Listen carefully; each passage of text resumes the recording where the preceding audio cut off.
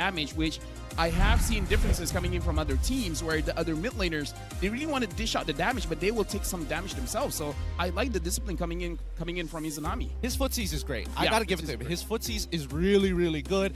I do understand the philosophy of some mid laners saying, hey, I want to be a threat. I do have my battle spell sometimes, so I want to be able to kind of pull aggression away from some people, especially if they don't scale as hard. EXP laners really come to mind. Yeah, 3, for an example, even sometimes falling off in the later stages of the game, but you want him to still make that impact. Yeah, honestly, for both these teams, I feel like looking at the mid lane matchup is going to be pretty intense. The Prince of Mage going up against the King of Mage. It's been a long time since we've seen this matchup. I think the total amount of games they played each other, overall, Moon has the total average, or are they drawn here? I feel like they're drawn. I feel like over 30 or so matches, it's been even. I think it's like 15 wins to 15 wins. Man, royalty doesn't change these days, huh? It's going to be hard to overtake that, and more so trying to break even. But let's jump into the draft here. It's going to be antagonists with the rest of the Niners on the blue side up against Rain with RSG on the red side. First bans are already through. We're seeing the X-Borg. We're also seeing the Matilda. I'm thinking of the X-Borg here, and I'm feeling like they really want someone very, very tanky in the front line. So I'm looking at the 2 tanky or the 3 tanky front lines coming up, because I kind of feel like Niners, they really want something like a Fredrin or a Baxia, where both those heroes are not as great going up against the X-Borg. Or perhaps they just don't want to use the Paquito, where the Paquito is very good against the X-Borg. Well, there's a number of ways we can actually take this, right? The last time we saw the X-Borg actually played on the enemy side, it was a bit of an issue. They couldn't really deal with it, and especially this might be a consideration for some of the open matchups that Barbosa might actually have. People who can actually tank Abyssal Arrows. They might even do it again, Novario with Selena this time round. We see the next ban though. It's going to be Angela, and as well as the Valentina. Interesting ban for the Valentina here, just because Valentina is always going to be a good hero, just because the kid is very solid. But in the current meta, where a lot of the mages outrange the Valentina, it feels like the moment, say, level 2, the Valentina doesn't have a good foothold on the map, the Valentina is going to be performing well. So either they're really respecting Izanami's Valentina here, or they have a specific pick in the roam position or the mid position that they don't want the Valentina to take. That's a good point. We did see that Barbosa actually has a decent overall stats on the Minotaur, and I think maybe this could be an indication that Moon might want to pick up Farmus, right? These are the big ultimates we usually get to see Valentina steal and play around, but now we go into the final ban of the first phase. It's going to be the Harith as well as the Nolan. They don't want to have that Harith in there. We know how deadly Lolios can be dominating his lane that way, and the same can be said about Vinogo with the Nolan. I'm surprised that RSG is the one who are banning it out. Maybe open it all up, maybe get the Joy into Nolan matchup all over again. What if this is kind of a bait? Either they know that Niners will not pick up the Joy, because based on the bans, Niners want something like a Frederick, want something like a Baxia, right? So maybe they're trying to bait it out. But look at it, despite Claude not doing well, Zaf recorded a career 73% win rate with the hero. Woo! That's quite high. Pretty high, not bad coming in from Zavs. 8 wins in 11 games as well. I mean, is it first pick worthy here? Nah, definitely not. I'm thinking a jungler here, but it looks like they're picking up the Joy. So Niners is actually looking at RG straight in the eyes like, what, you guys think we're not going to pick it up? But here's the thing. Joy scales well. Yes. But in the early stages, it's very susceptible to getting ganked inside her own jungle, or just overall aggression around the turtle pit. So I'm really looking at RG to possibly have a very strong early to mid game to make sure that this Joy is not a factor. Okay. We're seeing Paquito first of all. Again, this is going to be important for Kaiser to not only dominate his lane, but really control, to be first person to make it into that jungle invasion. But let's look at the fun fact. Izanami has played a total of 25 games with Valentina in MPL MY since Season 7 and has won 18 games, totaling a 72 win rate. Dude, Izanami has always been performing, man. I rarely see him drop a game. Even when everyone else from RSG is having a bad day, he'll pick it back up. And now, looking at RSG's draft, they already have the Minotaur and they have the Paquito. They're already diversifying the way that they're playing the game. Having that Minotaur is a strong presence in a team fight. Having the Paquito is a strong presence in the lane. They can split the map, and they won't be punished for it. Well, let's see, because it looks like the Niners are on the same mindset here. If they're going to split the map, we might as well get decent laners against it. They're going for the Natan and as well as the Grok. The Grok can heavily influence the way rotations are being made, has some decent clear. Anybody who's going to be slowed down, no worries. I got you covered. I can plug in the holes if there's any leaks. There's a counter for Joy, which is the Odette. I'm thinking whether RSG wants to pick it up. It's a little bit dangerous having the Grok there.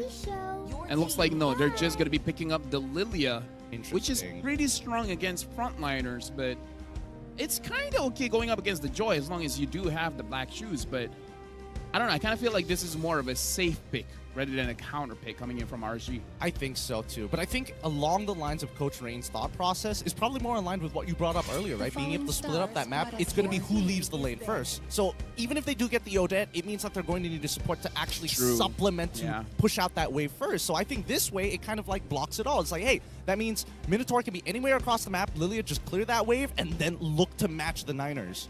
Yeah, actually, when you put it that way, yeah, if you pick up an Odette here alongside a Minotaur, you're definitely going to lose the mid lane matchup. So now the Niners are just seeing possibly the EXP laner from the Paquito. It could be going to the jungle as well, the Roamer Minotaur. I'm feeling the safest is probably going for that gold lane, especially because being a little bit critical here, Volio hasn't been performing for this season, even though it is just week 1. Yeah. Nowhere close as what he's been doing for the last season. Well, I feel like this, it's not even hesitation, it's just more so we haven't seen him like try. I feel like it's the opposite of hesitation. Yeah. He's too gung-ho. He wants to go forward, even for his own detriment. And I think, you know, it shows in the lane itself sometimes, even when this team is relaying him important information about who is going to be able to influence the way that he plays, how far he can actually walk up into that lane. We'll see in a little bit what he's actually going to get, because I think, you know, RSG, they still have a lot of trust in him, and I think if they want to go for a last pick gold laner, I think that's totally fine. They could go for the Barats as a potential flex pick here. Let's see the bans. Novaria, we see the Vixana, we see the Brody coming out for the Niners, and I think the Niners aren't going to change their pace. They're probably still targeting gold laners. In terms of popular gold laners right now, Carry, Claude, yeah. The rest is something like, if you want to go a little bit off, it's like Beatrix, the Clint as well. There's a possibility for Ixia. I feel like Clint is just going to get run down. Ixia also going to get run down as well, so it's about mobility at the same time. We'll see. Niners decide to ban out the Fredrin. Rather interesting. I think they just feel like there's nothing else that he can use. The Natan is going to stomp over any gold laner that Lolia is going to pick up, so why waste a ban? What are you going to do? Your signature Moskov? Show it to us. Oh, wait, what about a Mincetar here? Mincetar? If it was Chiku, he would pick up the Mincetar goalie. I'll just say that, but looks like the carry is going to get picked up here. All right, I think carry is definitely going to be safe. Overall, decent gold laner, and especially when she's in lane. Hardly loses her lane. Usually is able to scale up very, very nicely in the later stages of the game. Against the Natan in the late game, though, that's where the big questions come to mind, because then it's like, oh, the Winds of Nature not going to really work out for me. Yeah, I'm just worried because going up against a Natan in late game, even though the nerf on his attack speed, it kind of doesn't matter. As long as he lands his first shot on you, it's like 80% of your HP is gone.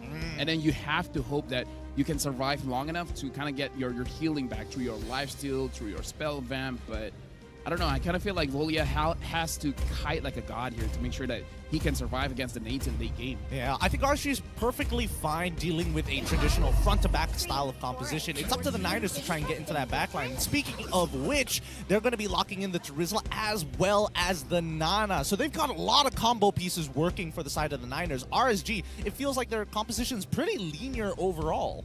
Yep, having the Riz here coming in from the Niners, I think it's pretty solid. The only bad thing, which I can't even say bad because of the changes of the items, is that they're very magic heavy, right? So you know how to itemize against them. But the thing is, it's not like, oh, Guinevere jungle? Yeah, I think it's going to be Guinevere jungle, right? Yeah. It's going to be hit or miss. Yes. I think, well, hit or miss, of course, because mainly the magic thump is sometimes hard to hit, sometimes it's way too easy to hit. It really depends on the player, but at least it gives them the flexibility in skirmishes to be a secondary combo piece. It can be difficult, but let's see.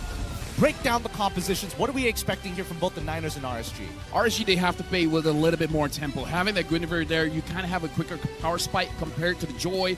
But the Joy, once the Joy has 2 items, is all Niners game. They can do whatever they want. The carry is going to have problems later on. We'll see whether RSG is able to hold up until that point here, because even the lanes, if one of those lanes start deteriorating and give first blood early, it could be over before it even begins. To kick things off here in week number 2, day number 1, the Niners on the blue side up against their opponent RSG on the red side. Game number 1 of this best of 3 series. Let's jump right into it in the Land of Dawn. I'm expecting for the Guinevere to go for a full tank build here, but I'm wondering if they want a little bit more damage coming in, because even though they have the Lilia, but if Vinogo always moves around with his Izanami, it shouldn't be a problem no matter what he does. I'm just wondering if he's going to move with Izanami or away from Izanami. I think they're going to have to wait for a response from the Niners, right? Because again, where are they going to invest their priority? Unless even the Niners are just going to mirror RSG throughout this game. I mean, looking at the starting positions of both junglers, they're all starting at the EXP side of the map, so they're moving towards the gold lane. Stone here, finding Barbosa. Looks like everyone is going to be perfectly fine. Yep, especially the first little Wanderer falling into the right hand. Nogo might actually just find first blood on Barbosa, chases him down and gets first blood. Nicely done with the super magic. Malvinzer, ooh, wait, did he also lose out on his Beetle as well? He is so before. Oh, no. Magic the lands, and that's going to be a double going over to Vinogo. A perfect start for RSG. Oh, but look at Moonji, man. He's taking quite a lot of damage coming in from Izanami. Izanami wants to get that passive. And when I was talking about RSG being the one to up the tempo, I didn't thought it'd be this fast, because they have the opportunity with the Guinevere. But I mean, okay. I mean, I guess I called it, but at the same time, even I'm surprised. It looks like it could be the Niners being a little out of practice against the Guinevere. We don't get to see Guinevere come up too often in these past couple of weeks. Don't know how scrims are going. Let's look at the emblems and talents here. Anything out of the ordinary? Definitely looking at Kaiser here, because in the previous week, he's been playing these tanky heroes, but this time coming in with the Paquito, having the Master Assassin as well as the Rupture, shows that he doesn't really want to be with the team, but if he decides to, if he wants to flank, he's going to be dealing a lot of damage. He is, and especially considering how volatile the EXP is. If he gets 1 kill against Year 3, oh, it's going to be a big snowball coming from his side of the map. Now, we go over to our first neutral.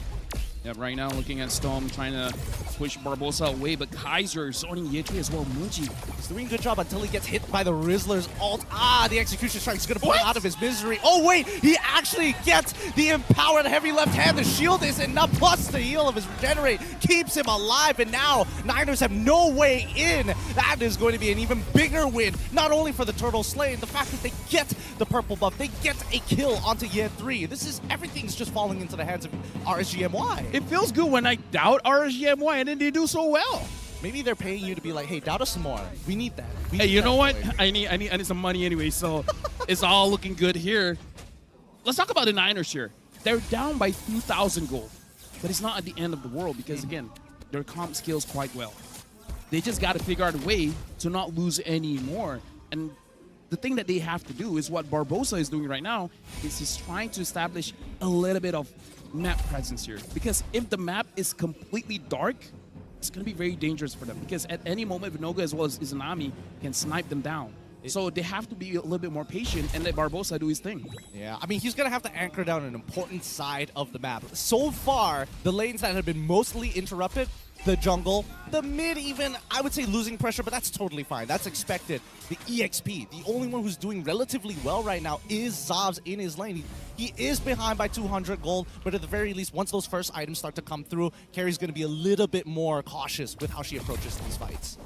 Vinogo finding Malvis, but not going to be doing quite a lot here. I'm looking at Barbosa, and I kind of feel like perhaps RSG could punish him a little bit more, because it feels like he's been able to do a lot, and no one's really carrying that he's opening the map a little bit too much here. I think RSG MY are just acknowledging the response, right? We do see the entropy come out, and now they've committed to dive down on the bottom side. Purify has been got off, but nah, too many auto attacks, proccing the passive from Loliels. Another kill falling into the hands of RSG. I don't know what happened. Maybe it's the personal beef between the coaches, but RSG stepped up this week, man. They stepped up, and Niners right now, they're looking a little bit lost. they're really unsure about what to do because Moonji is not doing well against Izanami. And looking at the gold lane, Zoff is losing as well. Pietri and Kaiser is kind of dead lane, nothing really going on there, but all the lanes are losing. Niners got to do something here. Yep, they've got to make something happen here. They can't just give free information to RSGs. They start approaching the turtle. Electrifying beats already popped. No more anti-CC to jump back into the fight, and this is perfect for RSG MY to zone them away. Stoem being at the front.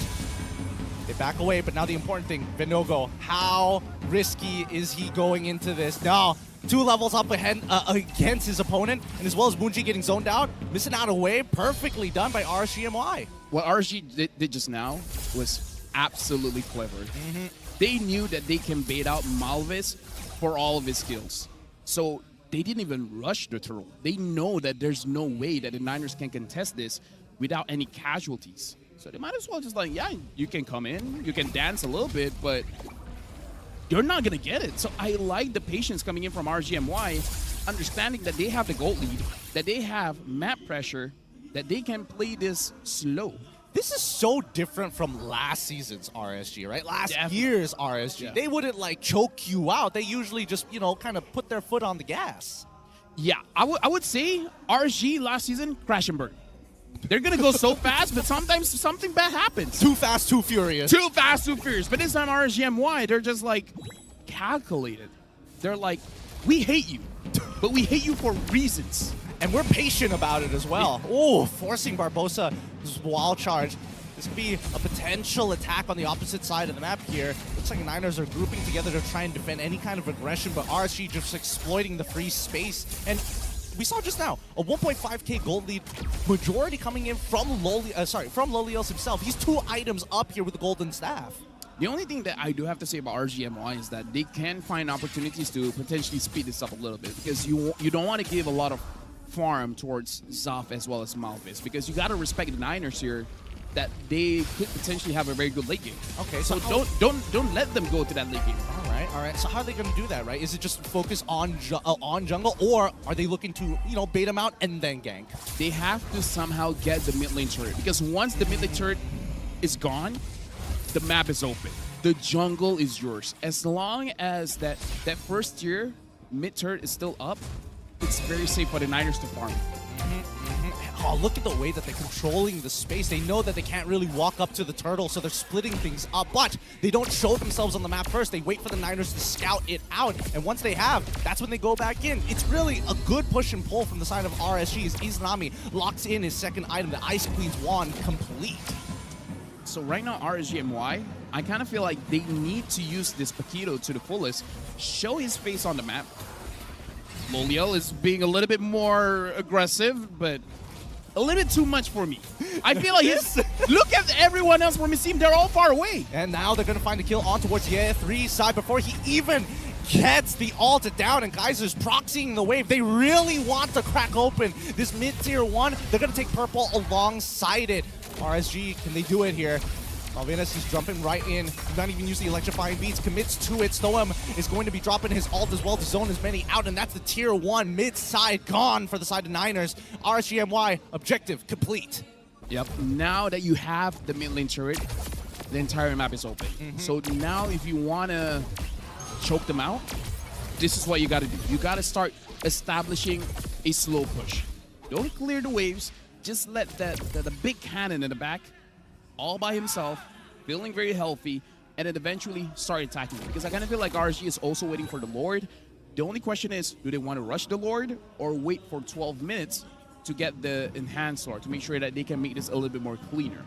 I feel like they could rush this Lord. There's a good possibility of it. I mean, look at that solo kill coming out from Lolios. He knows he's a big boy right now. He's got all the gold, all the items, and Kaiser all by himself trying to get on out of the situation from a gank of 3 members. Not enough as Vinogo jumps right in, even committing to his retribution to break Nana's pass, and Moonji on the run, but Stoem says no, flickers on top of him as Kaiser jumps right underneath the turret. Stone tanking it, and now with the super magic as well.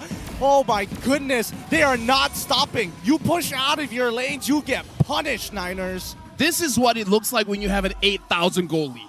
And now it's 9,000. this is the effect when you manage to break that mid lane turret. Everything is open for you, and now RSG MY, nothing's gonna stop them. Entropy is already out for the side of Zobs. He's going to try and clear this wave, but it's not even enough. Doesn't even scratch the members of the front line of RSG MY. And Vinogo instantly, not wasting any time whatsoever, going to be right on top of the Lord. Are they going to rush it? Yep, they're bringing in Loliels. It's going to be a fast rush. We gotta talk about what happened even before the game. It looked like RSG MY, they were baiting for that Joy pick. It looks like they were really prepared for it because the Joy is a non-factor right now. So far behind in items, so far behind in levels, even 2 levels down against Vinogo. Can't even get access to it, but finally the Holy Crystal comes in, but it's a little too late. I'm seeing the Radiant Armor's already being purchased here. I'm seeing the MR already collected for the side of RSG MY. And right now, RSG MY, they're moving as a unit. They're moving as 4. Bonogo goes on to Barbosa, but Barbosa is not going to get knocked up. And this is how they're playing their draft. 4-1. But Kaiser, if he wants to join in, he's going to be dishing out way too much damage that the Niners won't be able to really contest anything. Yeah, staggered push for the side of RSG MY. They're not making sure that the waves are collapsing in together. I think they want to do it one by one to potentially look for a pick to open things up here. The Lord's still going to be walking on that top side, and the minions have already been cleared. Niners still holding on to their high ground for now. Right now, looking at Stone, he is 12 seconds away from his flicker. That is the moment where if he wants to force things out, he definitely can. 5 more seconds left. Here we go. The siege already continues. Loliels losing a quarter of his HP. Gets topped up with the help of Stoem. Stoem in the middle of their base. They really want to take damage here. They really want to crack open this inhibitor, and they will take advantage of the entire situation. There's nothing they can really do about this but protect the rest of their inhibitors as Malvinder, down on the bottom side, is able to clear the next wave of super minions. RSG, the way that they're playing is like they're taking risks, but at the same time, they're not really taking the risk. They're positioning themselves before that Stone goes in, but no one's going to get knocked up. Yep, forcing Barbosa to actually flicker out of their black shoes as well. Loliel's getting to free hit the second turret here. Vinogo is out of there, but well done. That has to be one of the cleanest inhibitor takes I've seen in the league so far. That was amazing. The fact that Stone stood there taking the turret shots just so that Loliel can free hit. Dude, I mean, like, that's JoJo energy. You don't see that, man. You don't see. Well, at least you don't see that in Malaysia. I don't know about the rest of regions, the world. Yeah. You know, we can't talk about the rest of the world, but at the very least we know we're entertaining because we have moments like this. Let's have a look at the items because again, 11K gold lead. We don't get to see this too often. Sometimes even throne leads from 10K. It's a bit unfortunate here when the Joy only has 2 items, and I can see why it slowed down a bit. Because usually you see a Joy with a Genius Wand, so the damage ramps up very, very quickly. This is a burst-oriented Joy, having the Holy Crystal as well as the Starlium Scythe. A little bit of survivability, but more on the burst. It's not constant damage coming in from the Genius Wand, so I kind of feel like I understand the reason for this build. It's good when you're like really far behind, but I don't know. I kind of feel like that kind of item optimization may not be the best case here because you got to figure out a way to take down Loliel at least. I think that's the whole point of it, right? Because now with the high burst damage, he's only looking for Loliels. He can't go for Vinogo. He can't go for Kaiser. Both of them have already completed the Radiant Armor at this point. So the only way around it is, hey, either I get a Genius Wand or maybe I creed out and I go for maybe a Divine Glaive for the extra burst. And I think that's where he's going to lean towards. Yeah, right now, RSG with a 12,000 gold lead. This is big. Honestly, in this week, the Niners was able to beat RSG MY in the MAL for 2-0. Looks like MPL is a different beast. Let's look at the gold difference here. Oh my. 11,000 for Loliel, only 8,000 for Zaf. I mean, he's been farming the entire topside jungle as well as 2 lanes at the same time whenever he gets the opportunity here. RSGMY, they're playing around Loliel's. They are creating a barrier. The space that he has to work with, unparalleled. Right now, the Lord is marching in. Stone looking for a position, looking for an opportunity. Looks like Itchy goes in first. All right, he's going to go in straight away, but instantly the counter engages. Lolios already takes him out. It's not even close here. Doesn't even need to complete the second half of the Minoan Fury to close out this game as the Crystal falls. One of the cleanest games we've seen so far coming out from RSG MY here. Week 2, day 1. not what I expected. But man, am I loving it. This is the maturity that we want to see coming in from RSG. Because a lot of their fans have a lot of hope for RSG for this season. Week 1, they didn't deliver. Week 2, it's looking pretty good. Look, they may be a little bit late on the delivery, but it looks like they are coming into their prime of form right now. It looks like communication is clean. They're moving as a unit, which I think, everybody's going to be happy with. Right now, honestly, for RSG, they got the 3 OGs that won the MPL Season 7. Kaiser, Loliel, as well as Izanami. I don't know if that's the secret sauce, because for now, it looks like Kaiser's the key, because when you put in Kaiser, he's been winning. When you're putting in Rippo, not winning. Ooh, we haven't seen him play just yet here. Let's give some hope. There's still many, many weeks for all the Rippo fans out there for him to maybe come back and show up what he still has. But the Niners right now, even with the game down, their fans still showing support. Very loud. Gas them up. Now I see what you guys are talking about. Right? It makes sense now, right? As we move on here, let's have a look at our MVP of the game. Give it up to Vinogo. His early kills really set the pace for the game. I mean, it's like, yes, it did well. But at some point, it seems like Niners have been spoon-feeding it to him. I understand now what you mean by it's loud here. Oh, yeah, it's so loud. It's so loud. I'm adjusting. But yeah, Vinogo performing very well. I have to say the Niners made quite a few mistakes going up against him in the early stages of the game, giving him 3 kills. And then after that, it's just like, yeah, it's all RSG's game. I mean, it's mechanical mistakes. We're not talking about macro mistakes in the earlier stages because, again, contesting for a Lethal Wander, very normal thing, right? Maybe you can get out of retribution from one or the other junglers, totally fine. But getting hit by the Magic Thump, especially when you are the Joy, you already have a small hitbox, you already have the hypermobility, there should be no reason for you to get hit. Barbosa, on the other hand, same argument can be made. You have anti-CC, you know when not to walk forward. Right now, my only question is, was the Joy really a bait? Right? Was RSG really trying to force out that Joy pick? Because if it is, I feel like in game number 2, Niners have to be careful of that. If something looks too good to be true, it might be too good to be true. I got to give props to Coach Raid here. If it was a bait, well done. It's a smart idea because it's really well planned out. Like every stage and every moment of this game, just planned from beginning to end. I didn't notice. It's 10-0. Week number 1. Week number 1. Homeboys got that kind of serving against Selangor Red Giants. 10-0. Now RSG is serving it up to Niners. Yeah, just getting clapped up. What is up with this? Not just MPL MY, but I've been watching MPL Philippines, and they've been having this kind of score as well. 0 kills. Well, I feel like for the more polished teams, and especially for teams who are making naturally mechanical mistakes, they're going to get punished really, really hard, right? And I think that teams who have learned how to close out games, and I'm going to stress, who know how to close out games, because last week we saw a lot of teams who were struggling to do that. Dude, closing out games is one of the most difficult things to do, man. Top of the list difficult. Top of the list. But yeah, RSG here, a very solid lineup. Izanami performed well, Vinogo performed well. So well. And Kaiser has shown that he's not like a one-trick pony. He's not just like a Barat's main in the EXP. Give him something like a Paquito and he can deliver. So now, anyone going up against RSG, they can't have this like, oh, Kaiser's non-factor. He's not going to be doing much. He's shown today that he can do a lot. And that's the thing, right? When Kaiser came back into this roster, it's like looking at a pillar coming back. Somebody who can hold down the EXP and is willing to sacrifice to make sure that, hey, we're going to get these neutral objectives, whether I give a kill or not.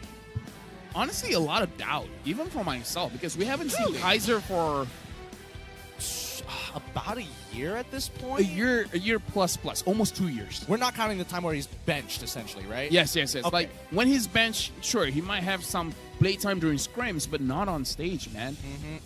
I haven't seen him for over a year, going into 2 years, and then suddenly he's just like, yep, I'm going into RSG. What are you guys gonna do about it? Look, maybe if he was our age, I would agree with that. No, plus you gotta consider, he's replacing Rippo, right? People will be like, are you sure? But Kaiser's just like, I'm here to play. Right now, we're going to look at the total damage taken here. And Stone as well as Barbosa taking quite a lot. Year 3, 62,000 damage taken as well. And here's the thing.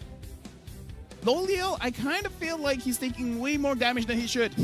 27,000 in a perfect game, 0-10. Lolio just has this habit, man. He gets hit by skill shots all the time. I will say that, right? Because sometimes it's off screen, sometimes it's just random chip damage. Like he's like, oh yeah, I'm going to dodge the Molina smooch, accidentally walks into it, and it's like, oh sorry guys, don't worry. Slum, could you top me up real quick? Thank you, buddy, thank you. Yeah. If I was the coach for RSG, I would be giving a lot of healers for Lolio. Because I think even last week they picked up something like a Rafaela. Was it them or was it someone else? I remember Rafaela last week. I don't have my notes. Oh, wow. So I can't double check, but look at the total turret damage and where all this gold has been invested in. Loliel's the man, the guy. And absolutely nothing for the Niners. They were unable to get any pressure whatsoever. And I think, that's a testament to the side laners. Even Kaiser, we're even talking about Izanami. We expected Izanami to push out his wave, but not even allowing Moonji to get a single hit off of it. Well done. Kaiser, on the other hand, you would have expected that the Charizla might have been able to kind of push it out, get a little bit of damage, a little bit of gold here and there from the plating. But no, not at all. Kaiser did not let anything slip through.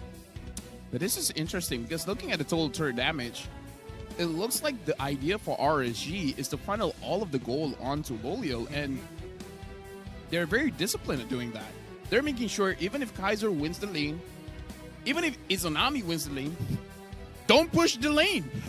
It's all Lolio. Every turret plating, just give it to the guy. Dude, I can't wait for the mic check. It's just Lolio say, guys, Kaiser, stop! What are you doing? I'm looking at your stats. 1.5. Don't do it.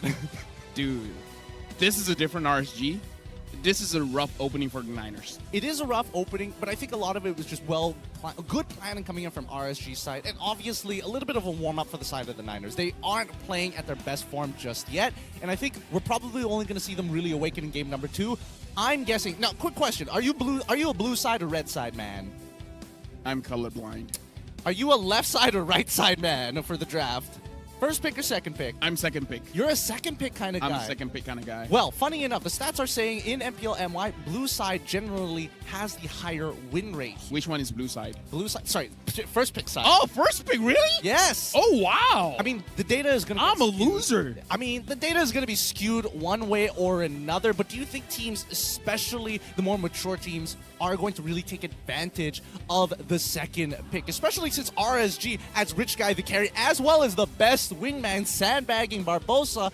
This could be a repeat in game number 2. I mean, like, what is the advantage for the first pick here? Because usually, like, for me, I see the second pick as an advantage because you get to start off with a combo pick, having 2 picks, and then you see the opener of your opposing side, so you have a rough idea of what kind of drive that they're going for so that you can counter it later on, and you have the last pick as well.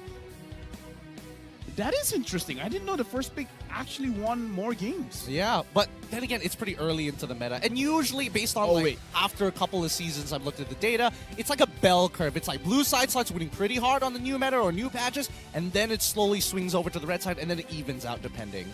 One thing that I do have to say, it's a big nerf for the second pick. Oh? Your bans are not flexible. Ah, you have to ban out the true. Matilda. You have to ban out Nolan. You have to ban out the Angela. You can't really go for that specific target bans. I mean, those specific target bans. You're right. And now the more I think about it, it makes a lot more sense. And I think that's what RSG MY is kind of taking full advantage of. It's like, oh no, I let the joy through. It's too good to be true. And Niners, they instantly clamp down on it. Yeah, and again, it almost looks like RSG, even though they do win macro-wise, it does seem like this game is all about a micro, man, because EXP loss, mid lane loss. Gold, yeah. Like here, like, sure, there's a level disadvantage, but Malvis really couldn't do much there. No, he was really underfarmed to be fair. Well, I say underfarmed, but he was like 700 gold behind Vinogo. He was mainly losing out on EXP than it was gold, to be fair. Yeah, because looking at the highlights here, it really is just about RGMY showing Niners that we just want to zone you guys out. Believe you me, we don't want to kill you. Just stay away from Loliel and we're good. But then Niners like, no, we want to fight back. It's like, well, you asked for it, and then they just delivered. So going into the next game, this, I feel, is going to be a test for the coaching side, for the management side as well, for the Niners. How do you get your players to recover coming in from that loss, right? Ooh, this is from I thought you were going to be talking about draft. You're coming from an emotional standpoint. I mean, like, if I'm a player, I'm like, dude, my car's out of battery. I got to go home. It's out of gas, man. I forgot to change the oil. I think, because usually there is going to be the coach and an analyst for a majority of these teams. Somebody's got to be the more emotional one. Someone usually is the more logical one. Somebody who can relate to the players. Oh, we're not even including managers or even sports psychologists to a certain degree. For me, when I was a coach, whenever we lose game number 1, I get very angry. And I'm like, you know what? Screw it. Next drop, all early game. We're going to stomp on them, and then that's going to be it. And then the players will be like, what about the late game? And I'll be like, what about the late game? Don't let it get to the late game. Exactly. End it early. And then we win. And that's a simple solution here. Curious enough, Niners playing for the early stages of the game, we haven't seen that actually come out from them. We have seen a little bit of like, early game pressure, but that's usually coming from both like Moonji in combination with Barbosa, or maybe it's going to be a jungle with the EXP. One or the other, not a full team lineup of early game. I feel like they've tried it before with the Selena roam, but it didn't work out. But now we got a WhatsApp here coming in from Antagonist. It's like, what does the coach say about the new jungler, Malvis? And it's like, this is his first time in MPL, and he feels like the motivation to become a champion is very high. It's one of the reasons why we picked him up. A high motivation player, first time in the MPL. Motivational roar? Motivational roar, in a matter of fact. Healing his team whenever he's nearby. And if he's in range, it's almost double. Minotaur jungle, let's go. Minotaur jungle, let's go. Minotaur jungle. I mean, motivated is one thing. Minotaur jungle is, that's, I don't know if you can call that motivation. Oh, too much copium there. Way too much copium. Speaking of which, I will have to say that RSG, not only are they bringing in the new jerseys, the new players, the new imports, but the fact that they are looking good on that stage, I got to give it to Ray. Coming in with a blazer and as well as slacks. Let's see what he has to say in the WhatsApps. Yeah, he's asking, what about Demon Kite and Vinogo? What's the difference for them both? And Rain has replied, after Demon Kite left the team, I felt struggle to find a player that is as mechanically as gifted as he was. At the same time, having that macro play as well. The thing that is on Vinogo, his hero pool is quite good. It's quite good for the gameplay of RSG. And if you ask me, the difference is it's all about the experience. Demon Kite wins it out. Dude, that last line when it's like, hey, in terms of mechanics, Vinogo wins that out, that's wild. That's crazy. You see, the thing is, I wasn't sure if he was telling the truth, so I didn't even translate that. I'm like, I'm not going to say that. I don't know. It's one of those things where is this blown out of proportion? Is this for the sake of the show? Or is this real? As we jump back into the draft for game number 2, it's still Antagonist on the blue side with the Niners and Rain with RSG on the red sides as second pick. It looks like they're committed to it, but this time the Niners ban out the Joy. Xborg, Joy, followed up by RSG, Angela, as well as Matilda. So this time, I believe that they understand what's at stake here. If you don't pick up the Joy, RSG is going to pick up the Joy. And Vinogo is a pretty good assassin player. So I kind of feel like they don't want that kind of stress anymore.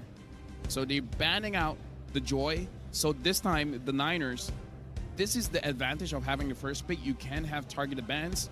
And now it's all about establishing what's more familiar with your team. I'm looking at Moonji. He's been performing well with the Novaria. I want to see if that becomes a priority pick for the Niners.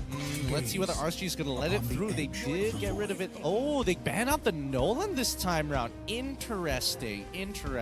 This does mean that Fanny is still open. It does mean that Niners could go for an opening flex pick here to kind of deny space from the side of RSG. We'll see where their plan is right now, especially after that Joy ban on their side of the map. And it looks like they're going to go for a first pick Minotaur. 62% win rate seems good. Oh, you're right. Motivational roar. Motivational roar coming in from the jungle.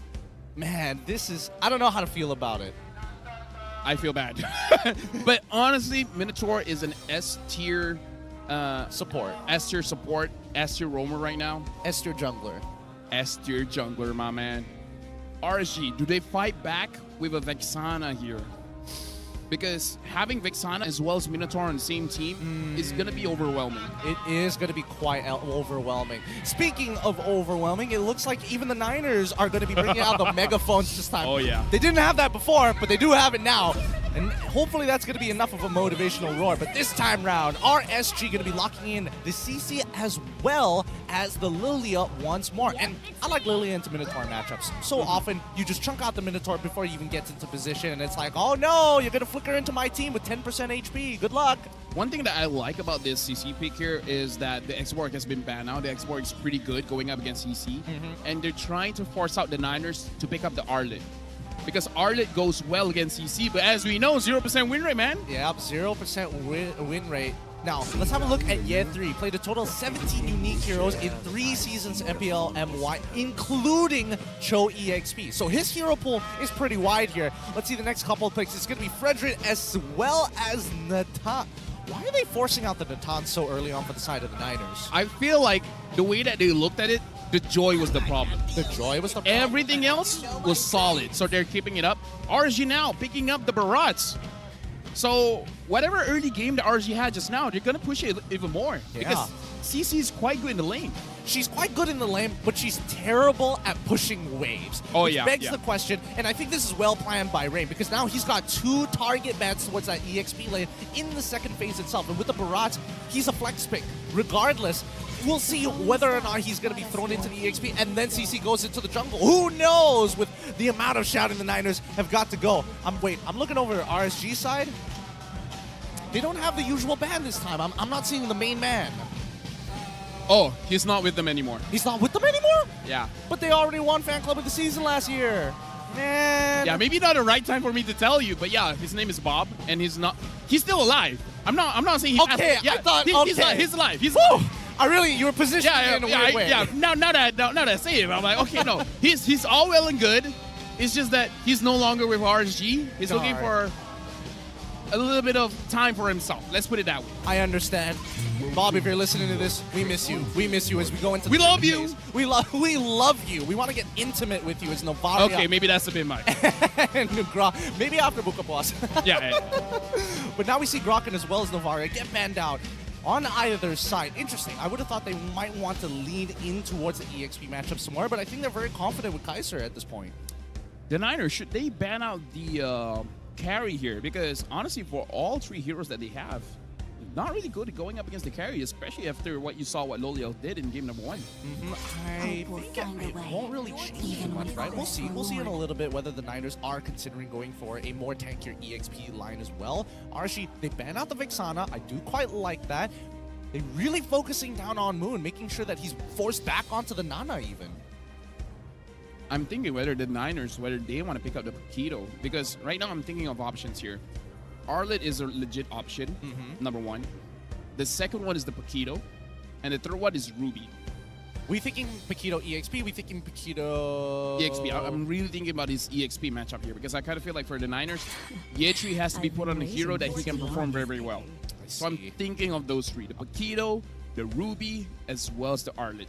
Less on the Arlet, but everything else I'm pretty okay with. I can understand the Ruby. I think the Paquito in this particular situation, there's just too many things that are not going to die as quickly as you want to. The Lilia has escape mechanics, the CC can naturally run away, the Barat's just way too much HP, and now the Harith is going to be locked in for the side of RSG. Oh, Mincetar. Right?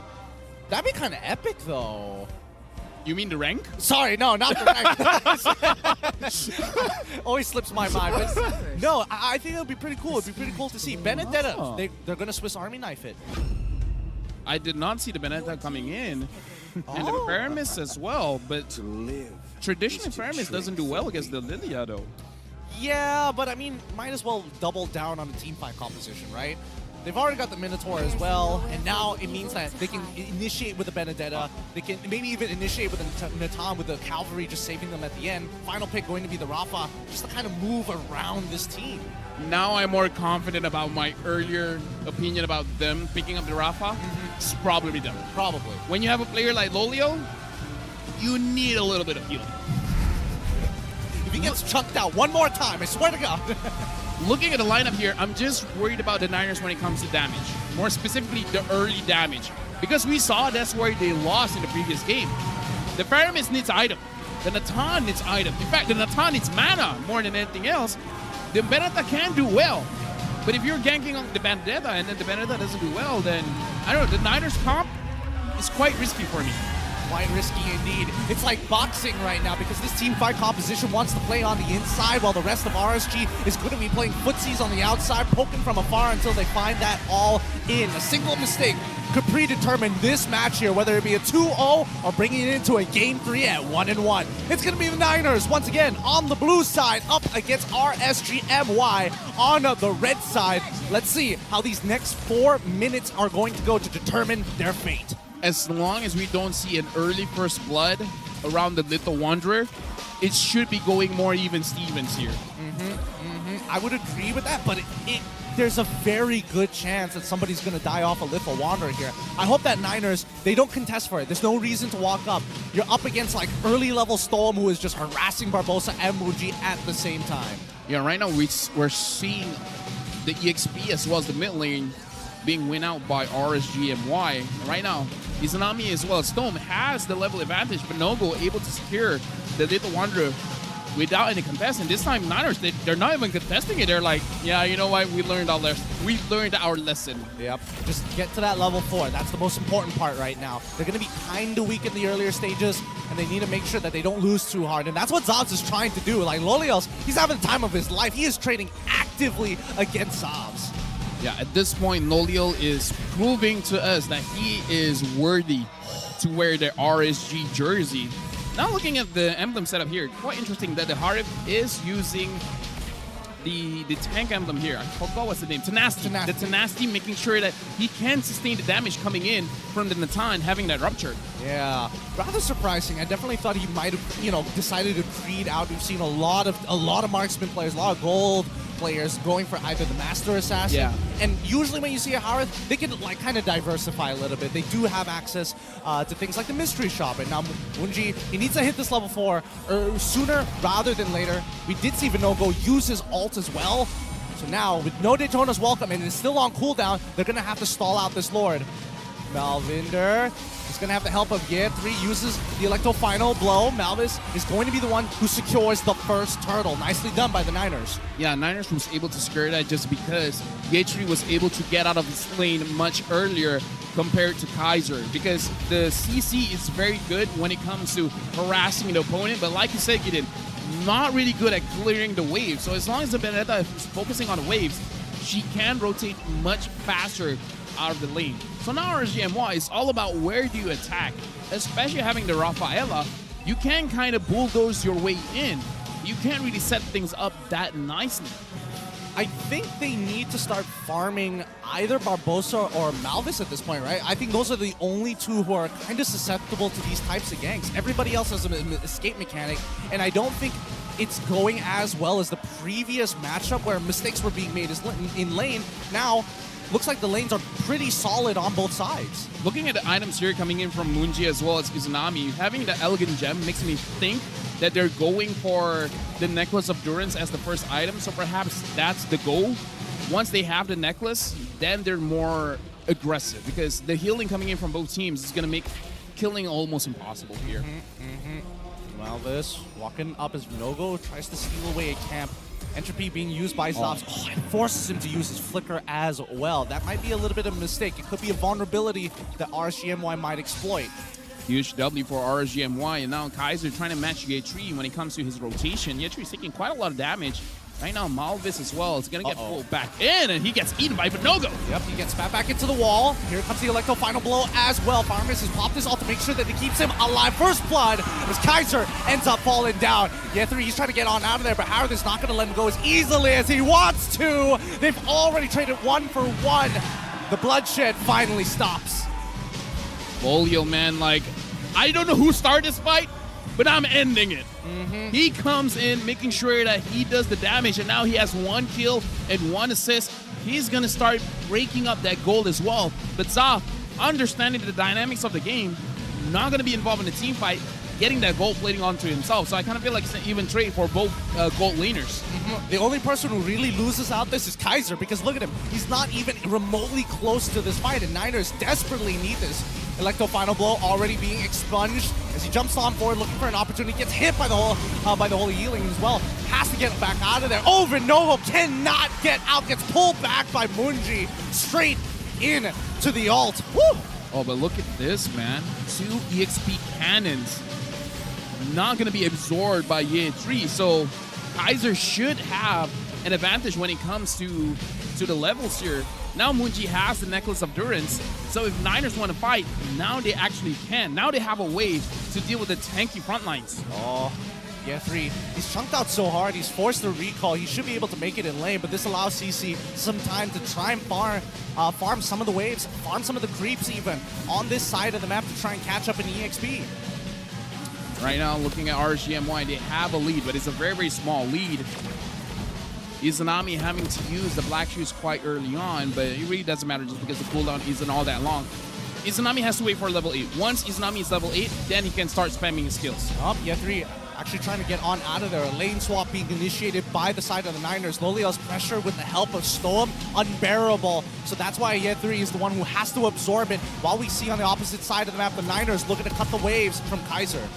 Yeah, but it looks like Kaiser should be fine here just because Niners, they're splitting up. They're like, what do we want? Do we want the lane? Do we want the no-go? It looks like they're being a little bit indecisive here. Oh, we'll find out how indecisive in a little bit is Zav. He might be able to get a kill, but no. Kaiser using... Oh, wait, hold on. Barbosa tries as well, gets the knock-up twice, allowing the kill to fall into the hands of Zaz. The Vengeance timing out in the meantime. Nicely played. Good attack from Barbosa, only having to expunge his ult as well as the flipper.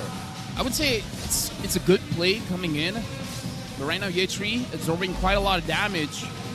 I was going to talk about how it was a good play coming in from Zaf, knowing that Kaiser has the Vengeance, so making sure that he baits that out first without really forcing anything out. So I kind of feel like that was very good coming in from Zaf. Speaking of which, the turtle is back up, and it looks like RSG's forces are looking to regroup by this neutral objective as Niners. Zavs, he has to take a recall here. He is not going to be able to participate in this fight with Yetri as well. Not even close, cutting waves even.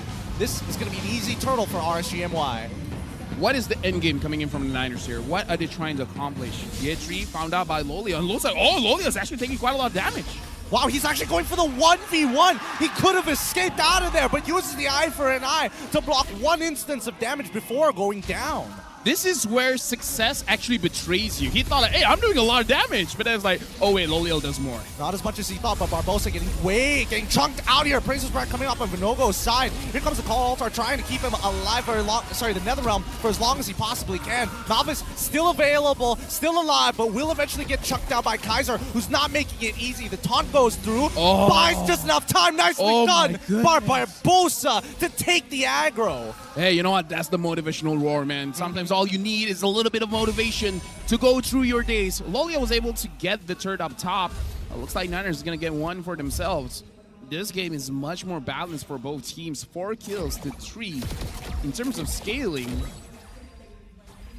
I kind of want to see Niners has better scaling in this game. Really? Niners having the better scaling on this side. I would agree with that. I would definitely agree with that. Again, the items that you can actually build are going to be a lot more relevant in overall DPS. But speaking of which, I do think that as of right now, RSGMY, it felt like their mid-game earlier, they couldn't really find a hole to punish the Niners. I think Niners did a really good job at, managing and balancing the aggression. Yeah, I feel like for this game, Niners, they're not taking the fights they're not supposed to take. And I kind of feel like that's the biggest difference compared to game number 1, where it looks like they're forcing it a little bit. Picking and choosing your fights, yeah. I think, definitely a lot better this time around. But now it's coming to a point where, what's the next direction? I feel like Niners, it's pretty straightforward, right? You want to be the one counter-engaging compared to RSGMY, but then we come to RSGMY, and how exactly do we exploit any holes here if Niners aren't the ones engaging? The problem really is that for RSGMY, they want to clump up together, and it's not going to be good going up against Munji on this farm. It's having the Ghost Bursters, where you're going to be dealing a lot of damage when more people are clumped up, and they don't have a proper way to start the fight.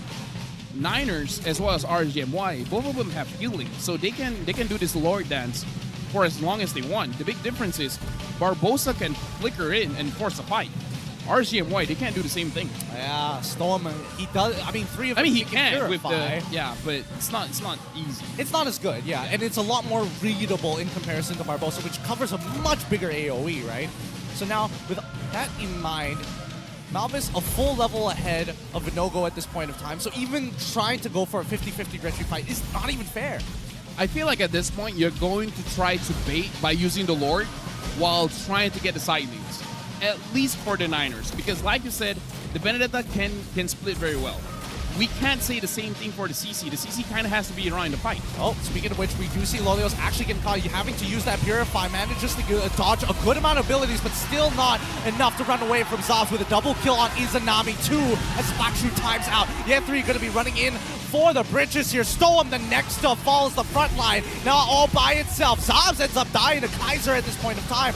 Praises Wrath, not enough damage here. Kaiser still looking for the cleanup. He wants to get Barbosa, but nobody is going to let him go. Even Vinogo ends up dying to Year 3 after he destroys that backline. Kaiser the only one left and might even fall as they start pushing in. Mid-tier 1 will fall, and now the Lord will also fall into the hands of the Niners. And this is why we say the Niners have better scaling here because of the heroes that they have. Because having this Paramis, the utility coming in from the Nether Realm is going to be pretty strong. But before that, Lolia wants to go in. He wants to go for a fight. It looks really dangerous. Salmon Force. Wait, no. They're not backing him up. Malvis, he's all by himself. Electro Final Blow comes up. He just Year 3 pressures him out of there. But the rest of the cavalry is here with the help of Stone's Holy Healing. They close the distance fast, but not fast enough to take away the Lord. Good escape or good disengage coming in from the Niners, but as we were talking, they're scaling much better just because the Paramis does well mid to late game because of the Nether Realm as well as the damage coming in. But also having this Minotaur, you have the healing, you have the setup. Yes, I understand that Rafaela has the Holy Baptism to lock, whoever is straight in line. But it's not easy going up against the Niners with this kind of composition. No, I think it's best going to be... Wait, hold on. Kaiser, he's going to get hit by the Retribution. Praises Wrath, ooh, doesn't connect, but it does get rid of Kaiser's Vengeance here. He's trying to get away, but no, Year 3 even petrifying to secure the kill. He's got to get out of here. He does, but Vinogo has finded Daytona's welcome on towards the enemy jungler. Malvis getting protected by the rest of the cavalry. The Netherrealm saves a life, and Zavs chucks down Venom God at this point in time. Vinogo gone. Zavs with a Holy Crystal and Moonji with a glowing wand. It's all starting to crumble for RSG. I blame Mars and Sif because the way that the game has been going, it's looking like we're going to game number 3. Niners now 10 kills to 4 for RSG MY, and I gotta say, the weakness for the draft for me is the EXP. If the EXP is either a lane dominant hero or someone very strong in a team fight, that's gonna be good. CC is good in side lanes, but not as fast of a clear as Vendetta. Yeah, it's really starting to show now with the presence that the Niners are able to bring. I mean, RSG, they could definitely look to make a play off of the CCs. Oh, but even so, they can't close the distance fast enough or deal with the Call Altar's extra temp HP. Sorry, Netherrealm's HP. It's just too much to deal with. So much, in a matter of fact, that Zavs has more than enough time to sit down and start becoming the machine gun mage he's known to be. Yeah. Kaiser using the current call on CC, locking 2 opponents, kinda is irrelevant when you have Barbosa on this Minotaur as well as the Paramis. Because in case if both of them can't run away from each other, it's like, yeah, let's just not run away from each other. I can heal you up. And worst comes to worst, there's the Netherrealm. So now RSG MY, we've been talking about how Niners have been clumping up. How do you separate the Niners? If you can achieve that, then something can be salvaged here, right? If you can make it into a 2 different team fight going on. If Moonji is helping one person, Barbosa is helping one person, there's some hole you can exploit. Okay, so you're expecting them to split up maybe 2 and 3 in some variation of form, maybe even 2 and 2. It's like Loliel going on the left flank, Kaiser going in from the right flank. I see sandwich them here. But let's see now. Both teams forced to actually clump up in this particular situation. As Vinogo is going to get locked it down for a little bit with the help of Malvis here. Barbosa even on top of him as well. They're not letting him through. Lolios going to try and attack the backline against up. Gets pulled back. The Ghost Burst is doing more than enough damage, and even yet 3 having the cleanup of a lifetime, gets a double kill as well. This is a clean fight coming in for the Niners. 4v5, and now the entropy to chase Kaiser down. He's going to get out, but Niners have taken more than enough away from RSG. Yeah, and right now, Niners, they're just going to end the game. I mean, look at this. We're only looking at the players' faces. Niners doing absolutely amazing. Good comeback from game number 1. RSG MY back to the drawing board. Woo! It's really coming down to the draft here, LaFell. I don't know what to tell you. Both sides are playing well now, and the Niners are clearly warmed up with a fired-up Niner crowd as well. How do they talk each other with this crowd? I don't think they do. I can barely hear you. I'm pretty sure it's hand signals. Yeah, I'm confident it's hand signals. Either way, congratulations to the Niners making this a 1-1 series here. RSG MY and Niners, like you said, is all about the draft. I feel like Niners picking up the joy early put them in a rough situation. RSG picking up the CC early put them in a rough situation. Yeah, I thought maybe Barbosa, I don't know. The Minotaur first pick, you don't get to see that. Obviously, it's an S tier pick. It kind of makes your composition pretty linear because it tells you, oh, that's the cornerstone. We want a team fight, and it's clear that our counter gauge is going to be stronger. The CC afterwards, just good answers from the side of the Niners. And hopefully this changes up, right? Does this mean that, oh, Coach Rain, time to change the game a little bit more? We're going to take blue side. Sorry, first pick this time. Thank you. We're all accommodating here on the English desk. The other thing is it not really about the draft? But it's actually the mistake coming in from the Niners game number 1.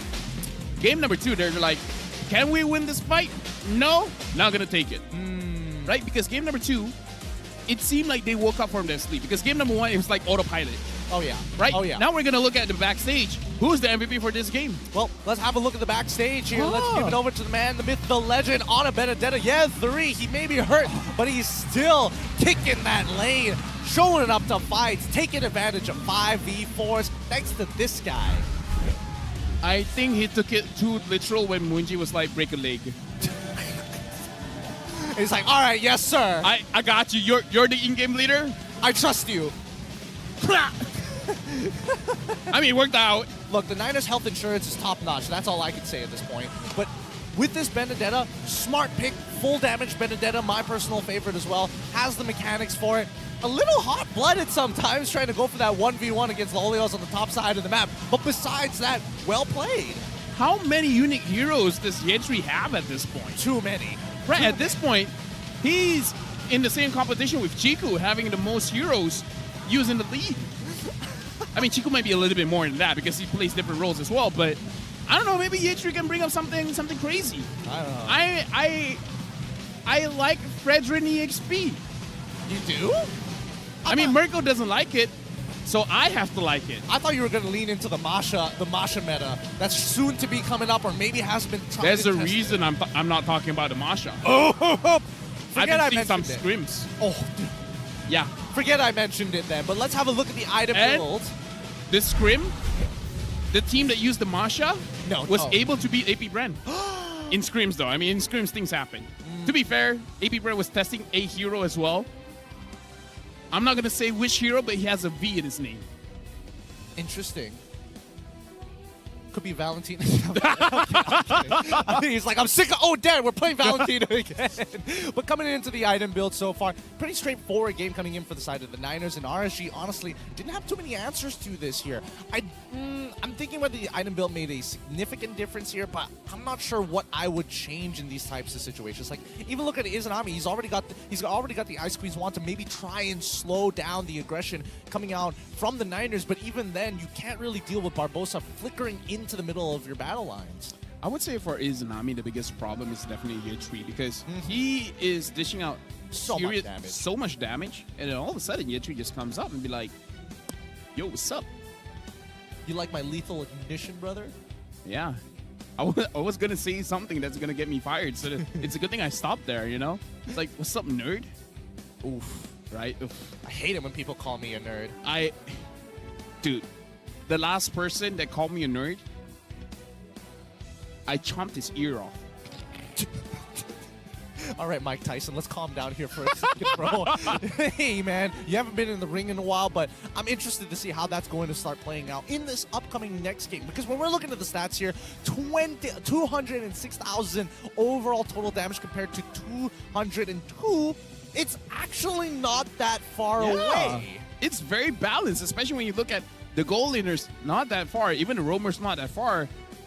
Really, every single matchup, sure, there's some biasness for one or the other, but not that much different. Like, Yitri did a lot of damage, 56,000, but Kaiser, 54. Yeah. Not that much different. It really is where the damage is invested into, right? Yeah. The priorities that he's able to pick people off. The fact that even though we saw 3 Purifies coming up from the side of RSG, Ye3 can force them out naturally with the amount of damage he's dishing out against Stoa, Mizunami, and even Loliels. I mean, I don't know, man. The last time I got hit by your sword, it hurts. Imagine having the sword slashes to your face. Oh, boy, brother. Man. He looked like Zoro in that game. He did start to look like Zoro. I'm not even going to lie, man. Having that Santoryu style? Really, chef's kiss. Chef's kiss. But I think that overall, I would have liked to see, especially during the mid game, right? We did see that there were a couple of early skirmishes going on between Niners and as well as RSG in the first 5 minutes of the game. I would have expected Vinogo to get a little bit more bold and ambitions with Stoem to try and put Malvisner behind. Yeah. Like, it's almost surprised that Malvisner is walking away with a level lead against the Barats. Yeah, I kind of feel like RSG could have forced it a little bit. Because I saw that Stoem backed up Loliel a lot. Maybe in this game, he should have backed up Vinogo. I think he backed up... I feel like he backed up Lolios a little too much. Like, I understand, like, oh no, our jungler is now leveled down. I better invest my time in the gold lane. That makes sense. But prior to that, Lolios was already doing a great job against Zobs. Where's the Filipino pride? Nah. Your Filipino brother needed you, man. I mean, that's true, but It's like, nah, fam, I want the Malaysian. No. It is the pride. It's the pride that mattered here. They looked at each other as like, you're going to do okay without me? And he's like... Don't even ask.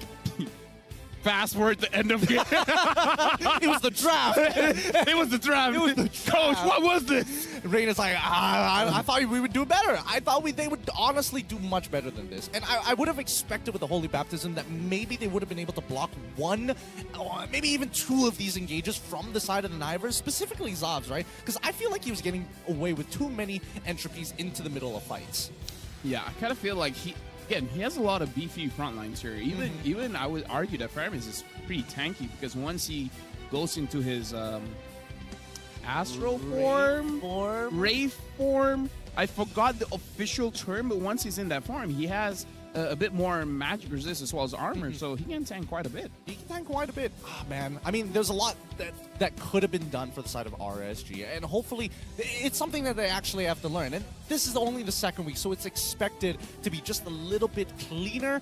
At the same time, still more to be polished. Let's have a look at our Hall of Famers here. The rich guy, the carry, going over to Zobs, coming up big time for the team. Sandbag this time, going to be Vinogo, and best wingman goes to Barbosa. I do feel the RSG, they didn't use the proper rotation or the proper formation here. I kind of feel like the perfect formation with that kind of draft is like a triangle movement. Having Vinogo as the center, and then left and right being covered by Izanami as well as Stone. Have someone to speed you up and have someone to dish out additional damage, right?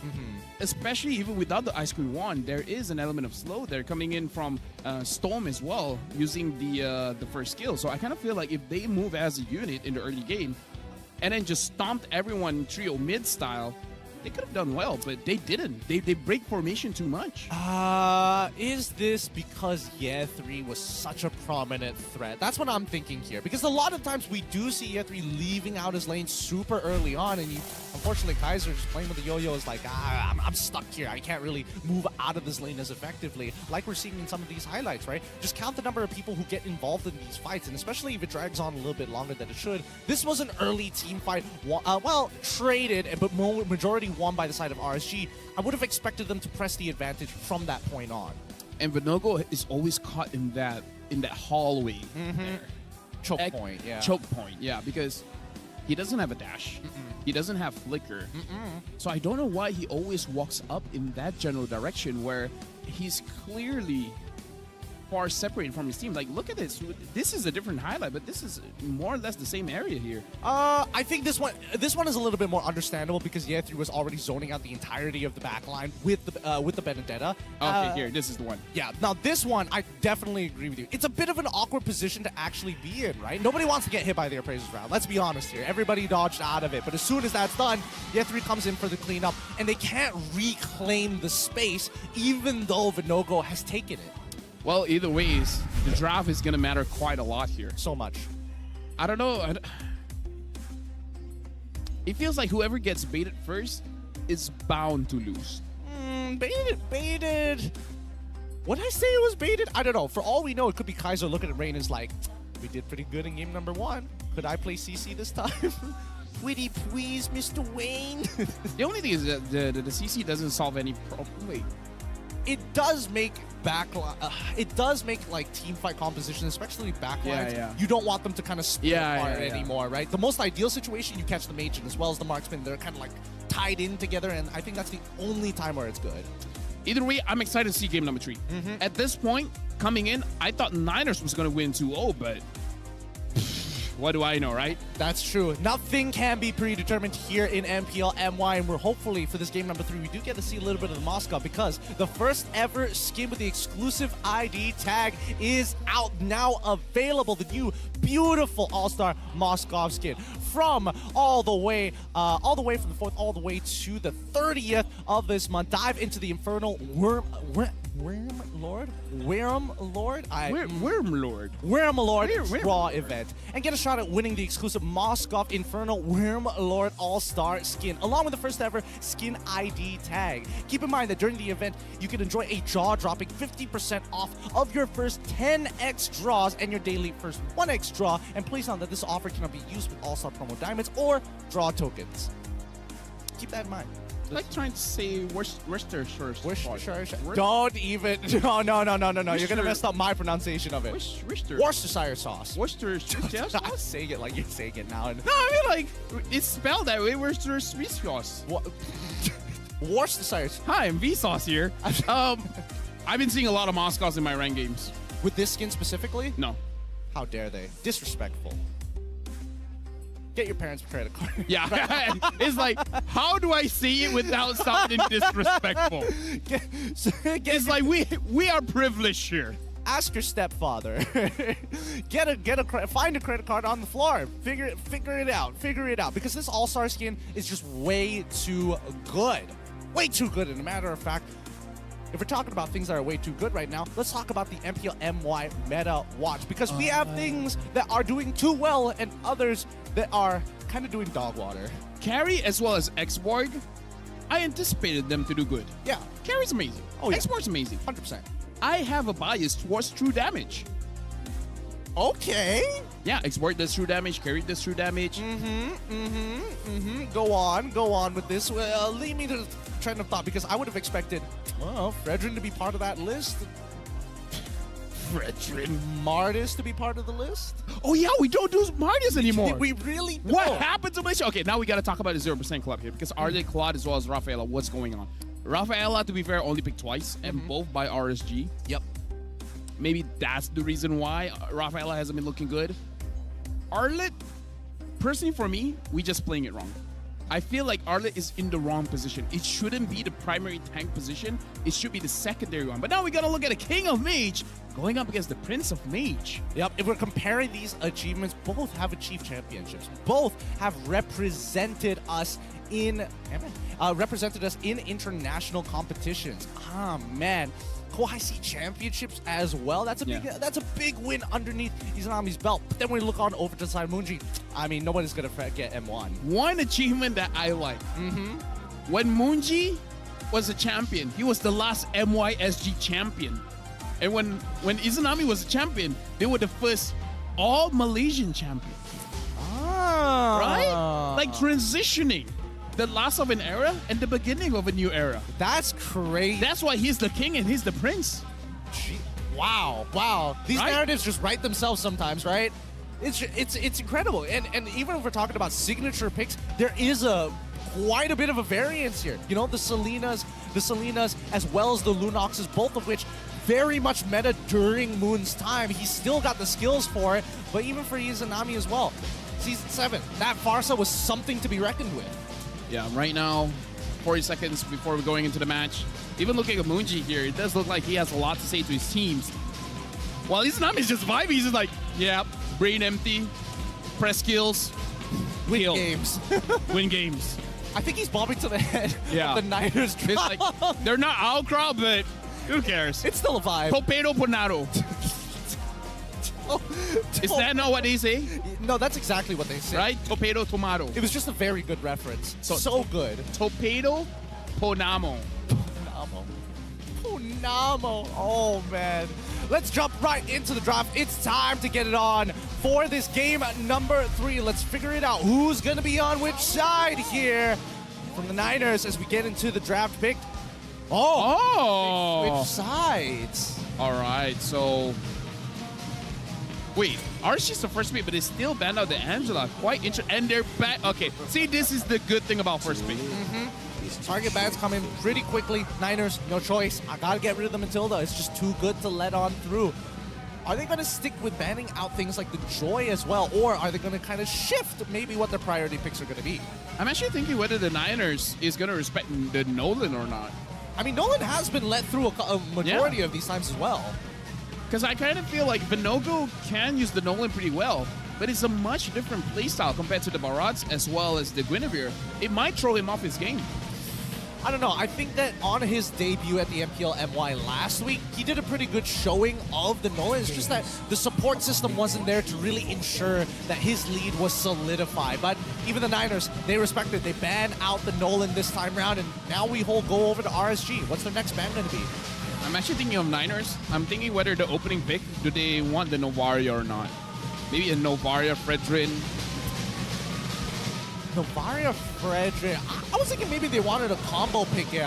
I mean, if they let the Minotaur through again, I Oh, yeah, don't the see Minotaur, yeah. no reason to pick it up once more. What if RSG picks it up or RSG ban it themselves? Oh, as first pick, maybe as a ban, I can see it, but as a first pick, Yeah. ooh, I mean, if I was them, I would take it. really, that. I mean, afraid of it from in Barbosa. Here's the thing. Minotaur is so good, even vegetarians love it. Never extinguishes. I like that. Yeah, I like vegetarians don't eat beef, but they're like, oh, Masha ban? Yo, we just talked about it. that. We just talked about it. I don't know if we were foreshadowing this unintentionally, or maybe RSG, they know something that we don't. Who knows? No, maybe we know something they don't. Wait, what? Possibly. Hey, wait, hold on. I mean, we were the one that talked about the Masha first. My guess, maybe it's a 3 pick. Maybe he's the only one out of this roster that I'm thinking could put potentially, maybe even Malvis as well, throw Masha into the jungle. Look at Barbosa. You're right. Does he not look local enough? It's true. Right? Not He everybody looks can pull off the great. dreads. Oh, yeah. I want to do dreads.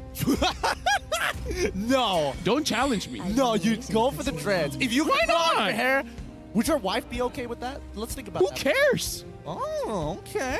I mean, I don't think she's watching this picture right now. I don't think so either. Maybe she's in the BM side, so I'm fine. I quickly looked around in the crowd and I was just like, I don't think she's here. We can get away with this. But now, with first picks coming in, Minotaur, once again, going along with your line of trend of thought, take it away from Barbosa. Hey, if vegetarians approve, it's all good. We got 100 vegetarians and all of them said yes to Minotaur. They're like, we don't eat beef, but goddamn, that boy. That got boy. me. That boy. And once again, wow, really not shifting too far away. My guess, I have to say, my guess is that Zaz has probably had a hot streak during scrims with this Natan. He is not letting this go. Yeah, and the coach is like, Natan or nothing. Get it? Because it sounds the same. It Natan, does. nothing. It does. I get it. Don't All worry. right, Don't thanks, worry. thanks, I'm on thanks. board. I don't get this kind of support in the BM stream. Absolutely. Considering that it's Hate Sith and them. Mars. Hate them. Oh, and they're picking up the Novaria. Interesting. Interesting. Novaria, Paquito. Okay, now looking at the draft, they're picking up things that has gotten them the victory before. Yeah. It feels like we're devolving back to comfort picks. Because Yeah. We need to win this, even if it's still points at the end of the day. We're in a league, and these points and wins matter. It would be cool if Niners could... Wait. I'm thinking about it. Think about it for a second. Because the Fanny has not been given any attention. I'm wondering if RSG has the cojones. Ooh. Because you got to deal with the Nathan, right? Wouldn't Joy be a little bit safer? Oh, now I'm worried about one thing. Oh. I'm worried if RSG feels like, you know what's good right now? What's good? A Claude. Going up against the Nathan. I hope not. Not just because of how the Claw has been performing this season. Historically, Claude is one of the worst heroes for Lolio. Even last season he did not get a win. Yeah, he did not get a win. He's gotten more wins on Moskov than he has on Claude. Which stats, people, can you get the stats for Claude Lolio last season? Because I think it's rubbish. it was bad. It was bad. It was real bad here. But respect to the guy, but still. I mean, speaking of respect, as a matter of fact, we look over to the Niners, it's going to be a classic Paquito versus Yu Zhong matchup. And this is a highly volatile lane for both sides. So, I mean, Kaiser, he's got to show up here. He's got to show up hard because we know that Year3 can be quite a beast when he gets that first kill. Yep, Harib getting banned out. So it looks like Lolio is going to get targeted ban here. Yeah, the Paquito going up against the Yu Zhong. I think I've seen this story a lot of times where the protagonist grew up without a dad. Specifically, yes. And then the mom has to raise him alone. Okay. And then he had to fight a dragon. I'm following you now. I have a hint of where this is going. There was even this one time, this guy doesn't even have parents. He went straight to a granddad. No way. Yeah, he just had a granddad. Uh-huh. And then he had to collect like 7 Dragon Balls or something. I don't know. And darn it. Darn it. Darn it. Darn it. If only it would be less than 7. Well, speaking of which, I imagine it was just like 3 Dragon Balls. Like, whoa! That was kind of lame, though. Shenron gets wished every single time. It's like, I'm sick of this. I'm sick of this. I need to have more cojones in this one. Going into the second phase of the bans, we do see the rough idea here, right? The Harith bans, I mean, every time Lolios had this Harith against Zobs in that lane, Zobs is just struggling until he gets into a team fight and he's like, yay, I can actually participate in the game. RSG, on the other hand, getting rid of the Lilia, it seems like, you know, trend setting here. Every time we see the Minotaur, we expect them to have a Lilia as an answer. Usually RSG would ban out a Vexana as well. I want to see if they want to do the same thing. Niners, do they ban out the Brody? Or ban out something in the jungle? I see lots of prey. Your team is Roger, interesting. I like that. I like that so much. I like that so much because it's showing, hey, we don't want to give RSG a winning or a dominating gold matchup specifically. Anything else, play anything else, anything that slow scales, even better. We don't mind that. Worse yet, Carry is still, oh wait, no, Carry's actually banned out as well, so all majority lane dominant heroes pretty much gone. So right now, RSG, they have a few options here. The Brody is one of the options. Valentina gets banned. Oh, very interesting here. So they're letting go of the Vexana, but probably RSG feels like they have a way to fight against the Vexana. Yeah. Now it becomes an interesting path where if RSG does want to go for a pick like a Joy. Can they get away with it, though? I'm thinking if Niners have any way to deter this Joy. Because EXP, it's really back and forth. There's no way to tell who's really going to get out of that lane. I feel like the Niners at this point in time, it's got to be like a mage pick to kind of really set the tone for what this comp is going to be. It's not purely dive. For all we know, if Armis was available, that probably would have been a great pick here to go alongside with the Niners. But no, it's Grok. It's going to be a little bit more influential. They're going to hold back on what the mid lane pick is going to be. Because right now, I'm thinking, what mid laners can be fine against a flanking Paquito? Because usually Lilia is the default option. Now you don't have that. Now you don't have the Faramis as well. Almost every other mage is a stationary mage. Yeah. I think still either the Vexana or arguably even an Aurora to a certain degree. I say a certain degree here. I feel like the Aurora won't have enough damage. That it really won't. Problem, yeah, it's just a big set, and then after that, it's like, Natan, do the thing. So now RSG, a jungler as well as a gold laner. Brody's up, Claude is up. He's not a Claude. I'd rather he take a fighter here. Guinevere. All right, Bruno. I Bruno. forgot about Bruno. Classics. He's bringing out the classics, all right? I was hoping that he was going to bring out and show off the All-Star skin, but I respect it. The fact that he has a Bruno, he has at least a knockback. He's got the slide tackle to get away from things. He's played into the Yuzong matchups last season over and over and over again. He understands how it works. The Guinevere, especially for the side of RSG, gives him a lot of flexibility with the way they take their fights. Looking at Moon, he's sweating a bit with the choices that the coach is offering to him. There's not a lot of good options, to be fair. Not a lot of good options. I mean, could Chang'e. go... Ooh. It wouldn't be that bad. I mean, he could basically... Xavier! Wow. Okay. Moonji said in an interview against Bang Joel, if I'm not mistaken, Uh-huh. Xavier is his favorite hero. So, in this match, when his back is against the wall, when he's looking at his coach like, yo, are you for real? He's bringing out the pocket pick. The Gojo Xavier. Well, at least I hope it's Gojo Xavier. I hope it's the Gojo Xavier. I mean, I felt like this was going to be a decent game for at least a Nana at the very least. Oh, You yeah. have multiple ways to escape. But again, this is Moonji we're talking about. He's got the experience, and he has stolen Lords on this hero before. Let's see if we can get a repeat performance. Moonji, the Lightbringer, coming in. Xavier. This is going to be an interesting matchup. This is the last game of this match between RSG going up against the Niners. Who will come up on top? Who will get victory? Let's jump into the land of Dawn. It's match point between these two teams, and it's going to be so important with the interactions in this game because whoever scales faster is going to be inevitably the winner. But let's break this down. What are we expecting in this game here? Well, for now, both junglers are starting on the same side. I believe they should be starting on the EXP side of the map.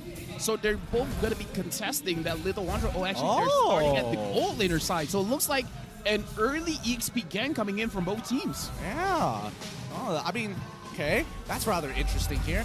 Now, Yetri is going to be able to get some good damage onto Kaiser. However, Storm is here to make sure that these trades are forever going to be even. Yetri is not going to get a health HP advantage over Kaiser, especially when we're talking about these little fights. And there we have it. The pause inevitably was going to come at some point.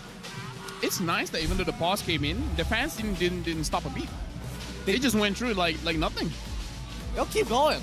I'm telling you, they'll keep going. Oh, my wife's dad is here. What? Yeah, No. there. Besides the dude in the white shirt. Oh my God! Wow. Okay. That's good to know. I think he's still listening to the BM broadcast, so it's Yeah. You know what? Hate the BM broadcast. yeah. Hey, those Losers. guys. Oh, what a bunch of nerds!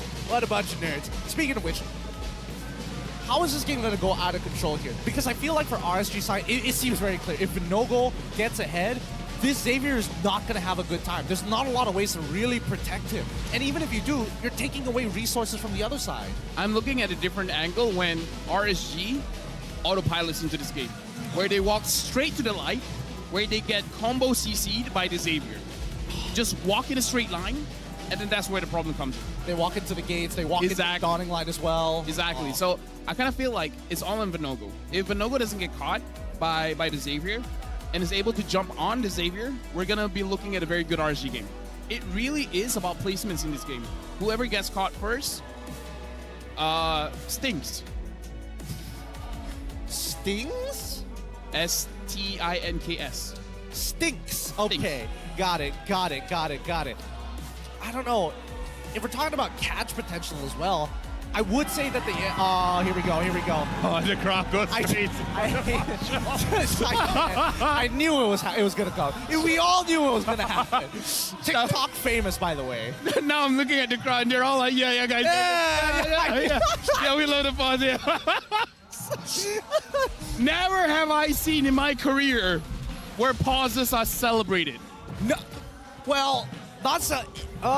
there was one other time When Melina was headed. Yeah, Melina. Yes. But that was only online, and we didn't have too many people in the live venue at that point in time. So, I mean, if we had this big of a crowd, I think it would have been a different story. But let's jump into I can't blame them. I would do the same thing.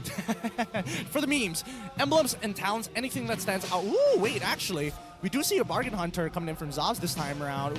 A little bit different from his previous build. Looking at the rest of them, Paquito, full damage, Master Assassin, nothing too out of the ordinary. Yeah, I'm just seeing that Inspire coming in from Moonji really want to spam his skills. Looking at the rotations here, it looks like both teams have the same idea, protecting the EXP lane, because it's very influential, as we saw in game number 1 as well as game number 2. And just let the gold lane do their thing. Yep, they're going to fight, but now the full breakout is here. Malvis is able to tank just enough with great taunts and 2 targets, taking out both Vinogo and as well as Kaiser. Give it up for Yan3. That Petrify really setting the pace. I just want to know, did they walk into the light? They didn't have a choice, to be fair. Okay. They were locked down for a very long time. Well, I think that's the story of this comp, man. A lot of lockdown coming in from Fredrin, the Xavier, as well as the Yuzong. I think worse yet, I think RSG MY really needs to keep track of battle spells at this point, right? No, actually, no, even Zop as well. You know the second skill with the Rasengan comes out, and then everyone just clumps back in? Yep. I know exactly what you're talking about as Moonji is about to die here. Oh boy, Barbosa committing his wild charge to get right through Stoem as well to secure this kill. They got his flicker out as well. Right now, looking at the junglers, looking like Malvis has an experience advantage here going up against Vinogo, but it's not that big of a difference. Looking at both drafts, it really is about that mid game. Once the mid laners have one item, that's where a lot of things should be happening right now. Yeah. Izanami has to be careful about his mana consumption as well. Oh, he has 1 tier, so it should be fine. Yeah. Speaking of which, we are seeing Lolios being greedy as ever. No boots, rush, first item, Haas Claw. No worries, just don't walk up too far. Minimize these trades, get that power spike, and then look to kick butt. I mean, there was an interview where Lolio said he doesn't like Dora the Explorer. What? So by that logic as well, he doesn't like boots. He doesn't like boots? But he's like the best character. Other than, well. The map's pretty good. The map's pretty, well, I don't know. To each their own. I have my thoughts. What about the other guy, Diego? I don't even watch Diego. Is he good, chat? Is Diego good? You know what? I've never really thought of this. Yeah? I've never made the assumption. It feels a little misogynist at the same time, but, well, let's get... Seeing the lanes actually play out, 20 seconds until the turtle actually comes on in, and, well, with Yan3, 2 assists and Kaiser dying once, it feels like the lane hasn't changed too much, but he does get first push priority. He's already out of there. He's already sitting right on top of the turtle. Yeah, right now RSG MY, they're positioning themselves to contest for this turtle early on. Stone, as well as Kaiser, finds Barbosa. Looks like they're not going to go too gun-ho about it, though. Yep. Oh, Izanami. He's getting chunked out by these dawning lights coming in from Moon, and it looks like he's going to let his bar completely, his passive reset here. He needs to build up some charge. Malvis in the middle of it. Vinogo jumps on it after Minoan Fury. Barbosa with the wild charge to try and make the difference here as Yan3 petrifies 2 targets, allowing them to take Kaiser out again, and Vinogo as well. Yan3 double kills it. He is all the difference here for the side of the Niners. Oh, dude. Moonji secures that. Kind of unnecessary, but I like it. This lockdown comp coming in from the Niners, it's very good. Yeah, the chain CC is absolutely disgusting. I mean, like, this is where RSG MY, they don't have a choice. They gotta flank somehow, because if they're all walking a straight line, they're walking a death row. Yep. I mean, even Storm, his engage looks so very good until you notice that Barbosa, he's just tanking through it. He's timing it for that last knockup to get his power of nature available and then hold his wild charge for the counter engage. And now on towards the top side, they're trying to extend this lead. Zavs gets chunked out here, but Stoem, there's not much he can really do but top up Loliels, and even then, Vinogo struggling to find picks of his own. Right now, if I'm RSG MY, the thought that comes to my head, find the weakness of the lanes. If Niners, they're gonna clump up together, if they're gonna move as a team, let them move as a team. One person just gotta push. Loliel or Kaiser, doesn't matter, as long as you get this neutral objectives, man, because I kind of feel like if you're playing their pace, it's not gonna look good, man. You cannot force a front to back team fight against Niners where the draft is so good with front to back. You gotta flank with whatever you have. You gotta use your Guinevere. You gotta use your Paquito. I think at this point, RSG MY got to make some off-tempo plays here. Guys are trying to make sure that this orange buff is actually protected. Bot tier 1 has already collapsed, and at this point, the lead from the Niners, 2.2k, it looks good, but honestly, with the way that RSG MY is minimizing the damage, trying to staunch the bleeding, Lolios is really starting to find his pacing in this lane. He's two items in already. When are they going to get him involved? Honestly, with just 2,000 of a goalie coming in from the Niners, RGMY needs 3 kills to more or less neutralize the objective. 3 kills plus a turtle, and goal is even. How do you achieve that? That's going to be more difficult. It's going to be looking on Vinogo to start something, but Loliel has to be involved because he has the consistent damage. Izanami is just poking. He can't kill someone without, being in range of danger himself. Yep, he's trying to make sure these Star Shadows are effective. Vinogo just completely zoned out here. Can't do much. Even Stoem, he's not even going to bother. No point trying here. But look on the top side of the map, right? We're seeing the Conceal coming out from Barbosa to try and help out Zobs because Lolios, he knows he can actually win this 1v1 and finds the solo kill in a matter of fact. Dawning Light comes out as well as their praises. Brad Kaiser flickers on out of there. But look at this coverage. The Cavalry from the side of RSG MY to deny rotations from the Niners as top tier 1 collapses. Right now, RSG, they're using the advantage of very skilled mechanical players. Loliel staying in his own lane, not rotating, dishing out damage 1v1, getting that turret is a good play. Kaiser has to more or less do the same thing here because even if he doesn't get it, even if Kaiser fails at getting a turret, as long as he's grabbing the attention of the Niners, then he should be good. And off of that play coming in from Loliel, that 3,000 gold lead is only about 1,000 now. Yep, he's saving a lot. He's giving RSGMY a big discount right now. The question is, when is that sale going to happen? When is the profit going to happen from the Niners, right? Where is that big fight going to happen? My prediction is when this upcoming Lord is going to be planted down in 55 seconds. Entropy out for the side of Zobs. He's chunking down Stoem, but for how long as Lolios finally gets into the fight, gets hit by the gates, Dawning Light as well. Doesn't kill Stoem. Izanami, shot from underneath the turret, and now Lolios gets to go. Wow, Barbosa charges out of there. The knockup coming in from the side of Vinogo. Malvis, he's out of position, gets hit once again by that Star Shatter, but Barbosa is able to deny space. Well done from the side of RSGMY. This is where they profit. Mid-tier 1 under threat. Dude, right now, Yetri wants to engage. Izanami has to use the flicker to get out of there. A little bit messy. A little bit messy, but they protect the tier 1, right? Mid-tier 1 is just so important, and Yetri also doesn't have the Petrify, so no real reason to guarantee a kill or to engage at that point in time. You lose an ult, no big deal. We can wait for it. Yeah, right now it looks like they're swapping the lanes here.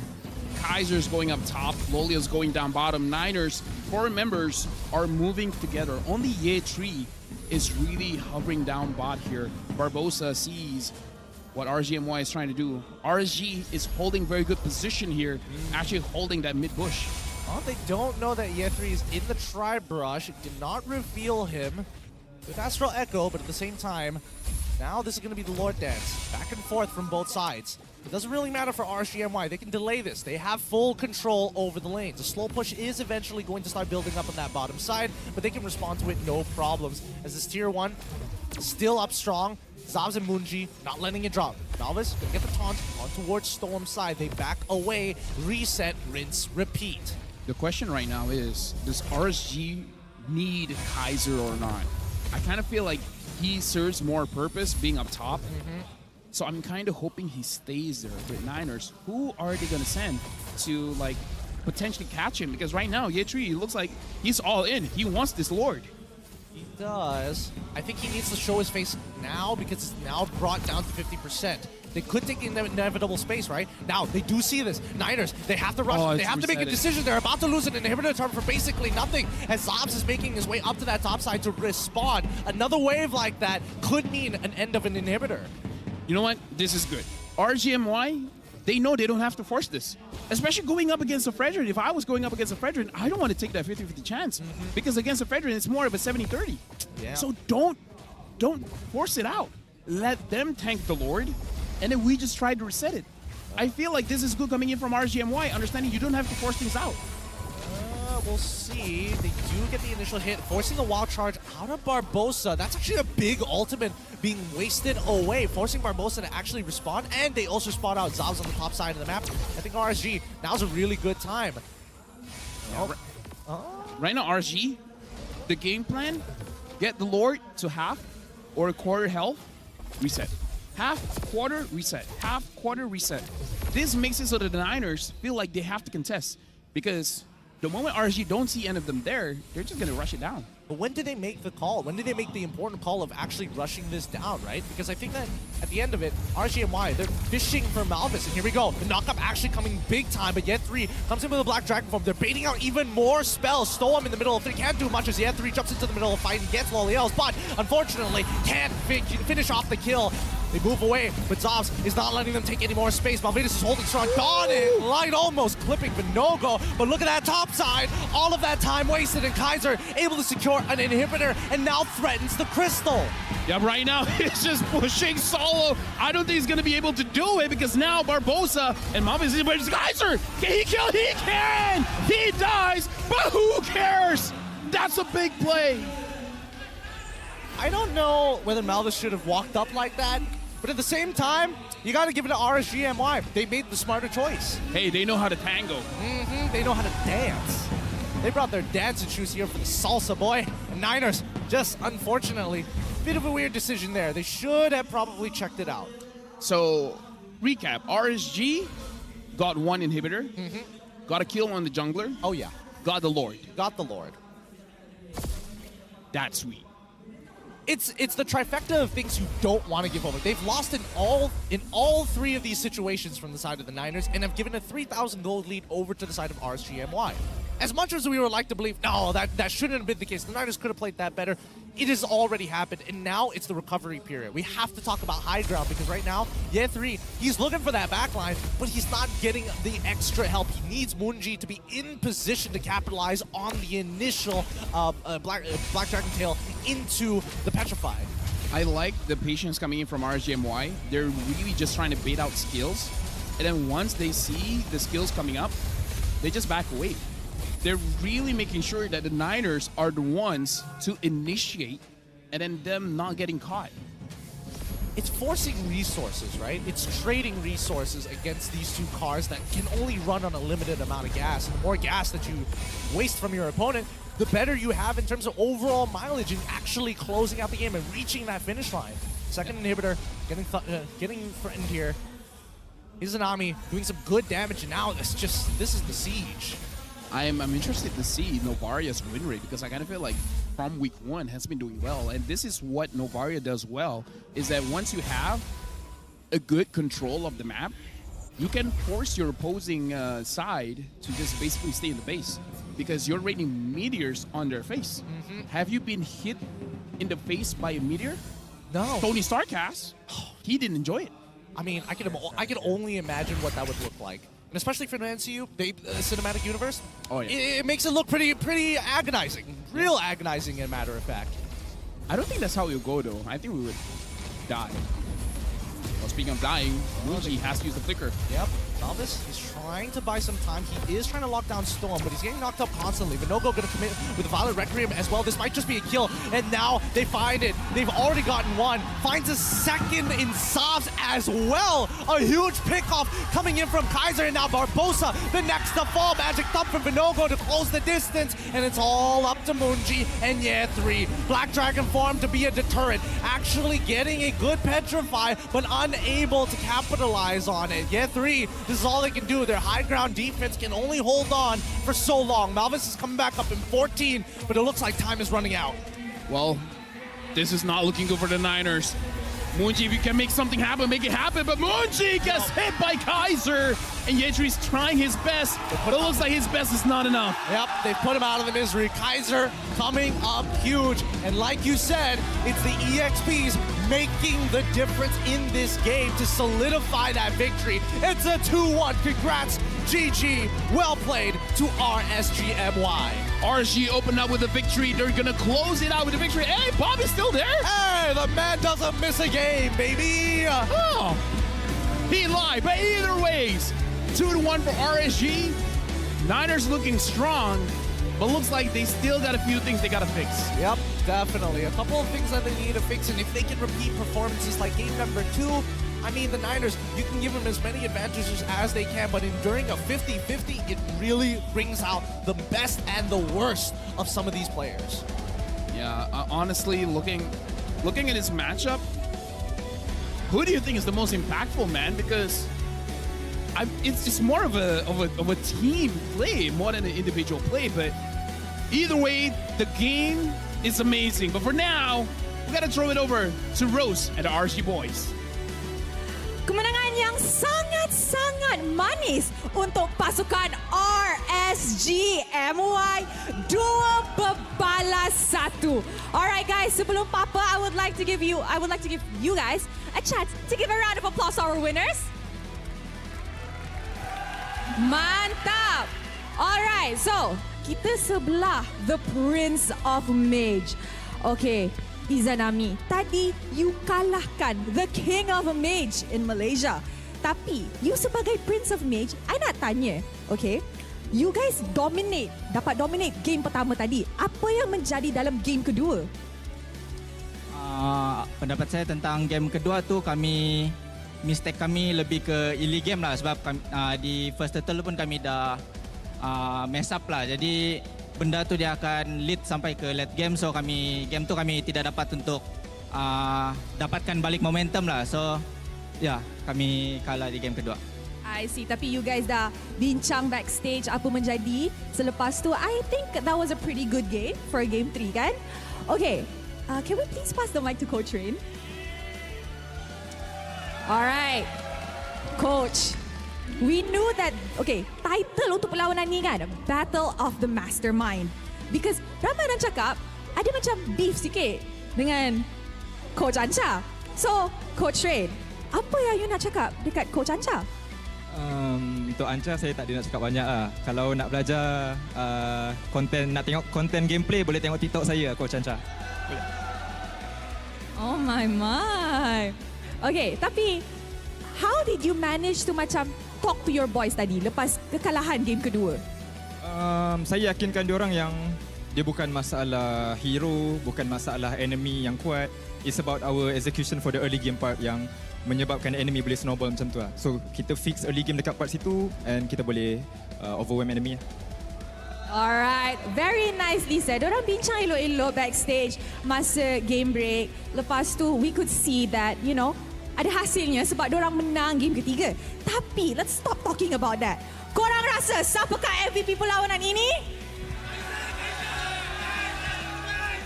Alright, MVP kita. 3, 2, 1. Kita punya Prince of Mage. Alright, Zanami, back to you. Okay, sekarang you jadi MVP untuk match ni. And soon, you guys akan lawan SRG. Now, SRG is one of the team yang sangat-sangat kuat musim ni. And dorang ada Stormy, the Mage Prodigy. As the Prince of Mage dekat Malaysia, you rasa perlawanan ni akan jadi mudah ke? Akan jadi susah ke? Ataupun you memang percaya full on what Coach Rain calls the RSG Prime? Bagi pendapat saya, game menentang SRG ni mungkin akan jadi game yang sengit lah untuk dengan kami berdua ni lah. So, tapi apapun kami still confident lah dengan line up yang sekarang ni. So, kami akan buat yang terbaik untuk game seterusnya. Alright, nice one. Okay, sebelum we end this interview, I would like to pass the mic to Loliel pula.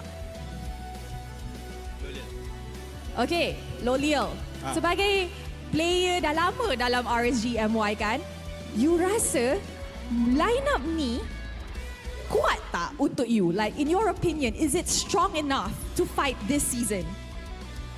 Bagi saya lineup ni memang cukup kuat lah. Cuma ada beberapa mistake lagi yang kami perlu betulkan dari segi total. Alright. Any last words for your fans before I send you guys to the media room? Kepada semua fans RSG MY, terpulang kepada online dan offline, terima kasih banyak-banyak kerana tetap sokong kami dan kami akan buat yang terbaik untuk season ini. Terima kasih. Alright, thank you very much RSG MY. You guys may now head on over to the media room. Woo! minggu kedua, match pertama. Game yang sangat sengit, sangat intens. 2-1. So guys, now that they are going to the media room, mari kita throw it back to the casters untuk mendapat tahu apa yang menjadi dalam game 2-1 ini. Casters, silakan. Thanks, Rose. Our MVP of the match coming in from the Prince of Mages himself, Izanami. Coming up big time for the RSG, especially in these clutch moments. The Prince to down the King, 4-0-10 total KDA. I didn't notice he didn't die in the matches that he won. Yeah, no, he's been doing a really good job, right? It's one of those things that you notice from Pillars. He has a critical moment, he lands it, and it really changes the shape of the game from a single skill shot, sometimes multiple, depending on the hero that he's playing. But overall, Izanami is standing on top with RSG. Oh yeah, looking at damage per minute as well, 4,237 damage per minute. This shows how much poking that he does, because if you look at the KDA, 4 kills, 10 assists, it doesn't look like much, but when you see the damage that he deals, it's very evident that he is doing more than enough to push people away. And then when they can't run away, that's where the kill happens. And more so importantly, so when we look at kill participation, right? The only times he's not there when there are solo kills in lane. Oh, yeah. Majority of fights, he will always be there with the rest of his team. He never misses a beat. He's never late to anything, and especially when it comes down to fights. Let's have a look at the item build and see if there's anything interesting here, or maybe something that could have been optimized. Honestly, I kind of feel like everything here is all good. The only good thing about not having a Minotaur, Rafaela, and such coming in from the Niners for RSG is that Izanami does not have to build a Necklace of Durance, so he can go straight for the damage. The fact that I'm not so sure, but I kind of feel like he built the Glowing Wand early, kind of punishes Malvis whenever he goes to the front, and same as Barbosa. I like the adjustment of mid laners right now, going for that Glowing Wand first to make sure that you can do your job well, and what your job is to chunk down the front line. Yeah, and you know, speaking of which, after looking at those items, I'm surprised that Malvis had only completed 2 items, well, 2.5 items at that point of time, right? This is a 15-minute match game. I thought that the gold lead wasn't too far off, only until the very end there, and even from RSG's side, when you look at the rest of it, no anti-heal. They didn't even have to worry about it. It was like almost a non-factor for them. The only healing here is really from Malvis as well as J3. So other than that, it really shouldn't be an issue. So RSG, great draft and all, but I really feel like the reason why they won is their macro. Like, I like that Malaysian teams are starting to take the Lord Dance more seriously, and they're learning the correct steps. Where before this, I feel as though what we're trying to do is win the Lord or don't win the Lord. But now it's like the Lord is a secondary or tertiary condition.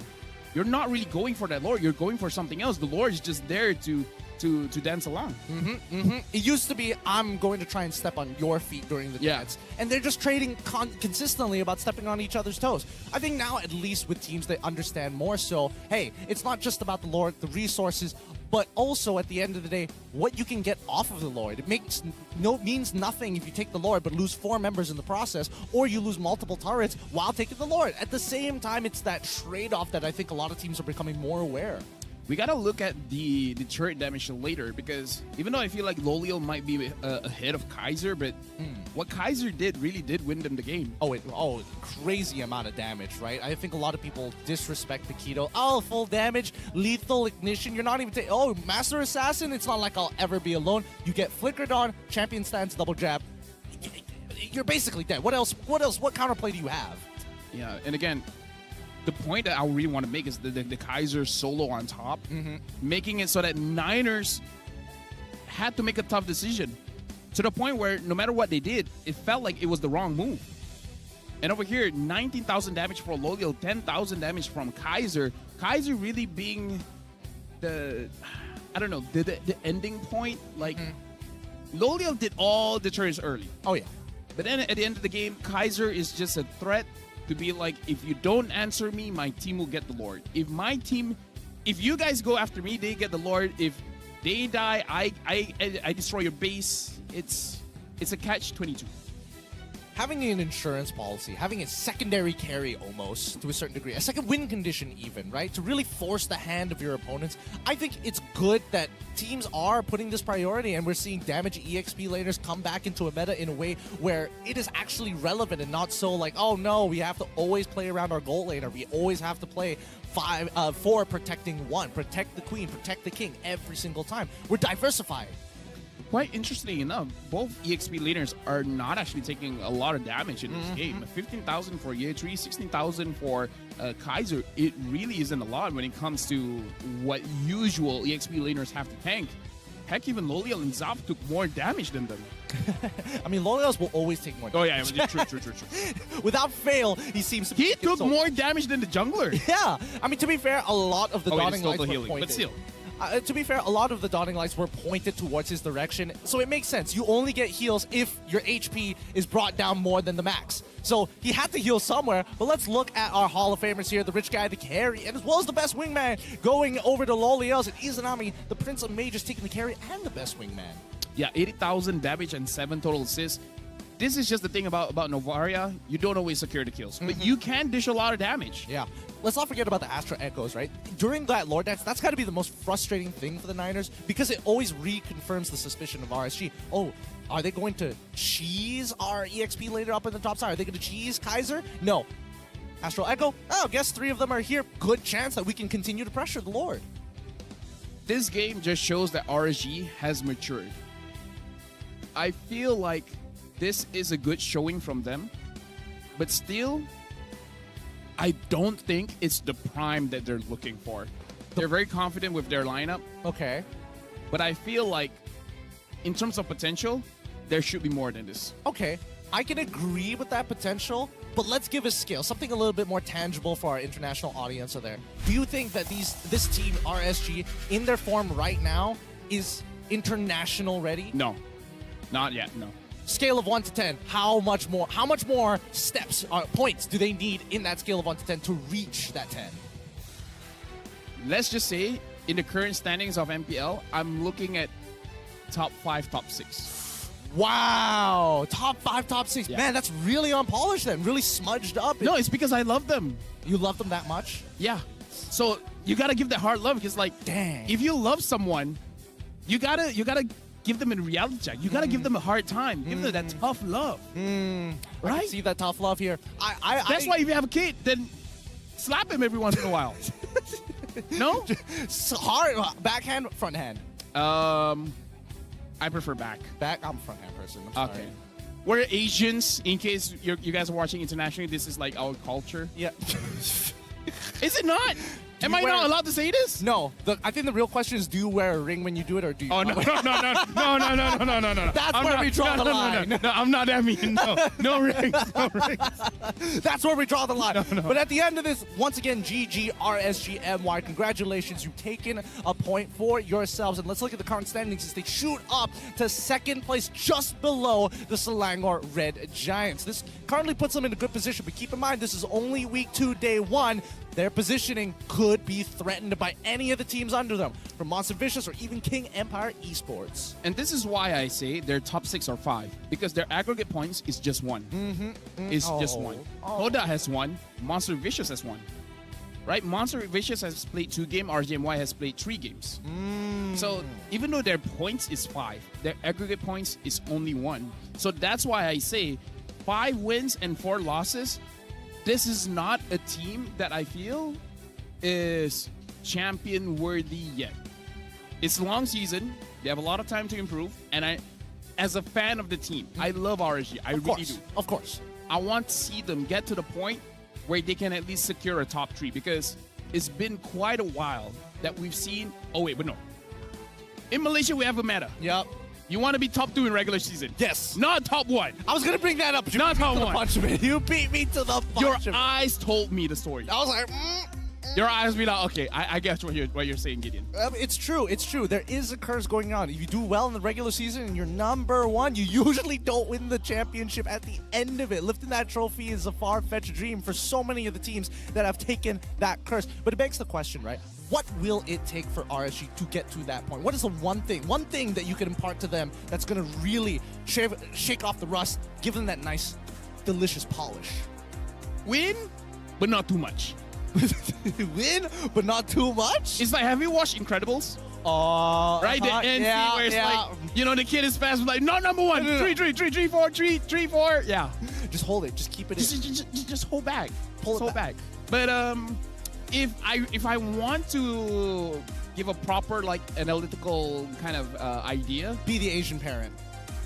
play around Izanami and Kaiser a little bit more. Interesting. Playing on the EXP as well as mid. Because I feel like both of those can carry. Loliel can carry, but he is a risk. he is a risk. Give a backhand to Loliel? I don't know. Not that far. Not that far. Not that far, but it's definitely one of those stocks that it's going to be a little scary to invest in. Sometimes sometimes you get your 10x, other times it's a -5 or minus 10x. It's a little tough to say. But speaking of which, let's talk about the next matchup that's happening. Coming up next, we have the Homeboys against Monster Vicious. Now, Homeboys, not exactly the best start to the season, and the same can be said about MV, but MV at the end of that week was looking just a tad bit better. A tip for all of you. If you guys want to increase your social media presence, if Homeboys loses, do a live about it. People will tune in. Oh my goodness. Trust me. Is this the new Is this the TikTok meta? Social media will blow up. If Homeboys loses, you know, maybe you cry a bit, maybe you get angry. Dude, all you, man. All You're you. giving away trade secrets right now. How else are the rest of us going to beef up our social media? Yo, DJ Y, at least treat me to dinner. Dinner it might be, but honestly, I'm actually excited for this matchup because you know MV, they're coming up. Oh, they're very strong. They're, I mean, compared to the Homeboys now, I think that's a good way to scale their power level. You know, we got a Dragon Ball Power Starters on for this upcoming matchup, and maybe it might shock us, it might surprise us, it might be pretty straightforward. By the way, we're gonna resume around 8 p.m. because we're gonna go for Buka Puasa first. After Buka Puasa, then we're gonna resume. So, never mind what I say. 7:45, but the draft starts at 8. So be here by 7:50. Be in the middle. Be in the middle. A good time. A good timing in between, and especially if you're coming Or to that live 8:30. stage. I don't care. Yeah, if you're coming to the live stage, make sure. Oh, if you're yeah. gonna Buka Puasa, pack it up, because again, this happens fast. With that being said, here at the MPL MY Season 13, the most entertaining region of them all, we're gonna bid you farewell, and we'll see you after Buka Puasa. Dead. Nice. Nice. Nice one. Right side, blue bush. Kurang dying. Don't die. Tahu. You die, you not puasa. If you die, Nice one, guys. Ay, coming. No, di pa kami. Coming, guys. Kapalan. Can you still fight? Fight. Dead. Nice. Okay. Oh, memang mai. Dead. Okay, go pam. Harit kalau boleh. Haritnya pegang. Mati! Tarik. Depan dulu guys. Dia makan aku salah. Dah, rapat Zau. Dah beri fight. Bantai! Mati dua. Mati. Dah! Mati, bodoh. Turtle. Di bawah, Cok. Lihat, Boleh nih. Win target. Mati. Semua gas! Turtle. Ada mau tembak. Nopa. Mati. Ya dah. Back up. Wait, Dalton. Last hit. Nice. Go. Don't fight. Don't fight. Just blocking. Hey, dash in. This guy dead. Teleport gerak. Dead. Nice one. Wow! Gila, kelas mo.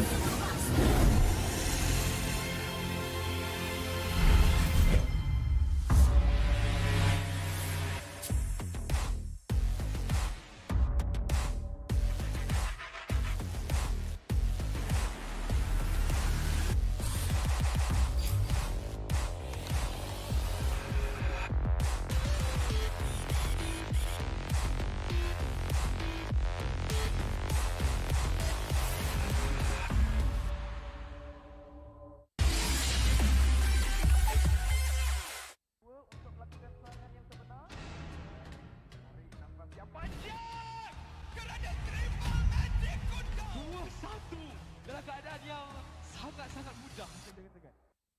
Selamat datang ke MPL Malaysia musim ke-13 di mana yang terbaik akan berentap dalam pertempuran sengit dan penuh strategi. Seperti pada musim yang lepas, 10 pasukan profesional akan bersaing selama 6 minggu dalam arena yang penuh aksi di regular season. Namun, bermula pada musim ini, cuma 6 pasukan akan layak ke play-off dan pasukan di tempat ke-7 dan ke-8 hanya dapat stay untuk musim seterusnya. Tapi sayang sekali, tiada slot ke play-off buat mereka pada musim ini. Bagi pasukan di tempat ke-10, slot musim ke-14 mereka akan diganti oleh tempat pertama MAL Conference Group. Mereka akan di-reset dan harus merebut kembali peluang melalui MAL musim kedua. Dan apa itu MAL?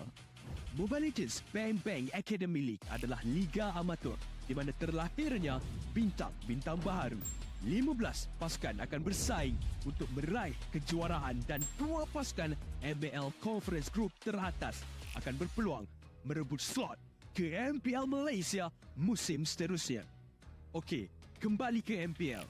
Pasukan MPL Malaysia tempat ke-9 akan berentap dengan pasukan tempat kedua dari MAL Conference Group dalam pusingan MPL Malaysia Challenger Stage bersama format Best of 5 semasa Grand Final MAL musim yang pertama, di mana pemenang akan menentukan slot terakhir MPL Malaysia musim ke-14. 6 pasukan yang layak ke play-off akan berentap untuk meneruskan jalan ke Grand Final MPL Malaysia musim ke-13 dan merebut peluang untuk ke MSC 2024. Jadi, bersiap sedia. Persiapkan strategi anda. Bersedia untuk aksi profesional di pentas MPL Malaysia musim ke-13.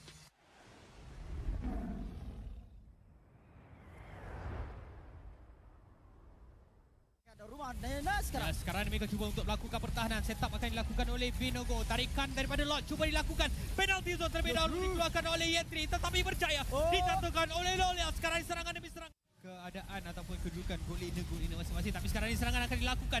Apa dimulakan dengan adanya Nederium, tetapi dilepaskan oleh Munci. Zaf berjaya mendapat gol. Sekarang ini mereka cuba paksa dengan pertempuran yang cuba dilakukan. Vinogo menjadi target utama. Tengok bagaimana damage daripada Zaf. Selesai dia untuk keluarkannya. Vinogo akan dikenyak terlebih dahulu. Malvis akan dikorbankan dan Loyal dari bangsa seterusnya. Yetri buat kerja. Dia ada Venom Fury, dia ada Flicker. Venom Fury dilepaskan terlebih dahulu. Vinogo dia tak ada spasi migrasi tapi dia timbang seorang pemain. Dan sekarang ini Malvis yang menerima damage besar akan dikuburkan. Retribution tiada untuk Niners. Kaiser Vinogo juga dalam pada masa sama. Yetri!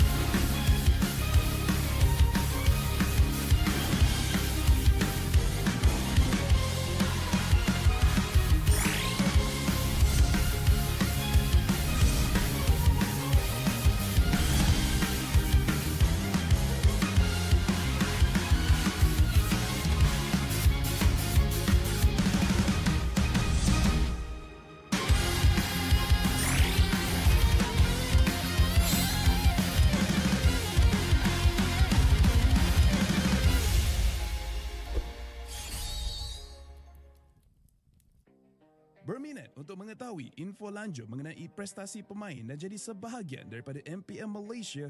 Layari laman rasmi Liga e-Sukan nombor 1 Malaysia untuk dapatkan maklumat terkini dan lengkap. layari laman rasmi MPL Malaysia sekarang. Ayo kita bersama menaikkan mutu MLBB di Malaysia. Jangan terlepas kemas kini Liga Academy rasmi MLBB Malaysia, MAL Malaysia. Ikuti semua platform rasmi kami. Ayo sokong MAL Malaysia musim pertama. Ikuti semua platform rasmi. Semua peminat dan penyokong dijemput ke arena MPL Malaysia musim ke-13 di Serdang. Anda berpeluang berjumpa dengan pemain kegemaran anda, kumpul tanda tangan eksklusif dan sertai kempen Fan of the Season. Interested in knowing more about player performance and be a part of MPL Malaysia? Visit the website of MPL Malaysia's #1 esports league for the latest news and league updates. Don't miss out on updates from the official MLBB Malaysia Academy League, MAL Malaysia. Follow all our official platforms. All fans are invited to the MPL Malaysia Season 13 Arena in Serdang. You will get a chance to meet your favorite players, get exclusive autographs, and join the Fan of the Season campaign.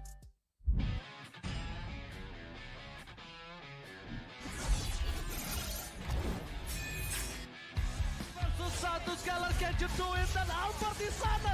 Ternyata harus hilang. Minus one gets instantly shot down by the Blazing Duet, as well as the Electo final blow. This is going to be easy cleanup for Todak as most of the... Apat yun, pero nasipa din siya. Yung ninakaw na sipa, buhay pa rin. Ang buhay! Backline already, and you're running for the lines, cutting it. David trying to drag the members of RSG right underneath the turret. It's not enough though. Gray coming all the way in, he cleans it all the way up. Just nowhere for him to run. Kita kata ada satu warrior weapon di Malaysia membuat pergerakan dari Liga terlalu benar-benar slow. Rafanya sudah tumbang.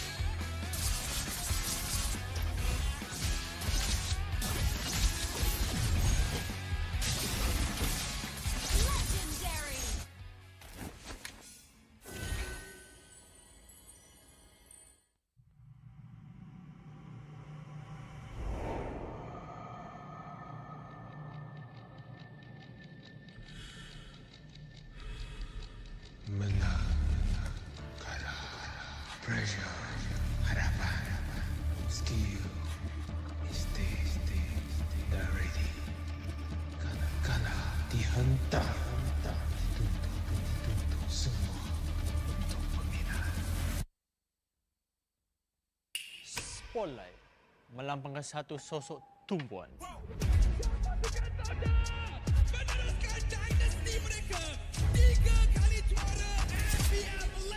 Tumpuan untuk melakukan yang terbaik. Tumpuan untuk menjadi seorang role model.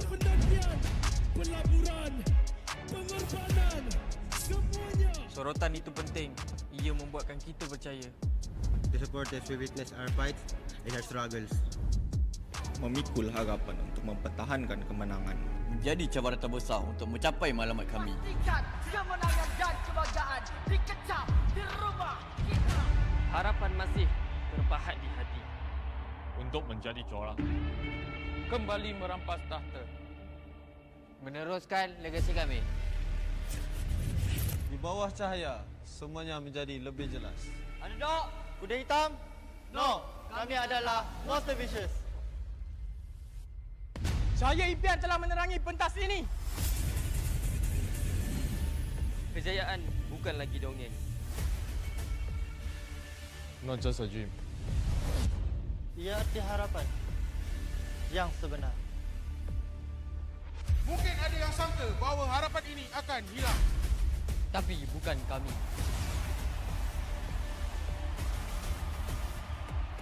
Ini harapan kami.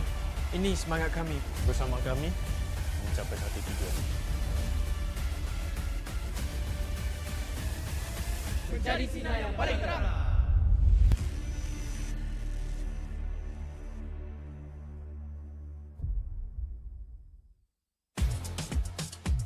prepaid 5G serba baharu. Nikmati jago 5G untukmu. Dengan kelajuan internet 5G tanpa batas. Layan gaming sepantas kilat. Dan stream video paling lancar. Nikmati juga lebih nilai dengan 20% cashback hanya RM32 sebulan. Dapatkan sekarang.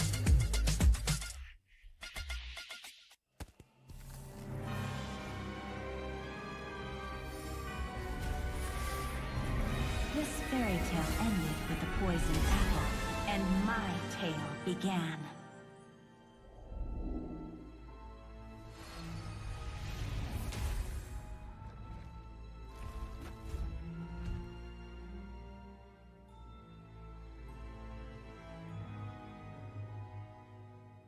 A princess in a tower is just a bird in a cage.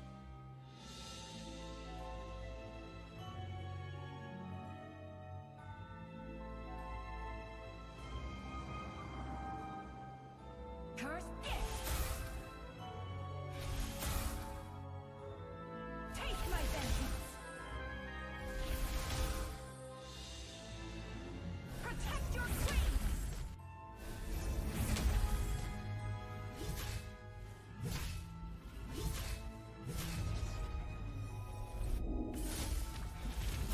Kneel before your queen. It won't take long, I promise.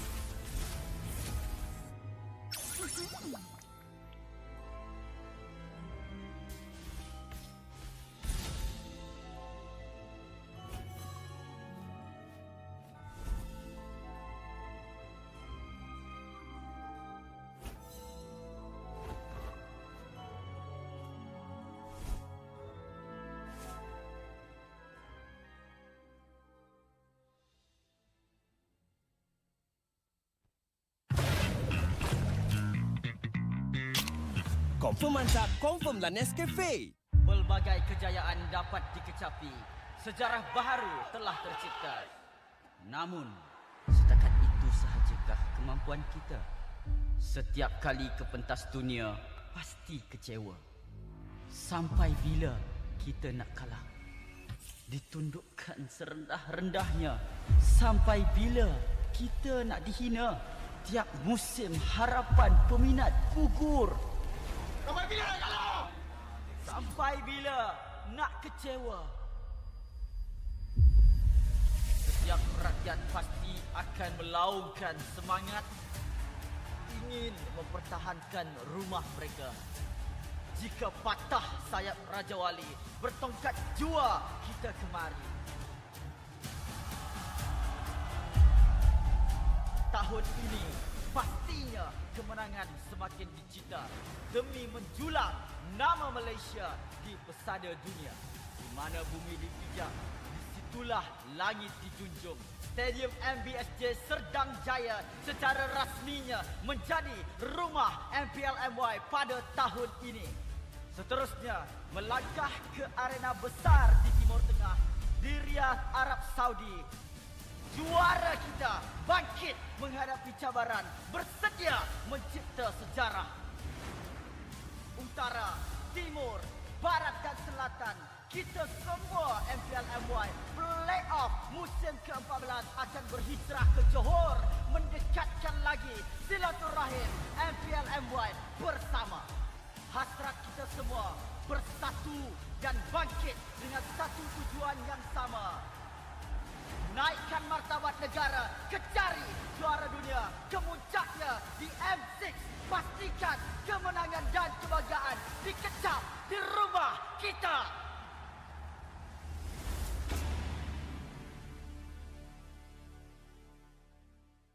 So I can position for bot. Dead. Nice. Nice one. Right side, blue bush, baka pa. Gerak dying. FJWP. Don't die. Tahu. You not puasa. Nice one, guys. Ay. Coming. No, di pa kami. Coming, guys. Amalang. So you should fight. Fight. Bene. No, second. Dead. Nice. Oh, memang mai lah. Dead. Okay, go pam. Harit kalau boleh. Haritnya pegang. Mati! Tarik. Dead good. Pede. Depan dulu guys. Dia makan aku salah. Dah rapat Zam. Dah beribai. Bantai! Mati dulu.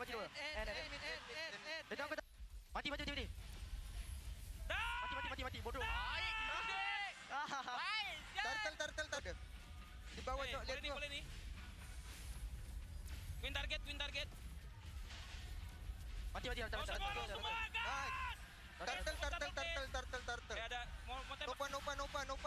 Nopa. Mati. Ay, dah. Backup. Wait, Dalton. Last hit. Nice. Go. Don't fight. Don't fight. Just blocking. Hey, dash in. This guy dead. Level take rock. Dead. Nice one. Don't Flicker. Wow! Gila kelas mo na kagad! I'm done.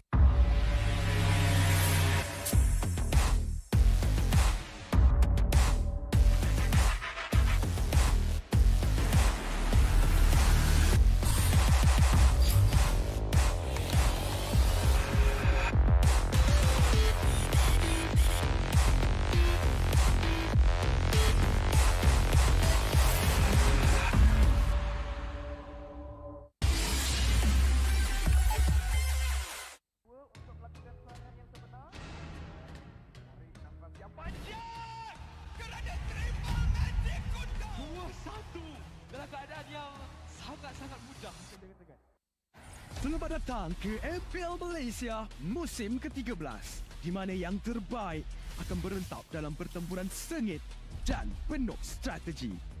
Seperti pada musim yang lepas, 10 pasukan profesional akan bersaing selama 6 minggu dalam arena yang penuh aksi di regular season. Namun, bermula pada musim ini, cuma 6 pasukan akan layak ke play-off dan pasukan di tempat ke-7 dan ke-8 hanya dapat stay untuk musim seterusnya. Tapi sayang sekali, tiada slot ke play-off buat mereka pada musim ini. Bagi pasukan di tempat ke-10, slot musim ke-14 mereka akan diganti oleh tempat pertama MPL Conference Group. Mereka akan di-reset dan harus merebut kembali peluang melalui MPL musim kedua. Dan apa itu MPL? Mobile Legends Bang Bang Academy League adalah liga amatur di mana terlahirnya bintang-bintang baharu. 15 pasukan akan bersaing untuk meraih kejuaraan dan 2 pasukan MPL Conference Group teratas akan berpeluang merebut slot ke MPL Malaysia musim seterusnya. Okey, kembali ke MPL. Pasukan MPL Malaysia tempat ke-9 akan berentap dengan pasukan tempat kedua dari MPL Conference Group dalam pusingan MPL Malaysia Challenger Stage bersama format Best of 5 semasa Grand Final MPL musim yang pertama, di mana pemenang akan menentukan slot terakhir MPL Malaysia musim ke-14. 6 pasukan yang layak ke play-off akan berentap untuk meneruskan jalan ke Grand Final MPL Malaysia musim ke-13 dan merebut peluang untuk ke MSC 2024. Jadi, bersiap sedia. Persiapkan strategi anda. Bersedia untuk aksi profesional di pentas MPL Malaysia musim ke-13.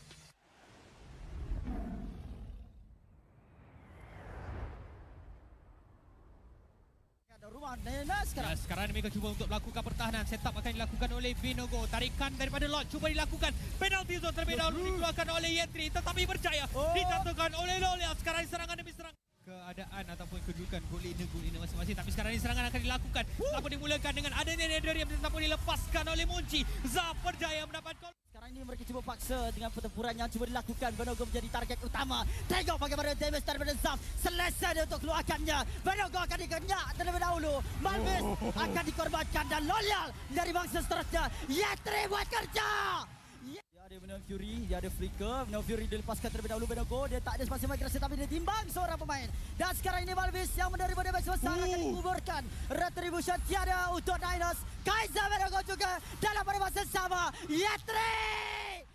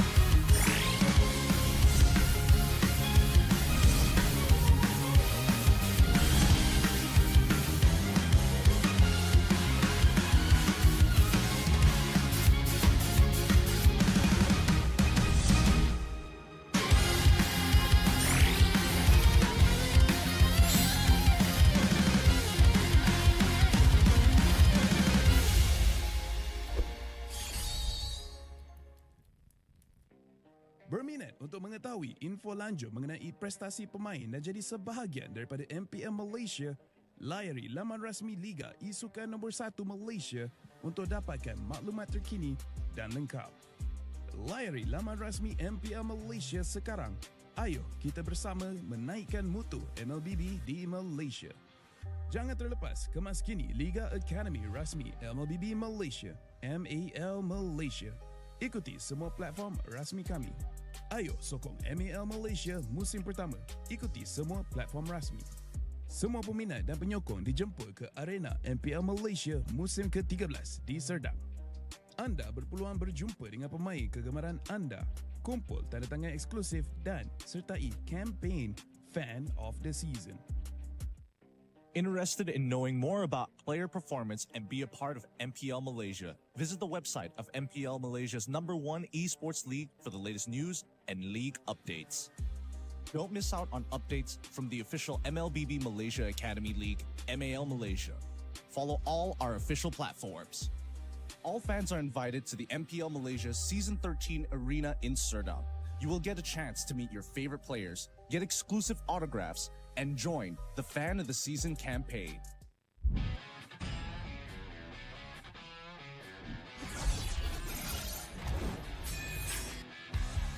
Satu sekali catch to it dan Alvar di sana ternyata harus hilang. Avalanche fight as Long gets instantly shot down by the Blazing Duet as well as the Electo final blow. This is going to be easy cleanup for Todak as most of the... Apat yun, pero nasipa din siya yung ninakaw na sipa. Buhay pa rin ang 41! Backline already, and they're running for the lives, gunning it. Gary trying to drag the members of RSG right underneath the turret. It's not enough though. Gray coming all the way in, he cleats it all the way up. Just nowhere for him to run.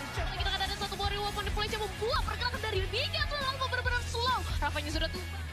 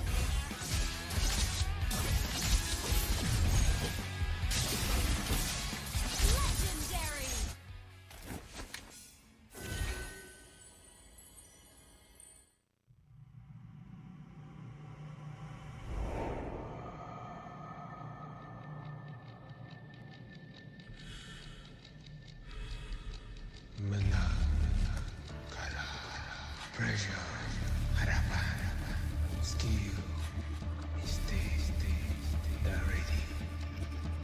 Kalah, dihentak, tuntut semua untuk peminat. Spotlight melampangkan satu sosok tumpuan.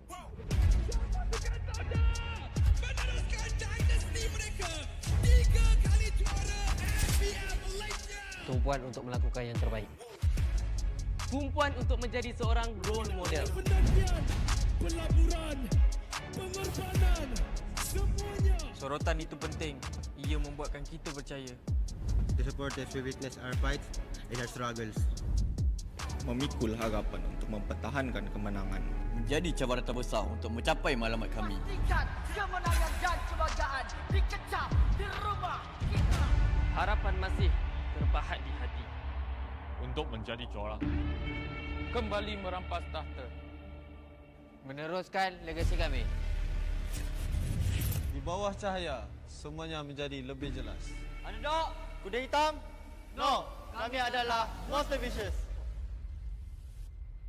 Cahaya impian telah menerangi pentas ini. Kejayaan bukan lagi dongeng. Not just a dream. Ia arti harapan yang sebenar. Mungkin ada yang sangka bahawa harapan ini akan hilang. Tapi bukan kami.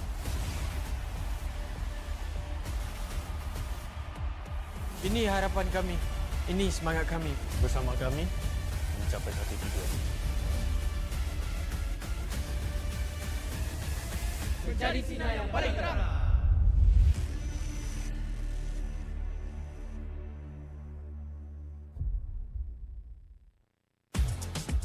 Hotlink Prepaid 5G serba baharu. Nikmati jago 5G untukmu. Dengan kelajuan internet 5G tanpa batas.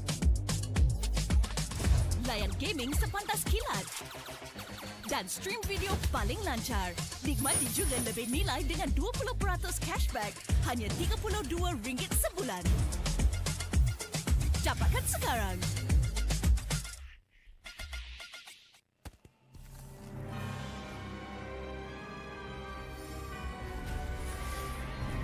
This fairy tale ended with the poisoned apple, and my tale began.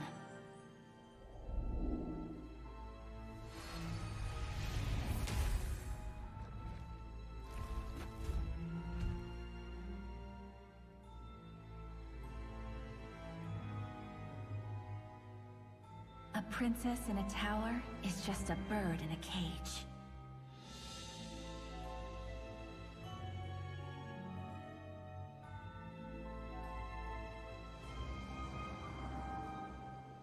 Curse it! Take my vengeance! Protect your queen!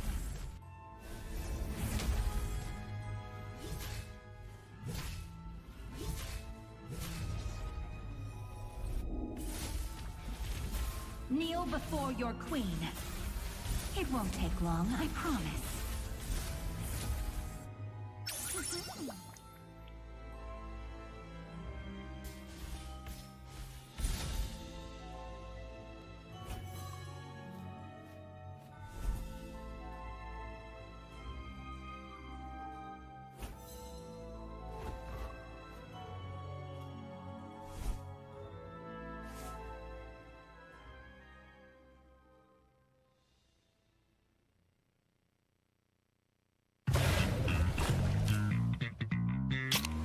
Confirm mantap, confirm lah Nescafe.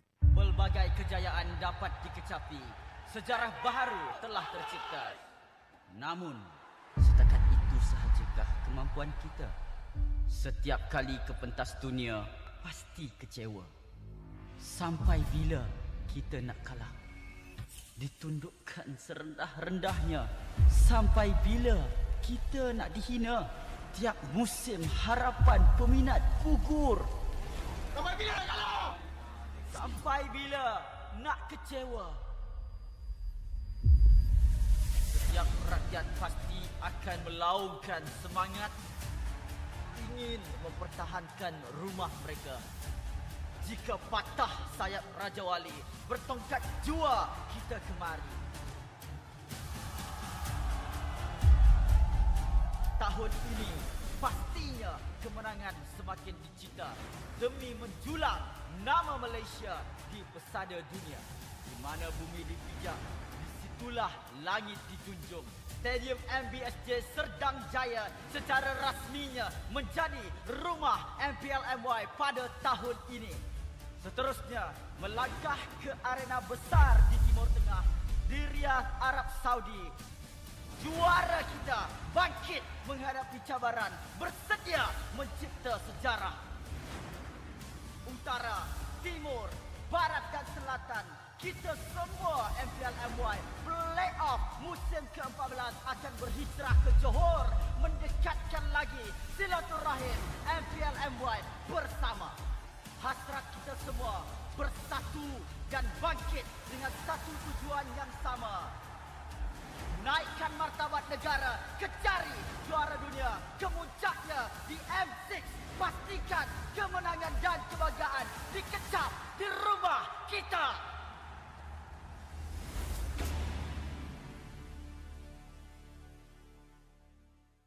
So I can position for bot. Dead. Dead. Nice. Nice. Nice one. Right side, blue bush, baka pa. Grab dying. WT. Don't die. Tahu lang. You die, you not pass. You die. Nice one, guys. Ay. Coming. No, di pa kami. Coming, guys. Malam. So initial fight. Fight. Dead. Nice. Okay. Oh, memang baik lah, El. Dead. Okay, go pam. Harit kalau boleh. Harit pegang. Mati! Tarik. Dead good. Pede. Depan dulu guys. Dia makan aku salah. Dah rapat dah. Dah beri fight. Bantai! Mati dulu. Mati. Mati, bodoh. Turtle. Di bawah tu, lihat tu. Boleh ni. Win target. Mati. Semua gas!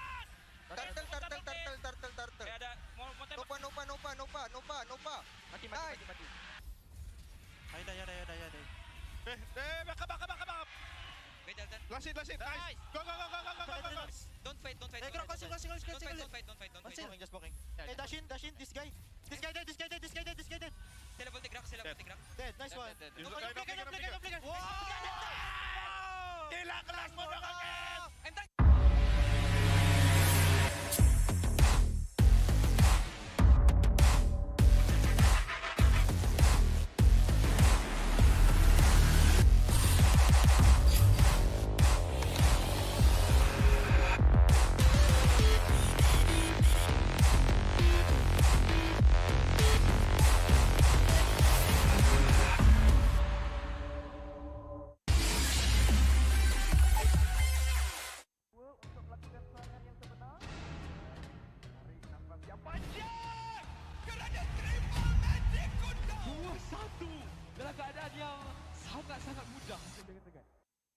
Selamat datang ke MPL Malaysia musim ke-13 di mana yang terbaik akan berentap dalam pertempuran sengit dan penuh strategi.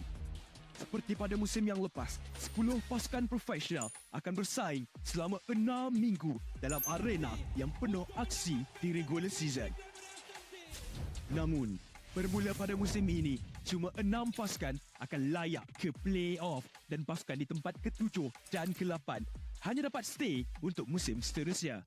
Tapi sayang sekali, tiada slot ke play-off buat mereka pada musim ini. Bagi pasukan di tempat ke-10, slot musim ke-14 mereka akan diganti oleh tempat pertama MPL Conference Group. Mereka akan di-reset dan harus merebut kembali peluang melalui MPL musim kedua. Dan apa itu MPL? Mobile Legends Bang Bang Academy League adalah liga amatur di mana terlahirnya bintang-bintang baharu. 15 pasukan akan bersaing untuk meraih kejuaraan dan 2 pasukan MPL Conference Group teratas akan berpeluang merebut slot ke MPL Malaysia musim seterusnya. Okey, kembali ke MPL. Pasukan MPL Malaysia tempat ke-9 akan berentap dengan pasukan tempat kedua dari MPL Conference Group dalam pusingan MPL Malaysia Challenger Stage bersama format Best of 5 semasa Grand Final MPL musim yang pertama, di mana pemenang akan menentukan slot terakhir MPL Malaysia musim ke-14. 6 pasukan yang layak ke play-off akan berentap untuk meneruskan jalan ke Grand Final MPL Malaysia musim ke-13 dan merebut peluang untuk ke MSC 2024. Jadi, bersiap sedia. Persiapkan strategi anda. Bersedia untuk aksi profesional di pentas MPL Malaysia musim ke-13.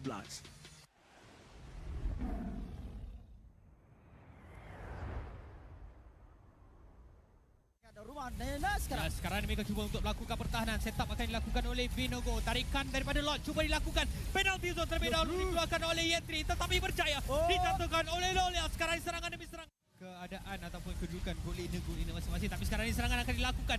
Apa dimulakan dengan adanya Nederium tetapi dilepaskan oleh Munci. Zaf berjaya mendapat gol. Sekarang ini mereka cuba paksa dengan pertempuran yang cuba dilakukan. Vinogo menjadi target utama. Tengok bagaimana damage daripada Zaf. Selesa dia untuk keluarkannya. Vinogo akan dikenyak terlebih dahulu. Malvis akan dikorbankan dan Loyal dari bangsa seterusnya. Yetri buat kerja.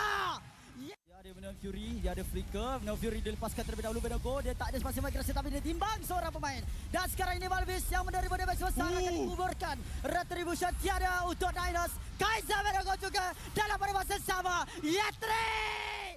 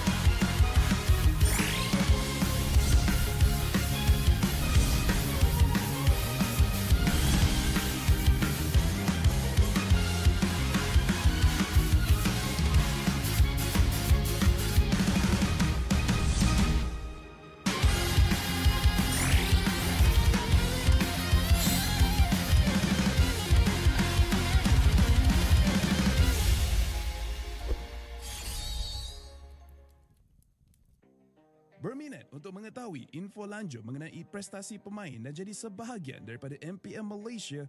Layari laman rasmi Liga Isukan nombor 1 Malaysia untuk dapatkan maklumat terkini dan lengkap. Layari laman rasmi MPL Malaysia sekarang. Ayo kita bersama menaikkan mutu MLBB di Malaysia.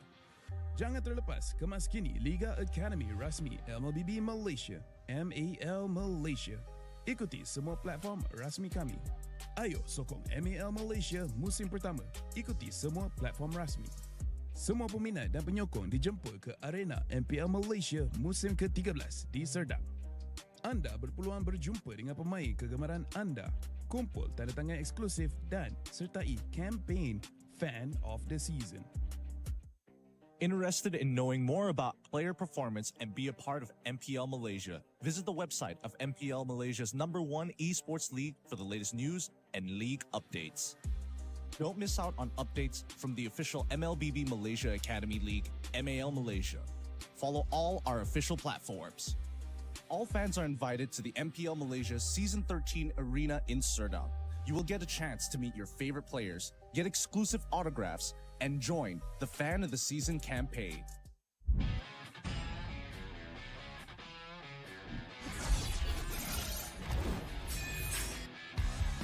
Satu sekali catch to it dan Albert di sana ternyata harus hilang.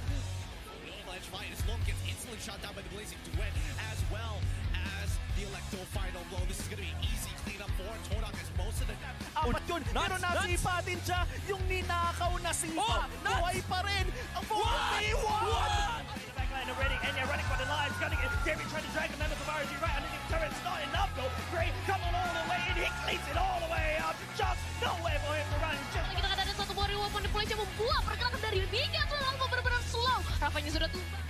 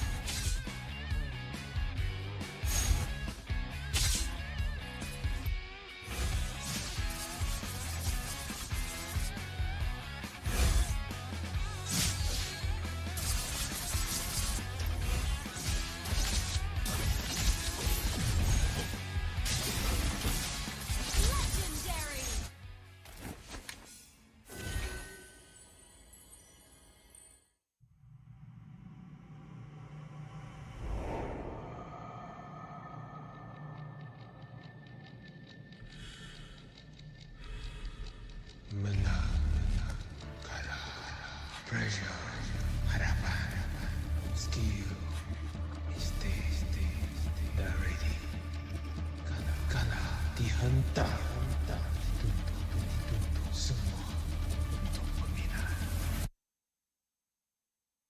Spotlight melambangkan satu sosok tumpuan.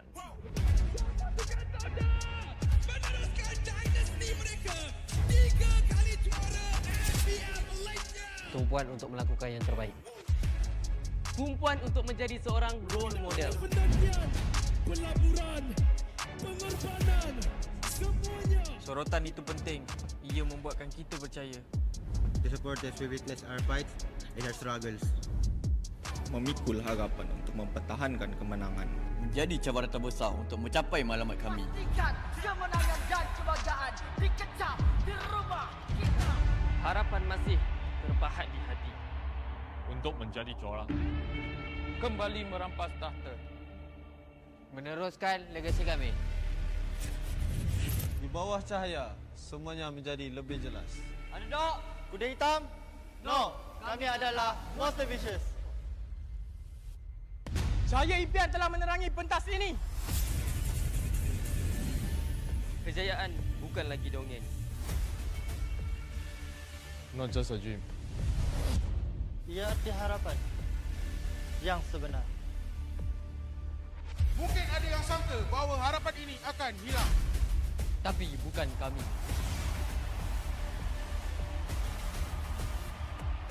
Ini harapan kami. Ini semangat kami. Bersama kami, mencapai hati tujuan. Menjadi sinar yang paling terang.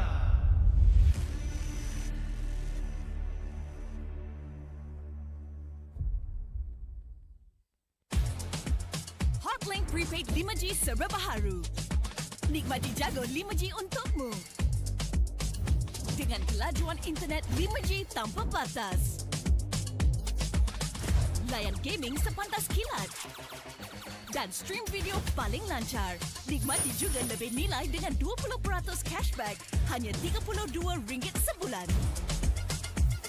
Dapatkan sekarang.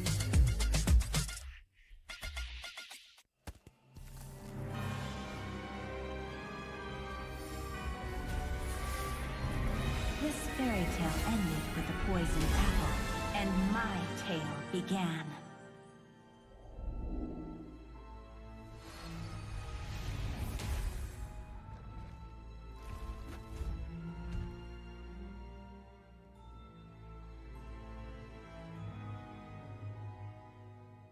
A princess in a tower is just a bird in a cage.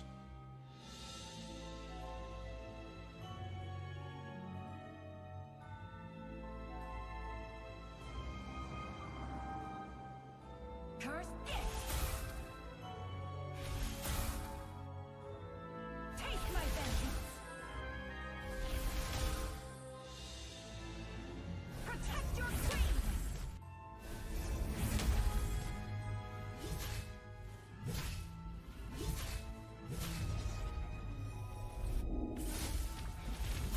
Kneel before your queen. It won't take long, I promise.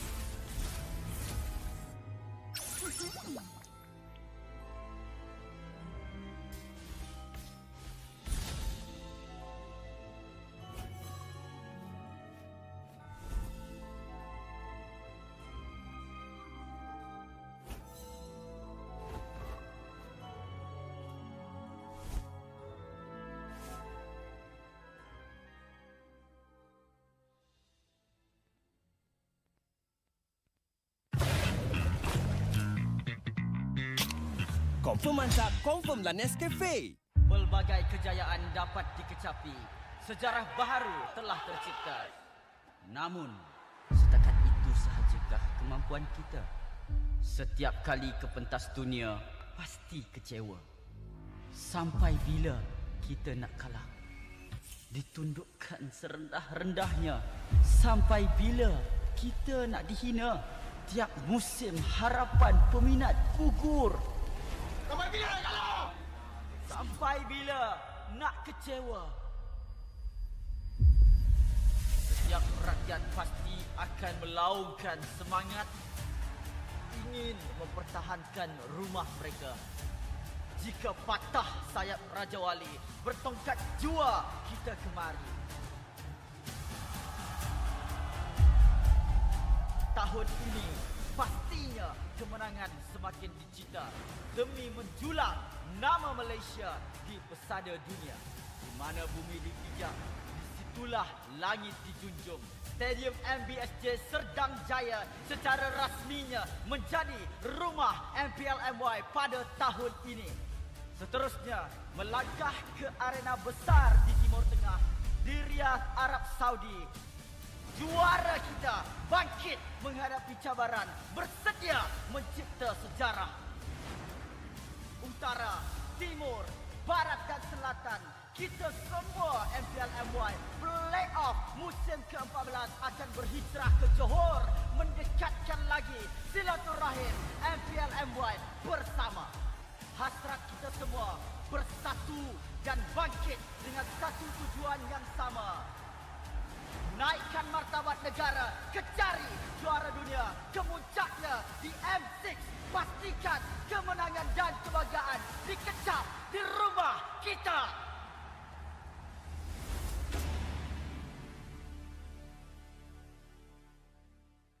So I can position for bot. Dead. Nice. Nice one. Right side, blue bush, back up. Grab dying. JWP. Don't die. Tahu lang. You die, you not pass. You die. Nice one, guys. Ay. Coming. No, di pa kami. Coming, guys. Don't you still fight? Fight. Dead. Nice. Oh, memang baik lah, El. Dead. Okay, go pam.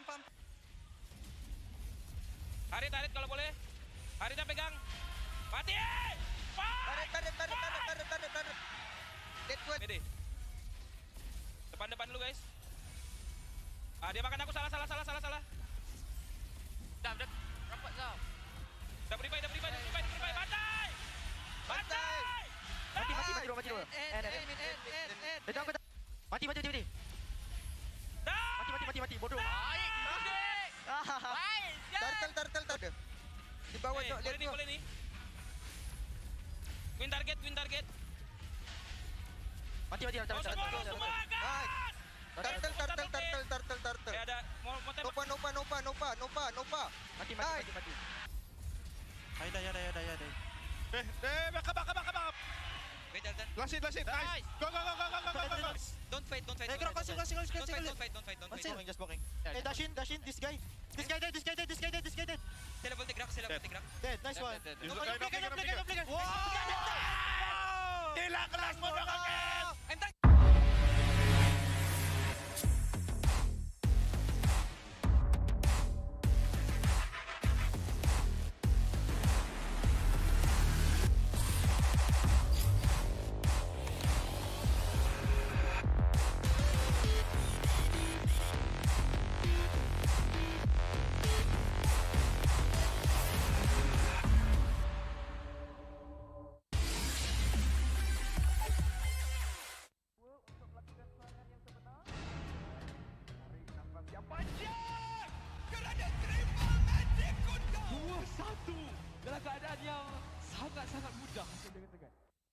Selamat datang ke MPL Malaysia musim ke-13, di mana yang terbaik akan berentap dalam pertempuran sengit dan penuh strategi. Seperti pada musim yang lepas, 10 pasukan profesional akan bersaing selama 6 minggu dalam arena yang penuh aksi di regular season. Namun, bermula pada musim ini, cuma 6 pasukan akan layak ke play-off dan pasukan di tempat ke-7 dan ke-8 hanya dapat stay untuk musim seterusnya. Tapi sayang sekali, tiada slot ke play-off buat mereka pada musim ini. Bagi pasukan di tempat ke-10, slot musim ke-14 mereka akan diganti oleh tempat pertama MAL Conference Group. Mereka akan di-reset dan harus merebut kembali peluang melalui MAL musim kedua. Dan apa itu MAL? Mobile Legends Bang Bang Academy League adalah liga amatur di mana terlahirnya bintang-bintang baharu. 15 pasukan akan bersaing untuk meraih kejuaraan dan 2 pasukan MPL Conference Group teratas akan berpeluang merebut slot ke MPL Malaysia musim seterusnya. Okey, kembali ke MPL. Pasukan MPL Malaysia tempat ke-9 akan berentap dengan pasukan tempat kedua dari MAL Conference Group dalam pusingan MPL Malaysia Challenger Stage bersama format Best of 5 semasa Grand Final MAL musim yang pertama, di mana pemenang akan menentukan slot terakhir MPL Malaysia musim ke-14. 6 pasukan yang layak ke playoff akan berentap untuk meneruskan jalan ke Grand Final MPL Malaysia musim ke-13 dan merebut peluang untuk ke MSC 2024. Jadi, bersiap sedia. Persiapkan strategi anda. Bersedia untuk aksi profesional di pentas MPL Malaysia musim ke-13.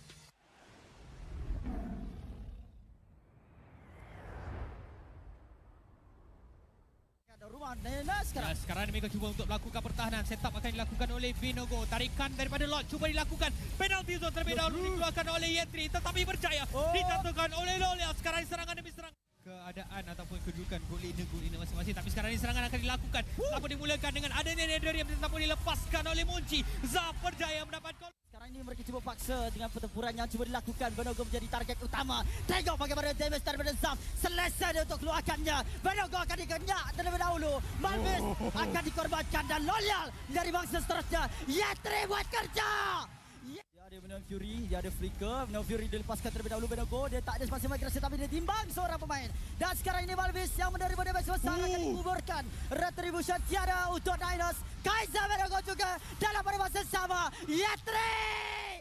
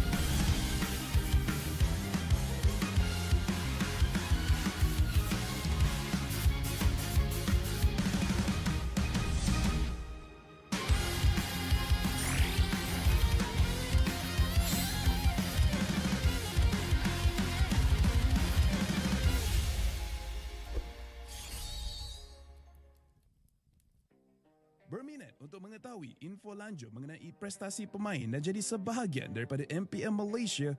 Layari laman rasmi Liga Isukan nombor 1 Malaysia untuk dapatkan maklumat terkini dan lengkap. Layari laman rasmi MPL Malaysia sekarang. Ayo kita bersama menaikkan mutu MLBB di Malaysia. Jangan terlepas kemas kini Liga Academy rasmi MLBB Malaysia, MAL Malaysia. Ikuti semua platform rasmi kami. Ayo sokong MAL Malaysia musim pertama. Ikuti semua platform rasmi. Semua peminat dan penyokong dijemput ke arena MPL Malaysia musim ke-13 di Serdang. Anda berpeluang berjumpa dengan pemain kegemaran anda, kumpul tanda tangan eksklusif dan sertai kempen Fan of the Season. Interested in knowing more about player performance and be a part of MPL Malaysia? Visit the website of MPL Malaysia's #1 esports league for the latest news and league updates. Don't miss out on updates from the official MLBB Malaysia Academy League, MAL Malaysia. Follow all our official platforms. All fans are invited to the MPL Malaysia Season 13 Arena in Serdang. You will get a chance to meet your favorite players, get exclusive autographs, and join the Fan of the Season campaign.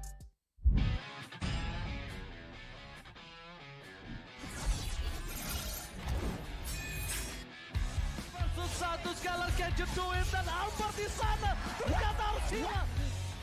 Avalanche fight as Logan gets instantly shot down by the Blazing Duet, as well as the Electro final low. This is going to be easy cleanup for Todak as most of the... Apat yun, pero nasipa din siya. Yung ninakaw na sipa, buhay pa rin. Ang 41! Backline already, and you're running for the lines, gunning it. David trying to drag the members of RSG right underneath the turret. It's not enough though. Gray coming all the way, and he cleats it all the way out. Just nowhere for him to run. Just... Kita akan ada satu buah reward manipulasi yang membuat pergerakan dari Liga terlalu benar-benar slow. Rafanya sudah tumbang.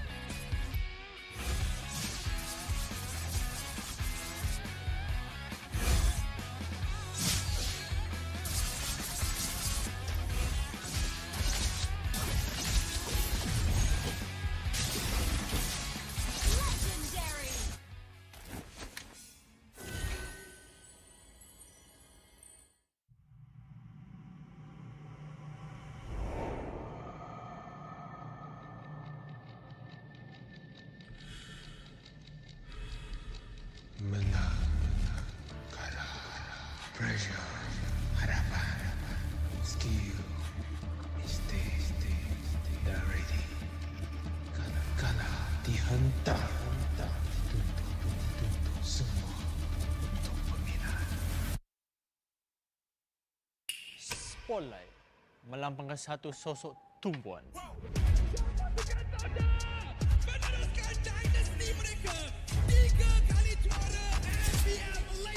Tumpuan untuk melakukan yang terbaik. Tumpuan untuk menjadi seorang role model. Pelaburan, pengorbanan, semuanya. Sorotan itu penting. Ia membuatkan kita percaya. The supporters we witness our fights and our struggles. Memikul harapan untuk mempertahankan kemenangan. Menjadi cabaran terbesar untuk mencapai matlamat kami. Pastikan kemenangan dan kebanggaan dikecam di rumah kita. Harapan masih terpahat di hati. Untuk menjadi juara. Kembali merampas tahta. Meneruskan legasi kami. Di bawah cahaya, semuanya menjadi lebih jelas. Underdog, kuda hitam? No, kami adalah Monster Vicious. Cahaya impian telah menerangi pentas ini. Kejayaan bukan lagi dongeng. Not just a dream. Ia arti harapan yang sebenar. Mungkin ada yang sangka bahawa harapan ini akan hilang. Tapi bukan kami.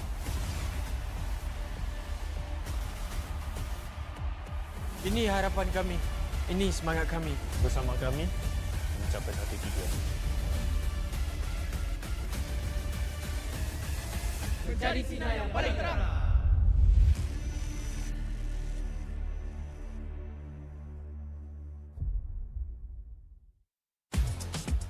Hotlink Prepaid 5G serba baharu.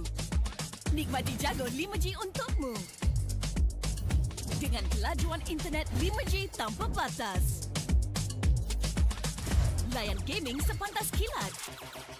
Dan stream video paling lancar. Nikmati juga lebih nilai dengan 20% cashback. Hanya RM32 sebulan. Dapatkan sekarang.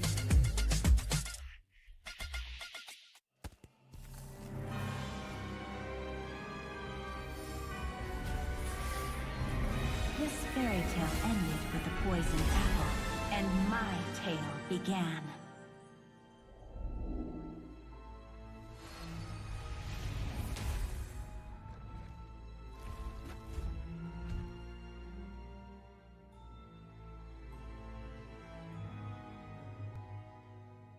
A princess in a tower is just a bird in a cage.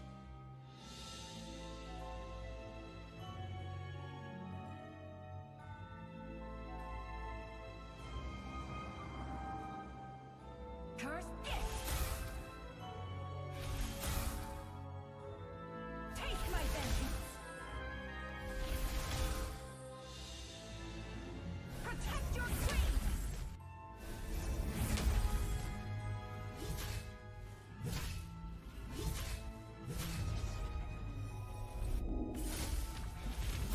Kneel before your queen.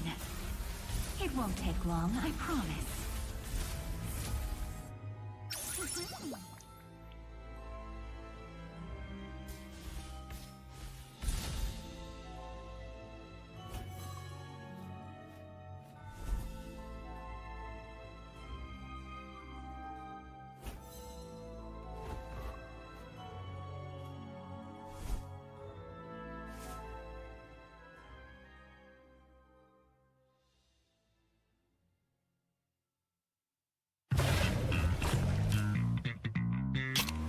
Confirm mantap, confirm lah Nescafe.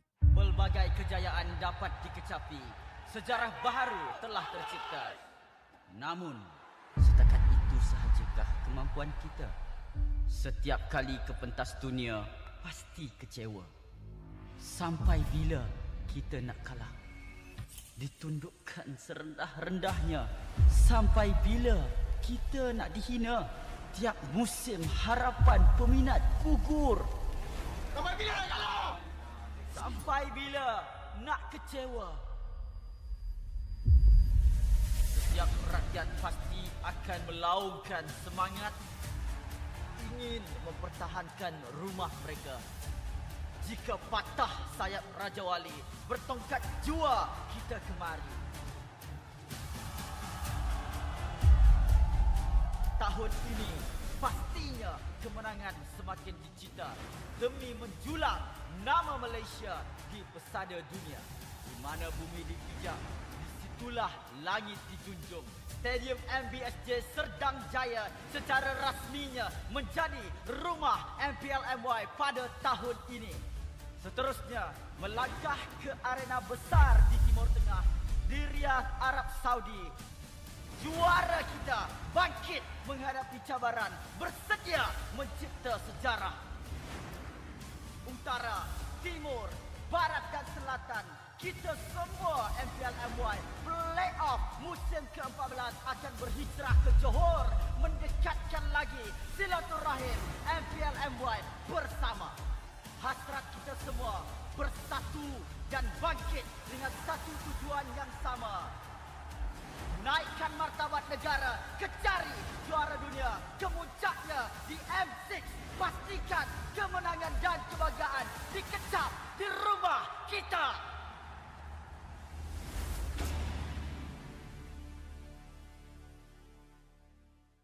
So I can position for bot. Dead. Nice. Nice. Nice one. Right, blue bush, baka pa. Grab dying. WT. Don't die. Tahu. Tahu. You die, you not pass. If you die, Nice one, guys. Ay. Coming. No, di pa kami. Coming, guys. Kapalit. So you should fight. Fight. Tara. Dead. Nice. Oh, memang mai. Dead. Nice. Okay, go pam. Harit kalau boleh. Haritnya pegang. Mati! Tarik. Get good. Mede. Depan dulu, guys. Dia makan aku salah. Dah, rapat kau. Dah beri fight. Bantai! Mati dua. Mati. Mati, bodoh. Baik. Turtle. Di bawah jok, lihat boleh ni. Win target. Mati. Semua gas! Turtle. Ada motor. Nopa. Mati. Back up. Wait, Dalton. Last it. Nice. Go. Don't fight. Don't fight. Just walking. Hey, dash in. This guy dead. Teleport the crack. Dead. Nice one. Wow! Tila kelas mo na kakit! I'm done.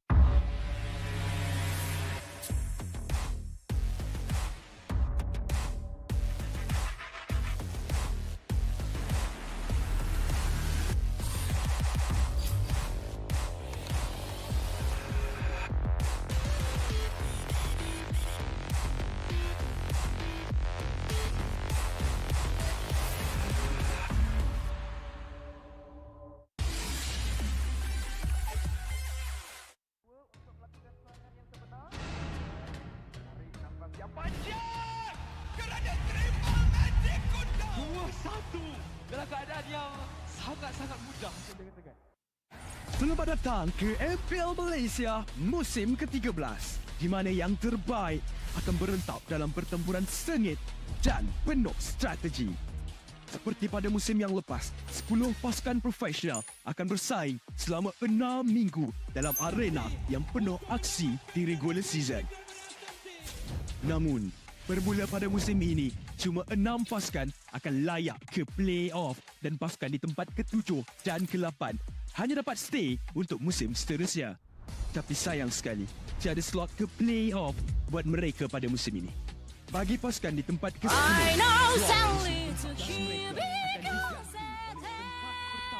MPL Conference Group, mereka akan di-reset dan harus merebut kembali peluang melalui MPL musim kedua.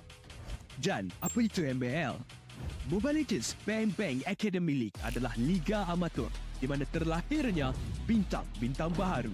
15 pasukan akan bersaing untuk meraih kejuaraan dan 2 pasukan MPL Conference Group teratas akan berpeluang merebut slot ke MPL Malaysia musim seterusnya. Okey, kembali ke MPL. Pasukan MPL Malaysia tempat ke-9 akan berentap dengan pasukan tempat kedua dari MPL Conference Group dalam pusingan MPL Malaysia Challenger Stage bersama format Best of 5 semasa Grand Final MPL musim yang pertama, di mana pemenang akan menentukan slot terakhir MPL Malaysia musim ke-14. 6 pasukan yang layak ke play-off akan berentap untuk meneruskan jalan ke Grand Final MPL Malaysia musim ke-13 dan merebut peluang untuk ke MSC 2024. Jadi, bersiap sedia. Persiapkan strategi anda. Bersedia untuk aksi profesional di pentas MPL Malaysia musim ke-13.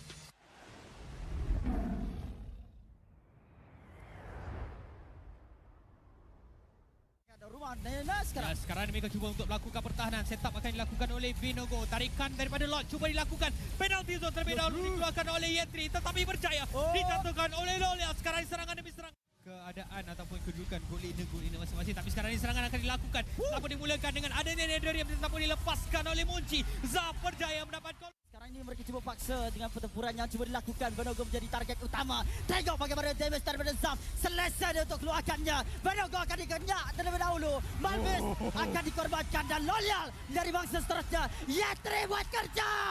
Dia ada Venom Fury, dia ada Flicker. Venom Fury dilepaskan terlebih dahulu. Benogo, dia tak ada spasi migrasi tapi dia timbang seorang pemain. Dan sekarang ini Malvis yang menerima damage besar akan dikuburkan. Retribution tiada untuk Dinos. Kaiser Benogo juga dalam pada masa sama. Yetri!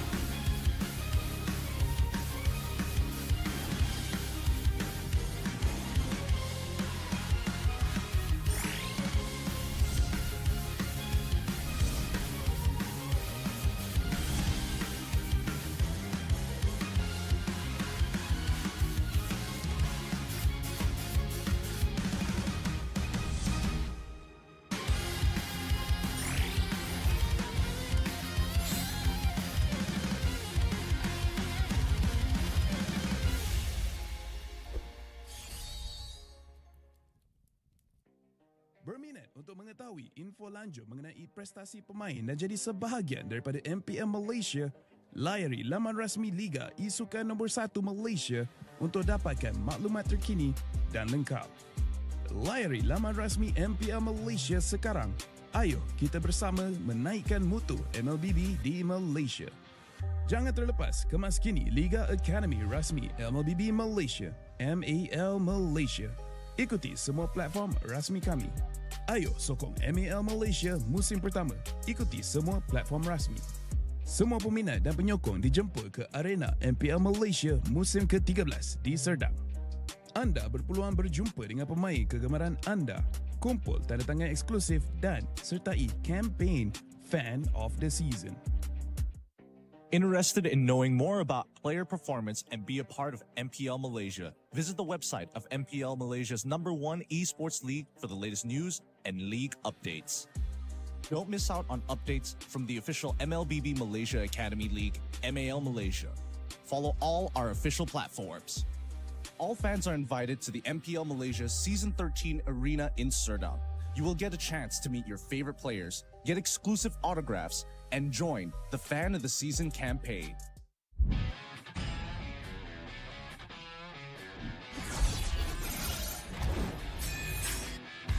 Versus satu Skylar can you do it? Dan Albert di sana ternyata harus hilang. Avalanche fight as Lone gets instantly shot down by the Blazing Duet as well as the Electo final blow. This is going to be easy cleanup for Todak as most of the... Apat yun, pero nasipa din siya yung ninakaw na sipa. Buhay pa rin ang 41! Backline already, and you're running for the lives, gunning it. Jerry trying to drag the members of RSG right underneath the turret. It's not enough though. Gray coming all the way in, he cleans it all the way up. Just nowhere for him to run. Just... Kita kata ada satu warrior weapon di Malaysia membuat pergerakan dari Liga terlalu benar-benar slow. Rafanya sudah tumpah.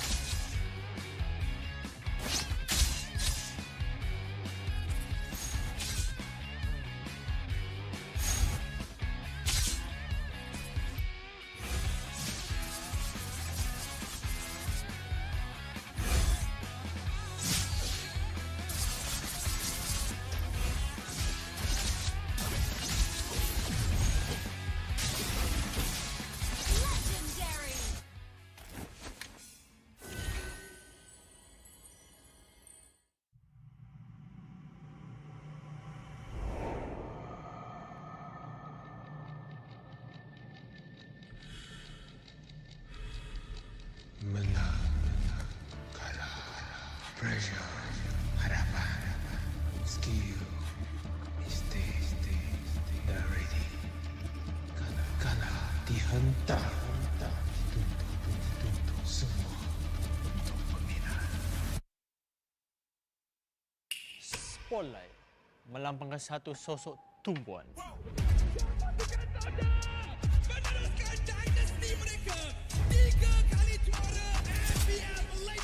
Tumpuan untuk melakukan yang terbaik. Tumpuan untuk menjadi seorang role model. Pelaburan, pengorbanan, semuanya. Sorotan itu penting. Ia membuatkan kita percaya. The supporters we witness our fights and our struggles. Memikul harapan untuk mempertahankan kemenangan. Menjadi cabaran terbesar untuk mencapai matlamat kami. Pastikan kemenangan dan kebanggaan dikecap di rumah kita. Harapan masih terpahat di hati. Untuk menjadi juara. Kembali merampas tahta. Meneruskan legasi kami. Di bawah cahaya, semuanya menjadi lebih jelas. Underdog, kuda hitam? No, kami adalah Monster Vicious. Cahaya impian telah menerangi pentas ini. Kejayaan bukan lagi dongeng. Not just a dream. Ia arti harapan yang sebenar. Mungkin ada yang sangka bahawa harapan ini akan hilang. Tapi bukan kami.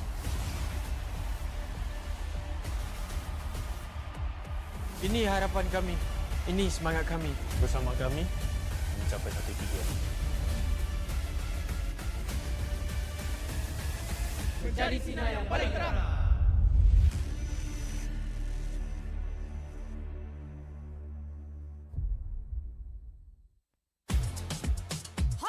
prepaid 5G serba baharu.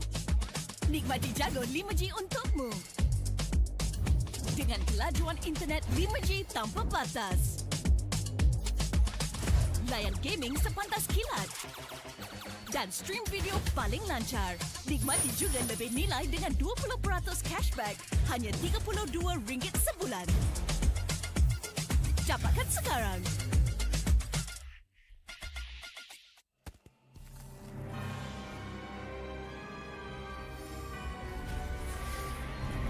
This fairy tale ended with the poisoned apple, and my tale began.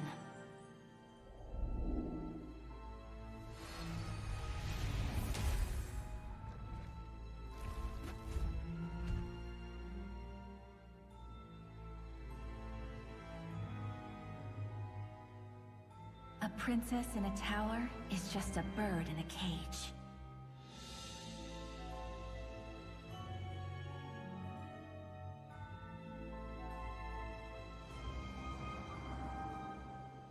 Curse it! Take my vengeance! Protect your queen!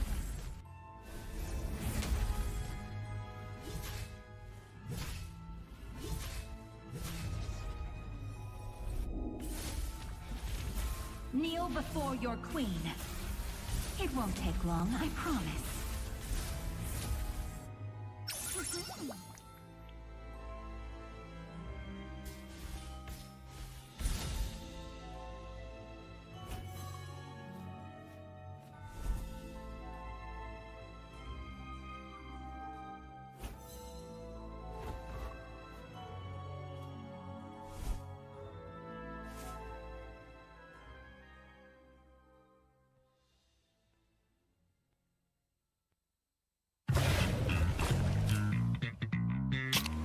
Confirm mantap, confirm lah Nescafe.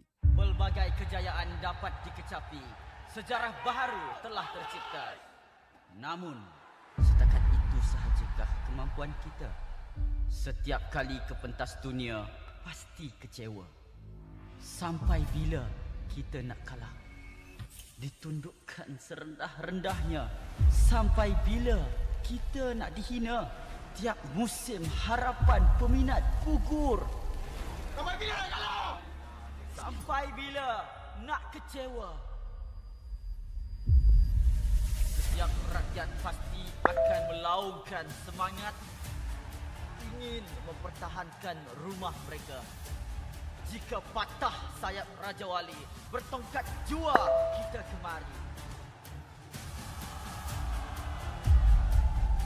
Tahun ini pastinya kemenangan semakin dicita demi menjulang nama Malaysia di pesada dunia. Di mana bumi dipijak, disitulah langit dijunjung.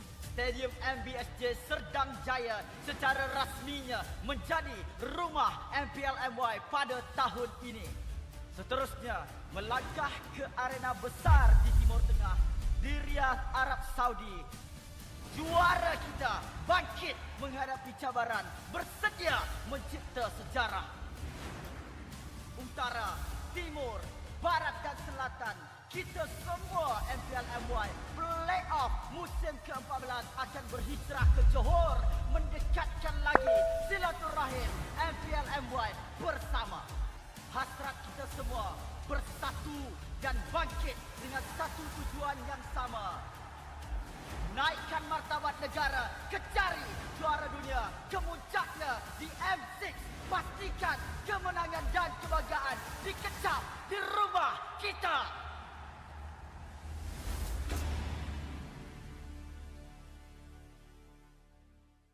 So I can position for bot. Dead. Nice. Nice one. Right, blue bush, back up. Drop dying. JWP. Don't die. Tahu lah. You die, you not puasa. Nice one, guys. Ay. Coming. No, di pa kami. Coming, guys. Kapalan. Don't you still fight? Fight. Bene, no, seven. Dead. Nice. Okay. Memang baik lah, El. Dead. Okay, go pam. Harit kalau boleh. Harit dah pegang. Mati! Tarik. Dead one. Pede. Depan dulu guys.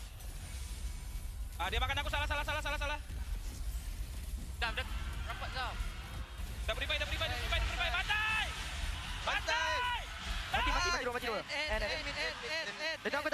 Mati dulu. Mati. Mati, bodoh.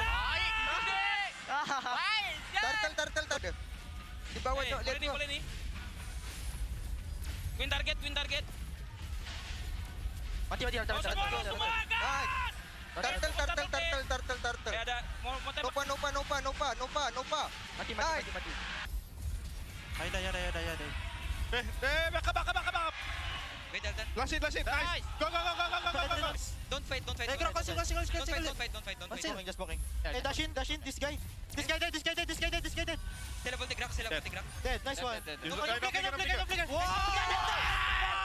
Gila kelas mo na I know sadly to hear because it is. Well, I'm right now that I can be stronger with you. Enemy legendary.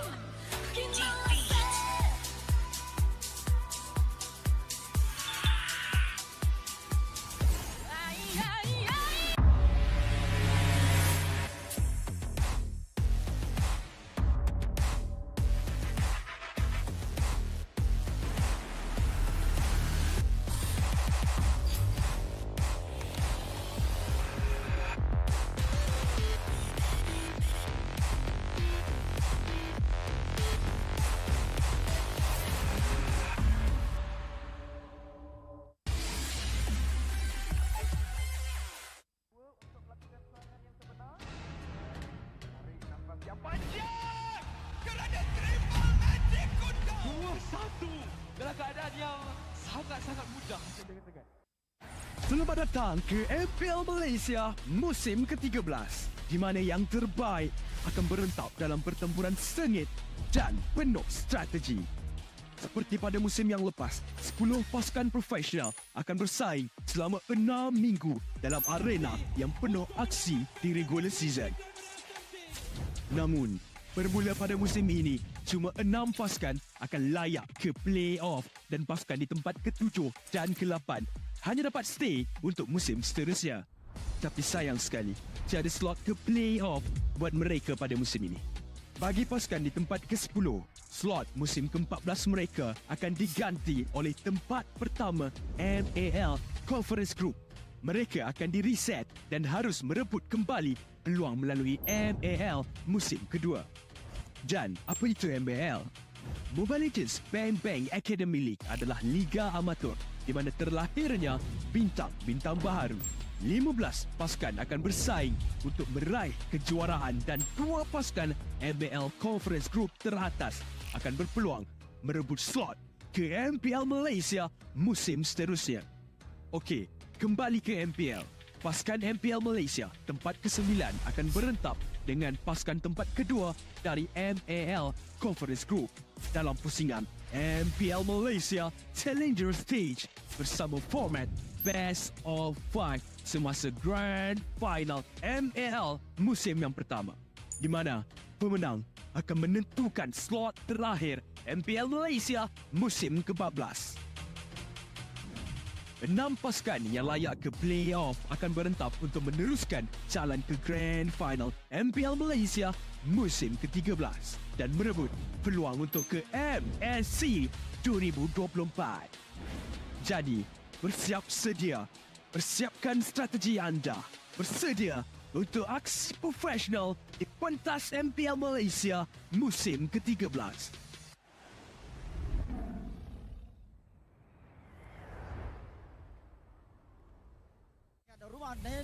Sekarang mereka cuba untuk melakukan pertahanan. Setup akan dilakukan oleh Vinogo. Tarikan daripada Lord cuba dilakukan. Penalty zone terlebih dahulu dikeluarkan oleh Yentri, tetapi berjaya ditentukan oleh Lolia. Sekarang serangan demi serangan. keadaan ataupun kedudukan gol leader masing-masing. Tapi sekarang ini serangan akan dilakukan. Namun dimulakan dengan adanya Nederium, tetapi dilepaskan oleh Munci. Zaf berjaya mendapat gol. Sekarang ini mereka cuba paksa dengan pertempuran yang cuba dilakukan. Benogo menjadi target utama. Tengok bagaimana damage daripada Zaf. Selesa dia untuk keluarkannya. Benogo akan dikenyak terlebih dahulu. Malvis akan dikorbankan dan loyal dari bangsa seterusnya. Yetri buat kerja. Dia ada Venom Fury, dia ada flicker. Venom Fury dilepaskan terlebih dahulu. Benogo dia tak ada spasi migrasi tapi dia timbang seorang pemain. Dan sekarang ini Malvis yang menerima damage besar akan dikuburkan. Retribution tiada untuk Dinos. Kaiser Benogo juga dalam pada masa sama. Yetri!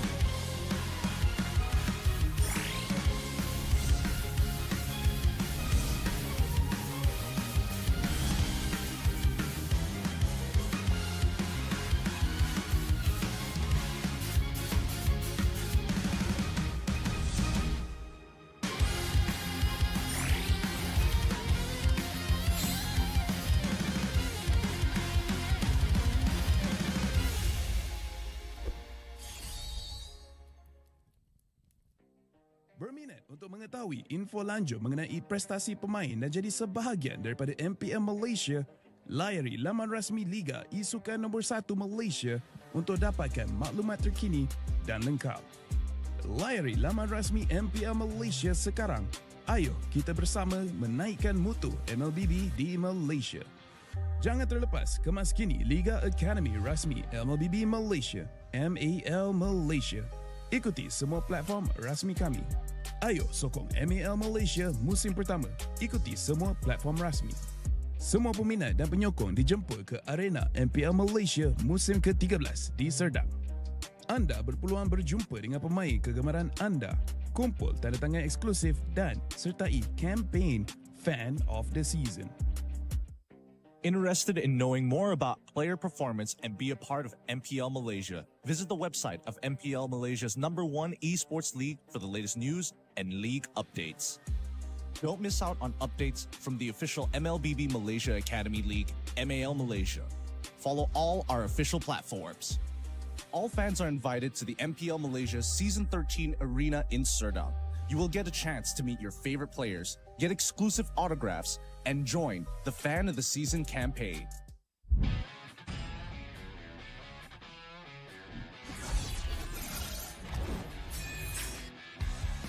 Satu sekali gadget duit dan Albert di sana ternyata harus hilang.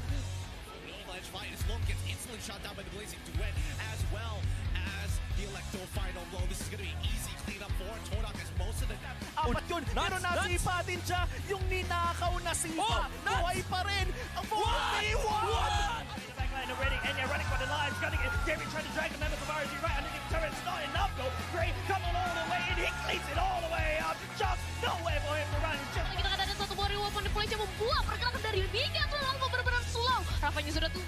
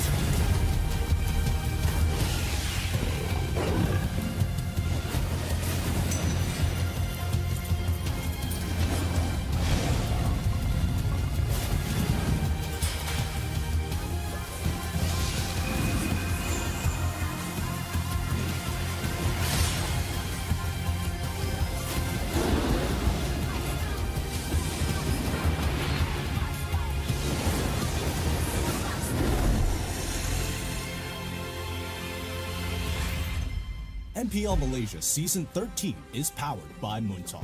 Enjoy a superior 5G network and lightning-fast gaming experience only with our official mobile internet hotlink. A big shout out to ROG Phone 8, the official gaming phone, for keeping our players at the top of their game. Grind on with Nescafe to keep your gaming spirit going. Thank you to all of our sponsors and partners for your support in MPL Malaysia Season 13. Selamat kembali ke MPL Malaysia musim ke-13. Anda bersama dengan saya Rose, host anda sepanjang musim ini.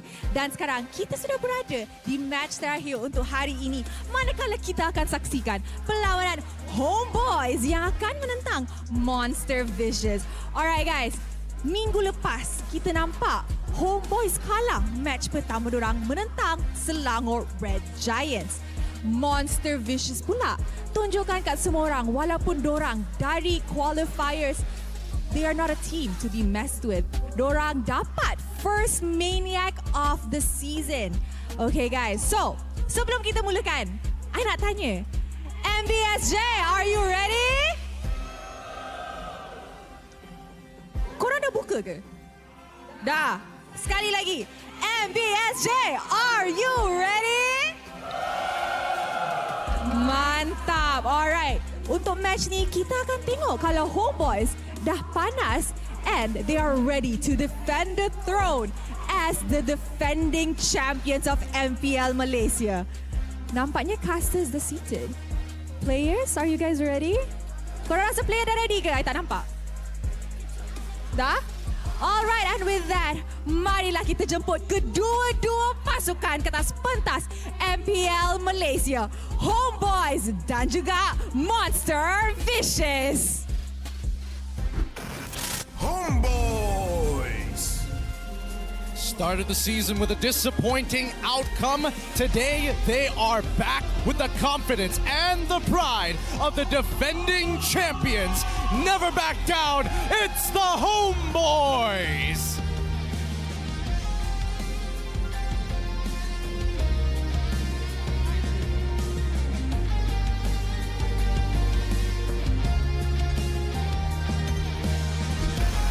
Monster Vicious. Surprising other teams with unique drafts and gameplay. It is only fitting that they also achieved the first Maniac of the season. Will they provide us with more surprises? Let's go, Monster Vicious! Sekarang, marilah kita menjemput jurulatih dan analis bersama Head of League Ops Cedric yang akan mengalas tugas untuk memastikan perlawanan sentiasa berjalan dengan adil dan lancar.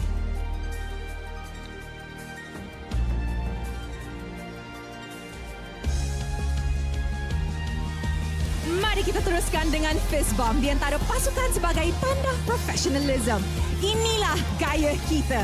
Inilah semangat kesukanan kita. Kawan di luar gelanggang, lawan di Land of Dawn. Alright guys, sekarang kita berada di match terakhir untuk hari pertama minggu kedua. Tapi untuk semua orang yang tengah tengok dekat rumah, korang jangan lupa join the fight by scanning the QR code and joining the code down below. Alright guys, nampaknya semua orang dah tak sabar untuk saksikan match kedua Homeboys untuk musim ini. And with that, teams, this is your moment. Game on.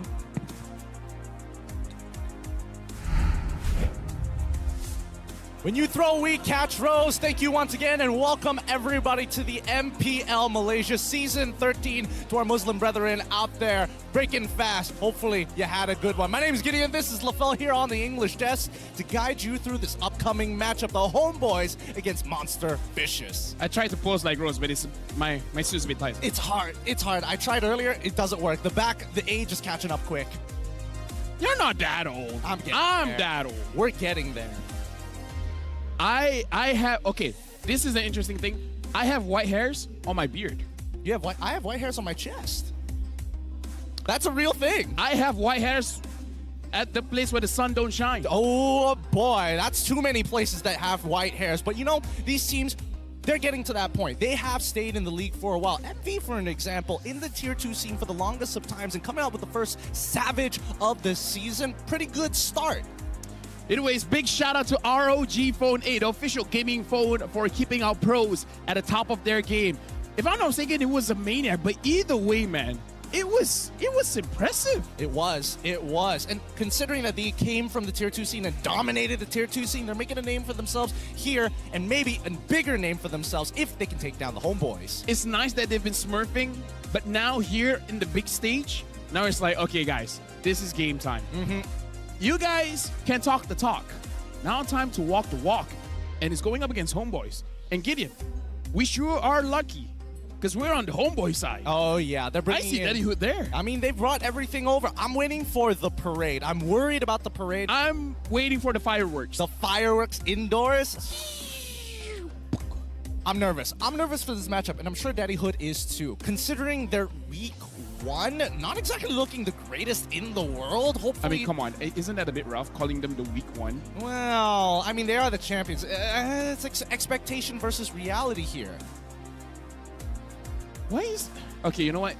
Either ways, we have something for you guys here. We prepared a video where we interview with some of the players. When I say we, I mean someone else. Check it out. Aku rasa untuk Homeboys, next match is gonna be a bit rough. Asal lah sebab orang MV, lepas tu ada Raf. Memang kelakar benda ni. Ingat kau funny Tapi speaking pasal nak kasar tak? Betul juga kan. Tapi gameplay dia memang tak kasar, babe. Aku rasa desas-desus yang kata dia nak jadi Ciku 2.0, dia main dengan agresif, aku rasa a bit too early lah sebenarnya. Sebab kita baru week 1. Yes, dia dapat Maniac minggu lepas, tapi Ciku dah berapa banyak Maniac pula dia dapat dalam sejarah hidup dia. Tapi apa-apa, in all seriousness, kau rasa MV boleh kalahkan tak Homeboys? Possibility tu ada. Setakat ni sebab MV tak pernah bagi aku jersey, aku lebih kepada Homeboys. Dan disebabkan konten Homeboys yang makan telur tu, aku sebenarnya rasa Homeboys akan bangkit. Diorang kalau main dengan dendam ni, lain macam Mat. Udil tu kan? Udil lagi. So tak tahulah sempat ke tak diorang nak kalahkan. Cepat. Cepat. Tengok diorang boleh tak sempat nak perform untuk kalahkan MV jugalah. Sempat ke sepat untuk melipat? They're right. I'm disappointed. Disappointed? What? Are they not right? Are they not speaking the facts? I don't even understand what they were saying. That's also a good point. But to kind of summarize everything that has been going on, especially for those of you who don't understand the little bit of content that we did drop, I think that Nadine's got a point when he's talking about homeboys that are hungry and, more important, the homeboys that are looking for revenge. That's what you got from that video? Absolutely. What video were you watching? The same one as you were. No. Look, the English just doesn't nerf my BM skills. I mean, like, that... I'm disappointed, man. Well, they should have been funnier. This is why I don't like them. I hate Mars. He's not funny. He has his... Oh, now we have more people coming in. Yeah. I'm guessing that's where Mars is going and putting all his attention in. But with that being said, let's have a look at the homeboys lineup right now. Up on stage here, who are playing here today, it's going to be Udil, Sapat, GB, Nets, and as well as Zorn. Oh, Zorn is the in-game leader. Huh. I mean, like, I thought he's more of the quiet type. But yeah, apparently he's the in-game leader. I mean, it makes sense. He as the roamer. I just hope he gets a hero that he can properly make use of. Because he's a very mechanical player. He can outplay almost anyone. But on the Arlet, doesn't seem the right fit. It doesn't. It feels like he overextends too much. Really confident in his capabilities. The ones that I'm hoping to see really step up this time is Udil and as well as Nets. We didn't get too much of a good showing last week, and hopefully this week that might just change. I want to see the coach stepping up as well. Oh, that's true. I don't like the draft. Yeah. I don't like the draft. It has been rather difficult in comparison to their opponents. Monster Vicious coming up, as LaFell has corrected me, the first Maniac of the season. Give it up for Fakes, Xeno, Subway, Nova Escobar, and Ruff.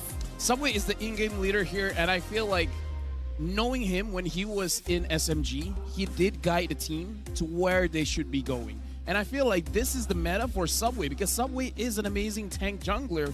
And now it's like all of his heroes have been boosted. The Fredrin, the Baxia, the Barats as well. I don't see him use a lot of Barats, but I'm pretty sure he can use it. he even used the Granger. He did use the Granger. I was about to bring that up. I was stuck on that one. I was like, there was one other hero that was not a tank, but yeah, the Granger won them the game. It did. It really sets them apart because they do have unique picks on their side. Interesting strategies as well, but let's look at some of the player stats and make some comparisons. Unfortunately here, Zorn, as a roamer, 1.5 average assists. That's not good. I mean, like, the damage taken is quite good, 4,290, but Nets, average KDA is 0.0. Yeah, no, I was thinking that, yes, average DPM coming in from Zorn looks good, but is it necessary damage? But worse yet, Nets has not been activated as a player. I think I remember his score line as well. 0-4-0 and 0-2-0. No kills, no assists, 6 deaths in total. Not the best debut for some of our imports here in MPL MY, but that could easily change. They're up against MV on the other end, who's had a great week, number one. Let's have a look at their stats this time around, because we're looking at Nova Escobar. He's coming out with 7 average assists per game.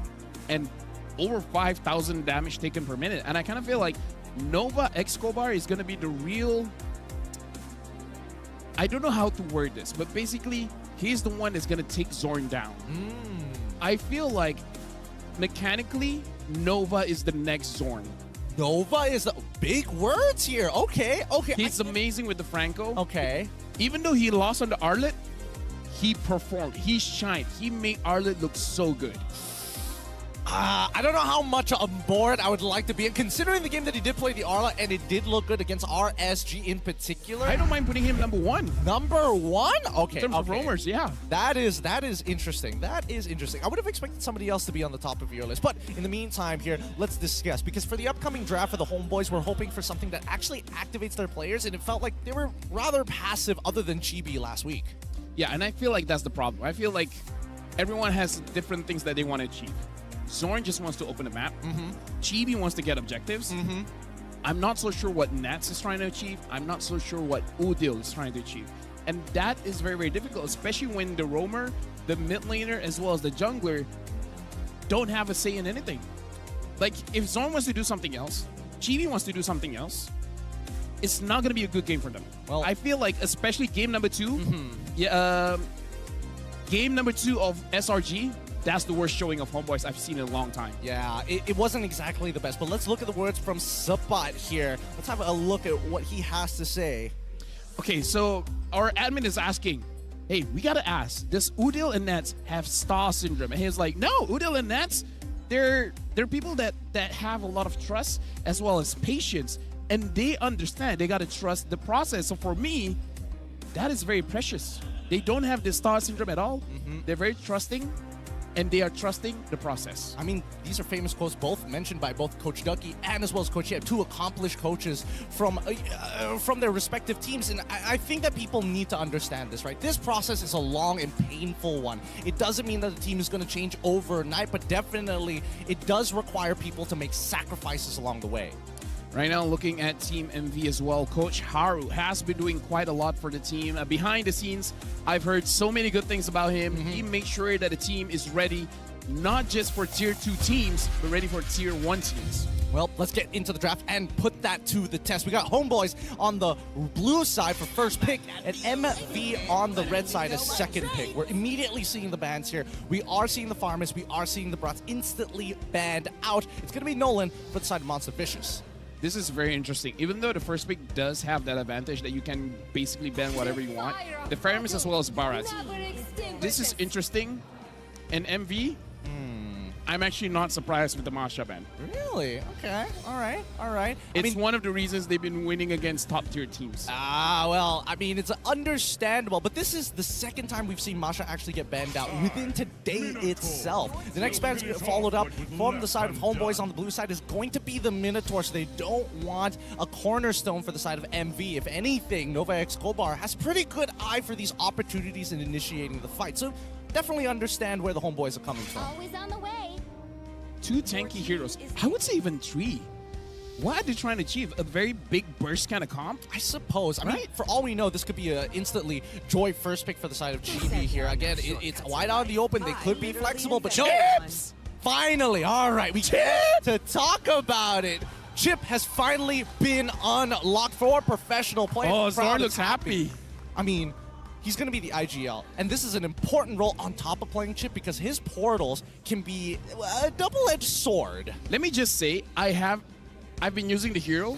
I don't know how competitive viable it is, but as a roamer, it's a lot of fun. You got a lot of movement speed, and in terms of the crowd control, it's deceptively a lot. Like, you would see, like, later in the game, we won't notice the stuns, but there's a lot of it. Yep, he's got a mini knockup, he's got a mini stun as well, and it does percent max HP, which is always good when you want to chunk your opponents down. But more importantly, so we want to see how they utilize the portals, whether it's from his passive or whether it's just his ult. Go to MV, and we're seeing Boxia plus Angela. This could snowball out of control, but Homeboys decide, hey, we're going to try and stop that with the Vixana, and as well as the Roger. Don't know if it goes into the jungle or it's going to be the gold laner. It looks like, I mean, the Filipinos have been whipping it out more often here at MPL MY. I feel like it's dangerous to put him in the jungle for now, just because the Boxia itself is going to be quite the presence. Having the Angela as well. This is why I love the Chip pick, but two priority heroes, man. The Boxia as well as the Angela. These are very strong combos here coming in. The Vexana is going to do a lot to make sure that the Boxia doesn't get his way inside the jungle, but still, it is going to be quite rough. Yeah, hopefully Boxia isn't able to take advantage of that, as some may say. 8 more seconds till the final pick of the first phase for MV. They could look to respond with their own mid lane pick themselves, unless Angela is going to be in a cheeky position. Yuzong going to get locked in for the EXP of MV, and honestly, not bad. It's starting to look like a dive comp with multiple ways to actually activate their divers.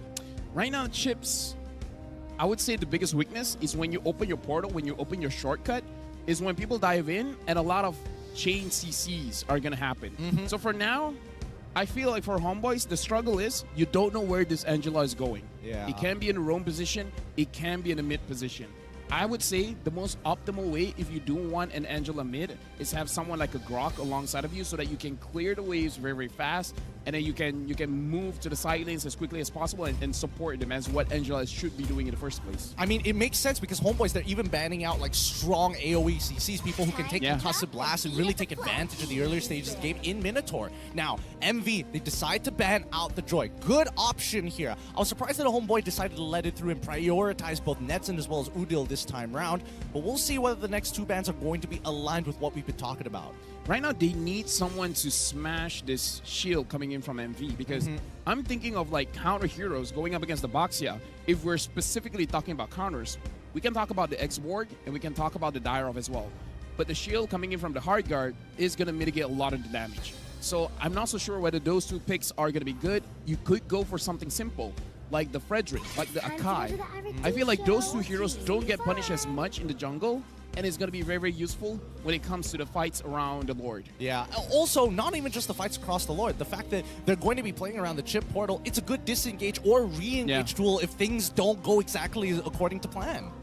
So for Homeboys, I'm really thinking, what is a very strong EXP laner that you could go to the side lane all by himself or herself, but can go inside the shortcut portal and do a lot? I'm thinking like a Paquito. I'm thinking like a Benedetta. I'm even thinking like a Terizla.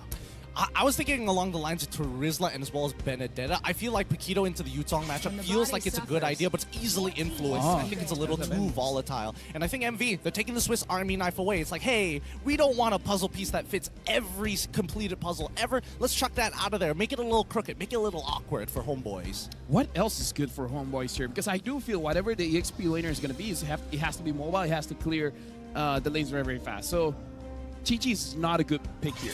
Chi-Chi is okay going up against Yuzong, but the thing is, you don't clear the lanes that fast. There would be an argument of like sandbagging the EXP lane, maybe even Ruby for an example, to kind of really disrupt the middle of the fight if he does take the portal, or even so, just make sure that the Yuzong just doesn't get too far ahead in the lane. Is it still too crazy for Homeboys to pick up a carry here? Because the carry is good against the front line of MV, but again, the Hard Guard, it mitigates a lot of the initial damage coming in from the carry, and the carry's initial damage is quite a lot. It really does, but then it's sacrificing one of the lanes, whether it be gold or even the jungle, and I think that's where Boxia, even without the Heart Guard, is really going to start taking advantage of things. Speaking of which, mid-pick has not been locked in for the side of MV, something that Homeboys have taken into consideration, getting rid of the Lilia, so now you need something that actually clears just as fast, but no, MV hold back on it for now. They're going to lock in that Haratha, and this is just another Angela enabler. And Harv is a lane dominator, man. Like, Roger could do well against the Harv. So I'm guessing that's where he's going to go in the gold lane. The Fredrin, as we talked about, keep it safe. Fredrin in the jungle. And again, it's all about the EXP. I mean, he is Sapakito. That's true. It's one of his signatures from before. Yeah, but locking in that Fredrin means that you really need some extra bit of damage and still need to be able to control the lane, right? If they really want to play for early game, sure, I guess you could get Thamos, but you're eventually going to fall okay, off. No, maybe not Badan. Ooh. But that would be spicy, right? It would be spicy. Take the portal, instantly go for the fizz crack. That'd be epic. Chi-Chi on this one, all right, understandable, fine. So a lot of weight is going to be put on Nets on this Roger to not only win out his lane, but snowball out of control. All things considered, Homeboy's draft is pretty solid. Has solid foundations here, but again, we were talking about how the communication really didn't go well last week. Now, using Chip, your communication has to be much, much better because you have a lot of portals to use. You got your shortcut, and you got a lot of AoE stuns as well as knockout. You can initiate, but if your team is not ready, it's going to look pretty bad. So this game could look amazing or disastrous. I mean, if this is what I think it is, it's a Novaria instead. I was thinking maybe make it spicy. Take a Valentina. Have 2 portals.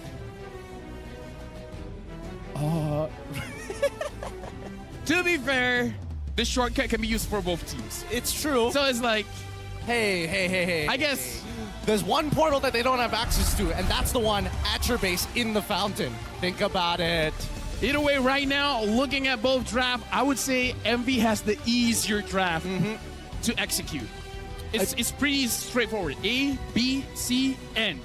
For Homeboys, they got a lot of hoops to jump through. It's a lot of conditions, in a matter of fact, and it's highly dependent on the laners doing well, not giving first blood, and not dropping the ball. As we get into the land of Dawn here, I hope our audience is ready for the second bout, the second best of 3 to kick things off here at day number 2, day number 1, week number 2 here at the MPL MY season 13.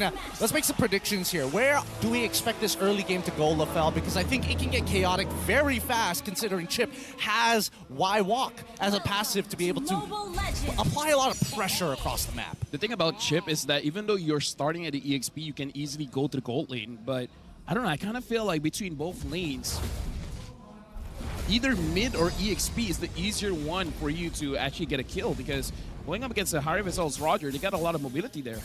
Zorn instantly going to the EXP to affect Zeno as much as he can. A good way to actually exploit Chip for the time being. He can easily head up to the top side, but it really doesn't matter at this point, right?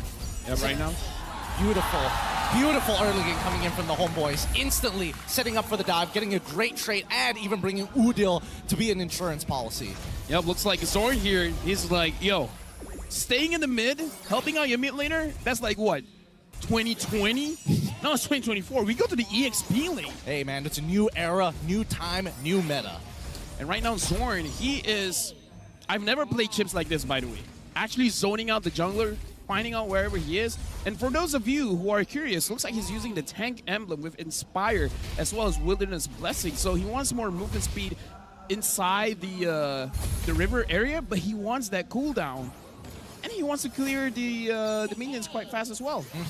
I think it's a good setup here. Overall, I'm curious to see what's his first item. As they're once again looking to punish Zeno this time around underneath his turret. He's level 2 and Chibi is level 4. The minions have pushed in, Retribution being committed as well, instantly taking him out. Looking for a trade though, Subway comes rolling on in, but Udil says no, you stay back. I don't want anybody else taking a trade for our team. I like the respect of Homeboys have for Zeno, because Zeno, in the previous games, he is basically the one splitting the map. He likes to play alone in his own lane, push his own lane, and through that, they can actually control the waves much, much better. So now, making sure that Zeno Mao gets taken down pretty quickly, not only is he not going to be that big of a threat in the laning phase, he's not going to be that big of a threat during the turtle phase, but he's probably not going to be that big of a threat during the Lord stages as well when you're trying to make a decision to go for the Lord or manage your waves. And then if we really think about the role that Zeno actually has to dive in towards that backline and threaten Nets, it could be a bit of a problem here.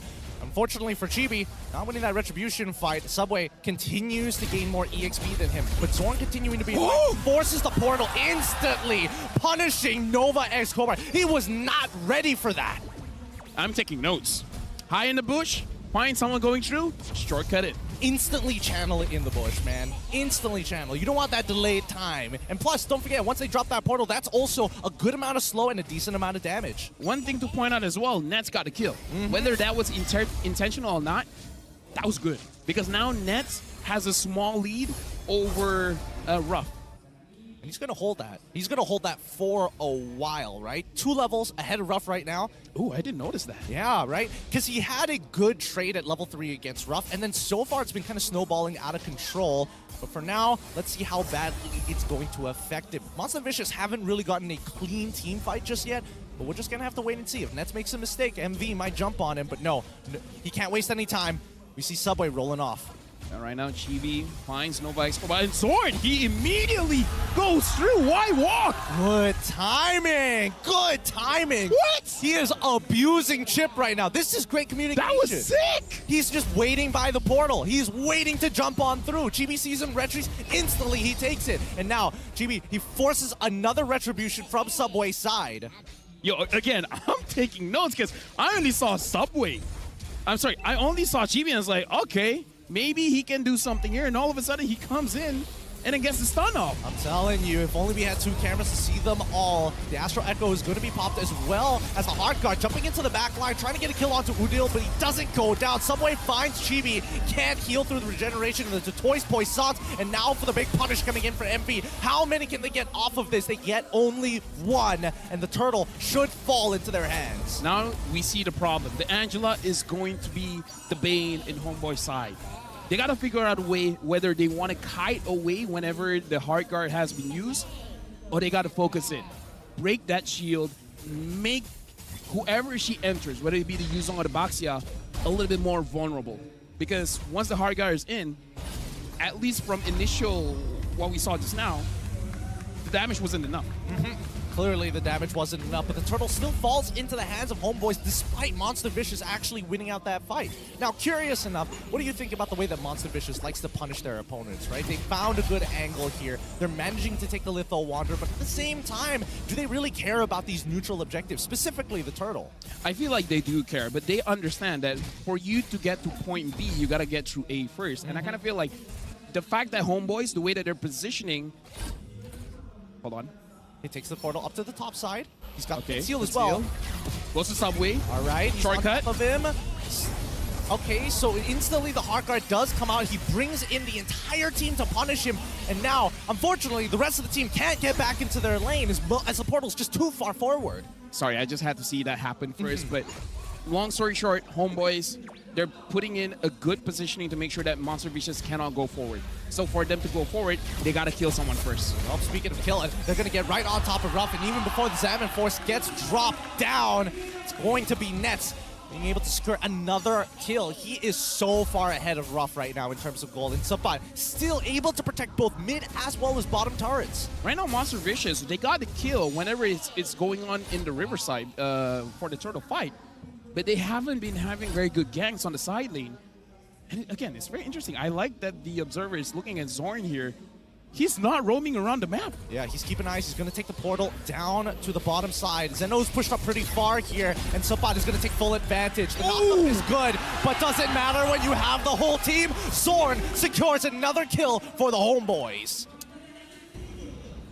I'm just going to be maining Chip, man. Dude, this is actually disgusting. Dude, like the way that Zorn is playing?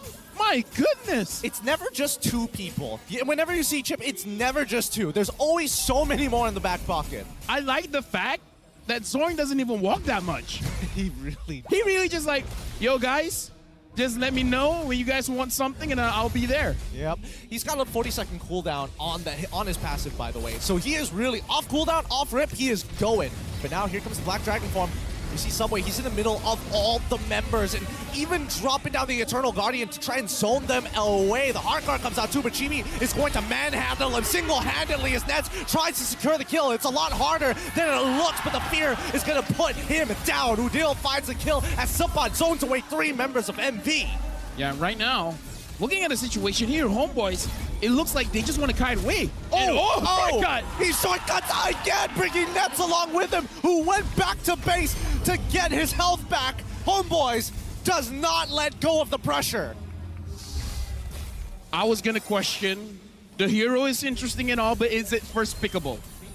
Apparently, yes. I mean, Homeboys have cracked the code on this one. I gotta give it to them. This is so clean from them. Like, what is MV actually supposed to do at this stage of the game? Anybody who's overextended like Subway goes down, and that's mid-tier 1 as well. Homeboys is fast, but this is crazy fast. Maybe they learned telepathy. Maybe that's how they're doing it. I mean, here's the thing. There's so many chances for Homeboys to make a mistake. It's just that they didn't make it yet, right? So Monster Vicious, with the drive that they have, it is still very strong. You can skill quite good come... I mean, right now it is the mid game. This should be where Monster Vicious is spiking. But I feel like because Mao is 0-4-0, that makes it more difficult. I mean, look at Nets. He's level 11 to Ruff's level 9. 4 kills ahead of him as well. The portal comes on through with the shortcut, and now Nox Komar, he can't get away. The Crash Course mini stun turns his basic attack into a ranged basic attack. You can't run from this man. I mean...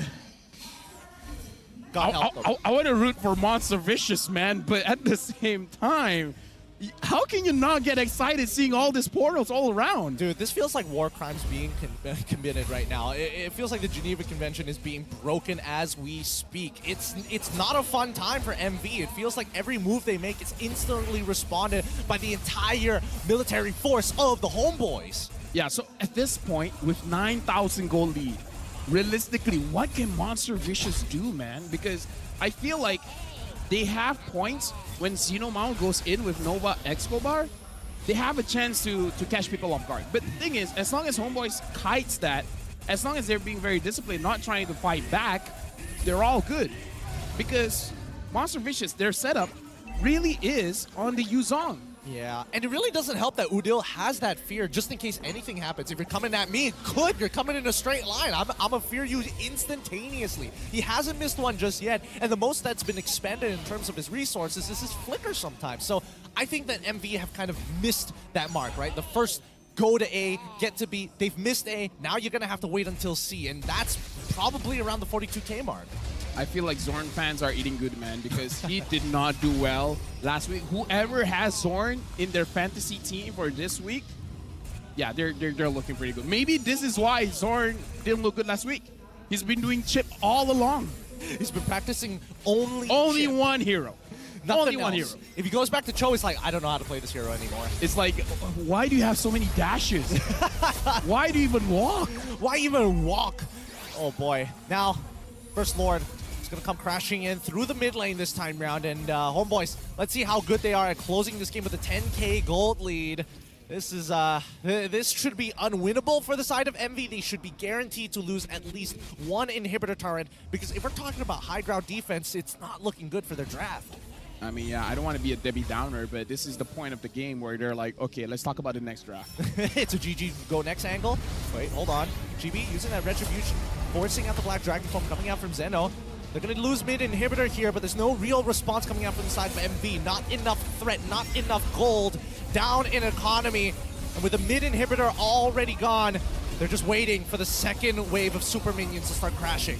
Yeah, I feel like Homeboys, they want to dive, but they don't find an angle just yet. So they're probably just waiting for Zorn. Zorn has to be the initial start to the fight, and then Chibi comes follow up, and then Sapat tries to tie someone in. Oh boy. It's going to be the shield unity already broken down. Ruff with the hard guard is going to have to try his best, but the mini stun is not looking good, forcing him to purify to get on out of there. The Zaman Force keeps him up with his chrono dashes, and unfortunately for the Homeboys, they find nothing out of this other than battle spells from MV. Yeah, right now Chibi is doing quite a good job being in the front line. He's absorbing as much as he can, same as Sapat, but they don't have a way to dive, and this is interesting. The Boxia is trying to farm as much as he can. I mean, there's nothing else for Boxia to really do here. He's going to start the recall now. He probably could have taken a buff alongside with him to try and even out the EXP lead, but honestly, Nets, he's level 15, 12 minutes into the game, and not even Chibi is level 15 yet. Looking at the gold advantage here, looking at Nets, he's almost full item. Yeah, he has the Oracle as well, so he has defense against armor as well as magic resist. and he can sustain for quite a while. Quite a lot of healing here coming from the items that he has, the Demon Hunter Sword, as well as the Endless Battle and the Rose Gold Meteor. Oh, Zorn just figuring out where Subway is, making sure that he's using his portals in a timely manner, making sure that every part of the map is going to feel like it's the homeboys' territory. Speaking of which, it's normal tank items for Zorn. The Dino Shield as well as the Dominance Ice. Good options overall. What are your thoughts? What do you think is best in slot for the Raja? I've heard people had differing opinions. Yeah, very different opinions. Like, every single player, whenever they give their items, someone will say it's wrong. Because we saw Innocent being more of a hybrid build alongside with the Brute Force Breastplate. Thunderbelt, yeah. Exactly, Thunderbelt, exactly. Battle. There's people that go straight for attack speed with a first item Wind Talker, if I'm not mistaken. Ooh, yeah, that's interesting. And then something like a Demon Hunter Sword, and then perhaps an Endless Battle. We see like the casting type here, like Nets having the Endless Battle. This is the first time I see an Oracle on him, so yeah, I don't know. When it comes to Roger, almost feels like you're never right, but at the same time, you're never wrong. What do you think about the crit build specifically? Because that's something that I've seen Renmar make a video about and consider to bring into solo queue, especially get ahead. Like, I see the idea, the Haas Claw sounds like a great idea, but at the same time, when you're in professional play and when you have these many different outs and damage types to deal with, it can be a bit rough here. I feel like it's amazing if you have a dive comp where you can snowball out of control to the point where even their front line feels squishy. Like your crits just burst them down. Like, especially if the opposing side, first item, Radiant Armor or Athena Shield, oh yeah, you can snowball like crazy. Oh, that sounds like a good time. But speaking of a good time, Homeboy's looking to close this aim out in a timely fashion. Here comes the Black Dragon form of the Shield Unity. Our guard being committed onto rough side. He's going to have to pop the Zavin Force to try his best to zone them away. This Lord is big, but it seems like Udil is too low to commit. The crystal starts to fall, and nobody can deal with such a chunky Lord. GG, well played. Homeboys take game one. Hey, you know what? Homeboys, week 1, they didn't do well, but week 2 with Chip, oh my goodness, I'm loving this, man. I'm loving it a lot. This is disgusting. Actually disgusting. I mean, it's the combination of two things. Chip, yes. The other thing is shutting down Xenomount. Like, maybe their bait is like, yeah, ban the Chip out. And once the Chip has been banned, they just come with a different hero, but they do the same thing. Shut down the EXP laner. Man, they really have this planned out from step 1 all the way to step 10. The Homeboys have done a phenomenal job. Blink and you might miss it. The shortcuts have been on point, which begs the question, MV, looks like they might have another priority ban on their list. Here's the thing, they ban out the Masha. If they ban out the Chip, the Masha will be open. Do you know how the Masha has been played? This full is the damage build, yeah. Yeah, just boom, bam, bada bing. 3 times use your ult, two shot somebody, maybe get one more elsewhere, disarm him, run away.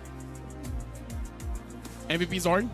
I think it goes I feel like MVP Zorn, right? Right, it has to be. It has to be. I mean, like, everyone played well, Nets, rar, sure. He presses 2 buttons, he gets a kill. Chibi pressed 3 buttons. Zorn barely pressed anything. He barely walked. That's fair. He barely walked. Let's have a look at our MVP. What a surprise! It's Zorn, baby, coming on big time with the Chip. I hope they have a heat map for It's gonna be a lot of holes around the map. It's like, wait, how do you get here from there without crossing through here? 1, 0, and 10. The itemization is standard. Dude. Okay, I gotta take a picture of this, man. I gotta make sure that. Do it quick while you still have the chance. And speaking of which, the man didn't even take Conceal. He took Encourage, by the way. He was like, wait, he took Encourage? He took Encourage. He didn't know. He was like, Conceal? Ah, that's some baby stuff. Let's snowball out of control. He looks at Nets. Yes, we're going to make this happen. Yeah, but either way, dude, follow this emblem set because it's been working. But I feel like it's not just the emblem set. It really is how he plays. Because I've been playing Chips for quite a few games, and I've never played like that. And I think this is the beauty of certain heroes, where some people just have that macro sense to know that you don't need to do things that are unnecessary, like walking around the river. It's very dangerous. It is very dangerous, but let's not also forget, something about his communication is different from everybody else. Because, I mean, even if you play as a 5-stack, right? Chip is great, yes, when you're snowballing, but there are times where you do fall behind and you need to make that right right call. Somehow, nobody, whether it be Nets, whether it be Udil, and especially I thought Supa would start falling behind eventually. They didn't. They sacrificed nothing in their lanes to make this happen. Supa having an extra damage item here as well. Usually when it comes to CC, you only see the Roar Axe, but it looks like he has the Malefic Roar as well. But the thing is, from Homeboys, they have a lot of frontline destroying items here. You have the Malefic Roar, you have the War Axe coming in from Supa. From Udil, you have the Glowing Wand. From Nets, I would say just a lot of true damage coming in from the Demon Hand Sword. In fact, Nets items is a lot of healing. And, he actually opted to go for the attack speed this time. So he does want the on-hit effect. He wants to stay in that marksman fort until absolutely necessary, then go into wolf form. Kind of surprising to see overall, but hey, I mean, I can't really say much about MV's side. Like, this was a very difficult bout to deal with, especially with that size of a snowball. I do think that there were certain exploits they could have done. For an example, when somebody takes the portal, maybe consider getting rid of the portal, or maybe consider playing on different sides of the map. There were a lot of holes at a certain point that they didn't really take full advantage of. I feel like it's just a lack of experience, and I'm not. Wait, that's not even fair. That's not even fair, dude. Like, okay, it's not that far. For a second there, I saw Zorn's name. I thought he did the most damage. That's why I paused him. Okay, no, it's Udil. Okay, I really want to talk about how I don't even blame MV here. Yep. This is the first time that your EXP laner has been ganked non-stop. What do you do?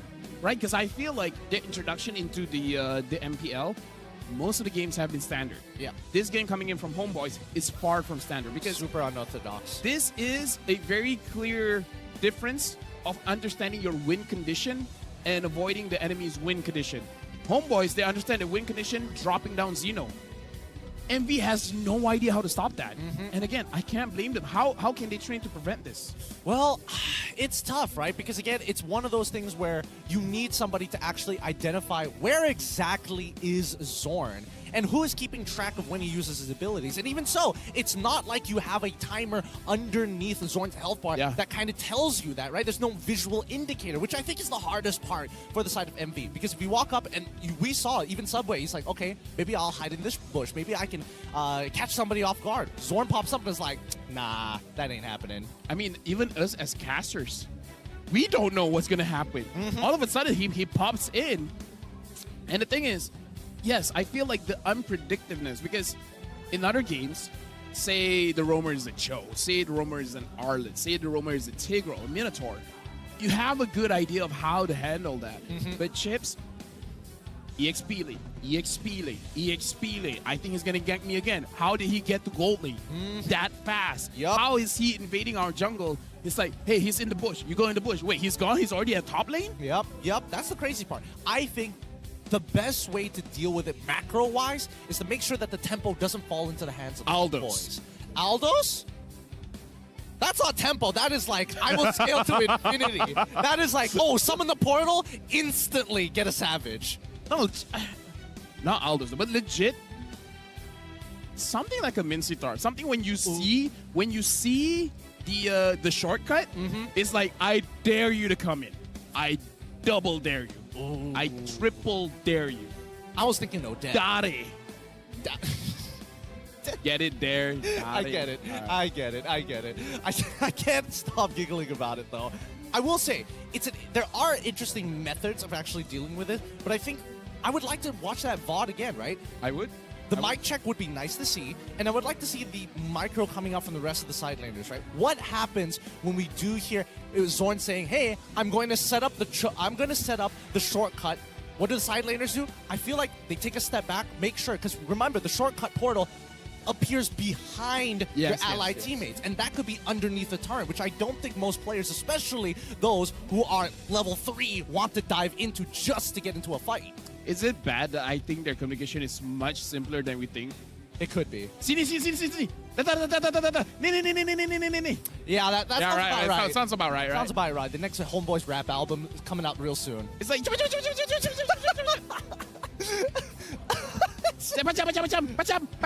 Accurate, so accurate, right? So accurate. I would do a voice with you, but I think that'd just be a little offensive coming in from Rich Guy and Best Wingman going over to the Homeboys as Nets as well as Zorn. The carry actually actually coming in from fakes.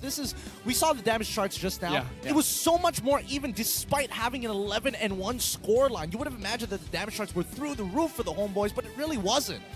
Here's the thing. Homeboys, that felt like a cheese strat. I feel like it is possible for us to go to the game 3. We're going to look at the highlights here brought to us by the Republic of Gamers, and it's relentless. Xenomao didn't get to play the game. Yeah, I would have been fuming as an EXP laner. It's like, why me? This could have been, you could have gone to the other side, you could have attacked rough, but no, you chose me on this side of the map. And look how fast that was. Shortcut, no hesitation coming in from the team, and here, I'm pretty sure Nova did not expect for Zorn to appear there. Actually, now that I think about it, was he channeling it specifically on the Angela, or was he doing it on the minion? No, because it can only be done on here. It's an interaction that I need to which test one? out for myself. The portal going up? The portal, no, sorry. Launching the shortcut on top of Angela to catch the X-Bar. Because it came a lot faster. No, he didn't use the shortcut. He didn't. Shortcut? How else He was using the Y walk. So he's waiting at one of the portals. That portal, you don't have to use any skills. You just have to stand on it and you press which area you want to go. You don't need a target. We're talking about two separate things. We'll discuss a little bit on, because this is an interesting interaction that I need to test a little bit later on. But again, so many new things here at the MPL MY. It's good that we at least get a good showing coming out of it. It could have gone terribly wrong. Hey, you know what? That's the debut of Chip in all of MPL. Let's go. All of MPL. So that's crazy. The other crazy thing is Vexana's new high rating, first ever Zenith skin, Twisted Fairy Tales, is now available. You guys can get it from the 25th of March all the way to the 30th of April. Participate in the Twisted Fairy Tale draw event and enjoy 30% off your first 10 draws and 50% off your daily first draw. So make sure you guys join in, because that Vexana skin is looking pretty good. Hey, if you don't want the Vexana skin, the emotes, I'm the Queen, Elimination Effects, the Apple of Doom, and other amazing skins are all possible. So really take advantage of those discounts. That 50% off on your first draw for some people, you can hit some good stuff. Dude, it's make it or break it. But now, again, a good debut coming in for all MPL. Yep. Malaysia represent. We got something going for us. Now let's just hope other regions suck. Now we can hope that we can get out of international groups for once. Okay, maybe that's a bit much. All right, I'm really pushing the goalposts at this point. That's too much. But now we got to look at MPL MY team history for the Homeboys. Starting off, not looking very good. 7th, 8th, Season 7. 5th, 6th, Season 8. 7th, 8th again, Season 9. 5th, 6th again, Season 10.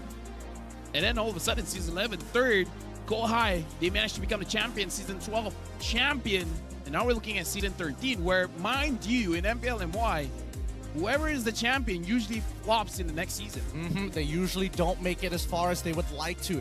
This has been a 3.5 year project from Daddy Hood to get a team to an international, and he only got so close to it towards the end here. GB and Sapat, they've been with him since day one. It's crazy to imagine that they have not given their loyalty anywhere else. All I gotta say, they're definitely the anchor, man, because when Sapat performs well, the entire team performs well. Yeah. When he doesn't, the entire team doesn't. But GB, he's rock solid, man. Like, I can't, like, talk about consistency. Season 7, all the way to Season 12, he's always in the charts of having the most turtles, most lords.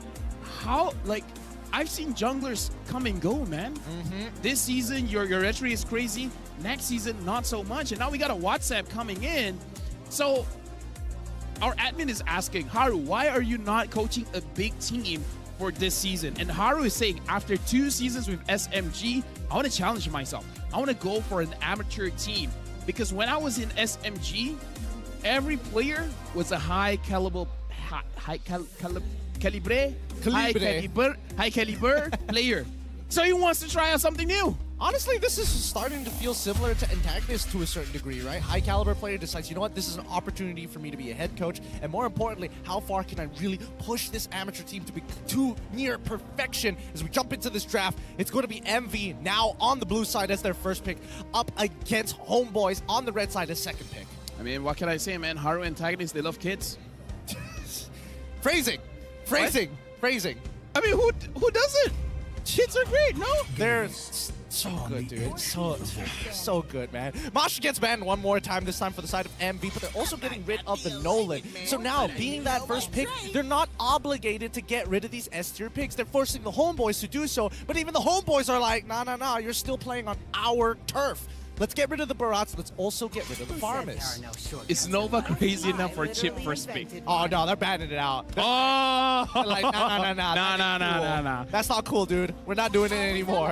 Homeboy's a bit of a smirk on his face, but now finally the Matilda gets banned out. A lot of S-tier picks slipping through the cracks. Okay, the question is, what is the other cheese pick? Valir. Rome. Oof. Probably not. But it would be cool if I got it right, though. I don't know. Maybe this is like an MPL SG sort of thing. I haven't seen it happen too much in MPL MY after our SG brethren broke away from us. And since then, I don't think anybody's really... Wait, no. I take that back. Valence also has played Valir Rome before. What other crazy thing that... Because I don't know why. I feel like homeboys, they need some kind of cheese to do something here. I mean, they can play standard, right? I mean, you know, they've won a championship playing standard before. They can do it again. If it gives them a 2-0, I'm okay. Loyalties, and then there's priority. Yeah. MV going for the first pick, Valentina. Let's see what cheese pick homeboys are going to whip out, because whatever you have, I can do it too. Before the might of Taurus.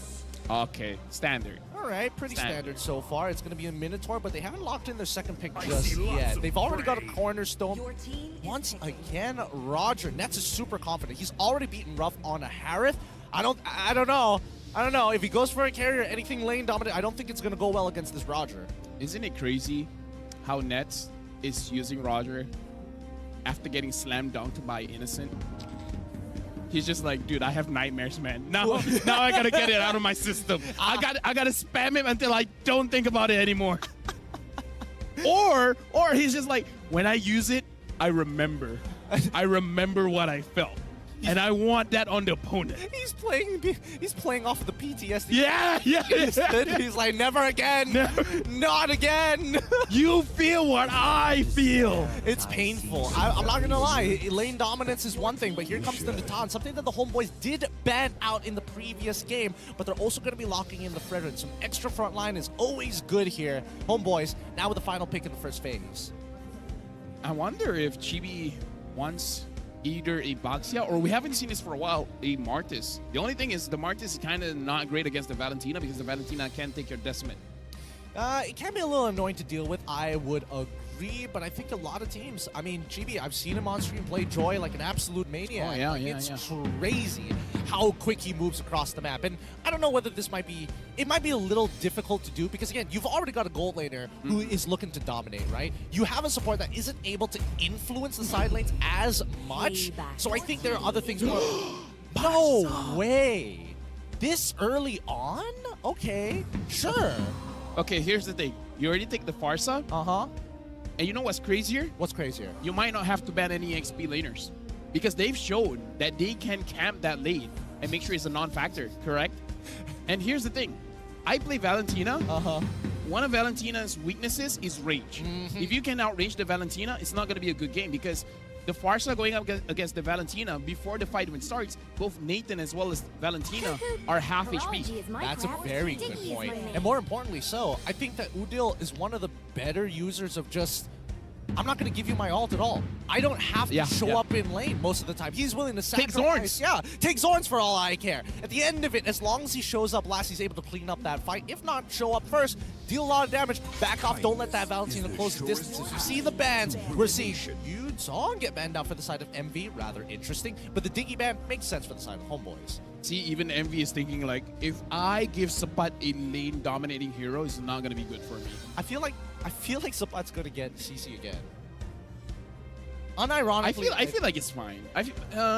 I would appreciate at least one more frontliner, so it has to be either Sapat or Chibi here, because I feel like having a Roger as well as the Farsa, you want to play range first, and then you want to let. Oh, that's another thing. The Farsa can just deal out the burst damage. Yeah. And then Roger can clean up. Yeah. It could potentially be a very clean fight here. Okay. I'm thinking of I like the export ban. Yeah, I agree with this. I agree with the export ban. Take out annoying things that are looking to peel, because now it's about activating these combo components, right? You have big Minami, no Infuri. That sounds like a great idea. You've got damage coming in for the Farsa. We need another enabler. I'm thinking Terizla for the side of the homeboys. Another way like to kind of that. activate it. And even if it goes over the penalty zone for the side of MV, instant counter engage. Yeah. Because again, Valentina can take all of a Terizla or Minotaur, but she cannot take their defenses. She's not that tanky. She's so squishy. Right? So the moment she goes in, if the Farsa isn't caught, just like one swish of the second skill, and then you're half HP.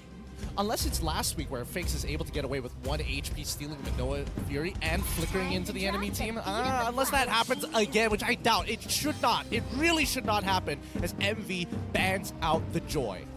So right now, MV is respecting the Joy, but this does open Chibi to get a lot, because even if he wants damage, the Lancelot is still open, although I don't think it's that amazing of a pick right now.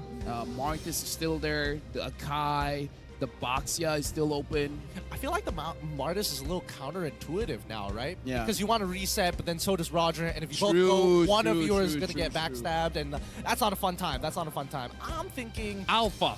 Ooh. Actually, not bad, right? True damage against the Fredrin. Yeah, you're right? able to kind of knock people back, especially if you got the flank as well. Yeah. If someone tries to go into the far side, just push them away. I see the science. I see the science with this one. Here we go. The next lock-in for the side. The Rizla coming out from the side of the homeboy. I'm liking it. I'm liking it. But now everyone needs to respond to it, right? And they can go multiple different directions. Paquito sounds like a good idea, but at the same time, like, there's no real way to enter in the fight as of right now. Benedetta. Ooh, Benedetta's not bad. Right? It might have a bit of a trouble with Terizla, but still, at the very least, you can stop the Farsa. Exactly. What else? A bit risky. Ruby could also be an answer, a potential answer here.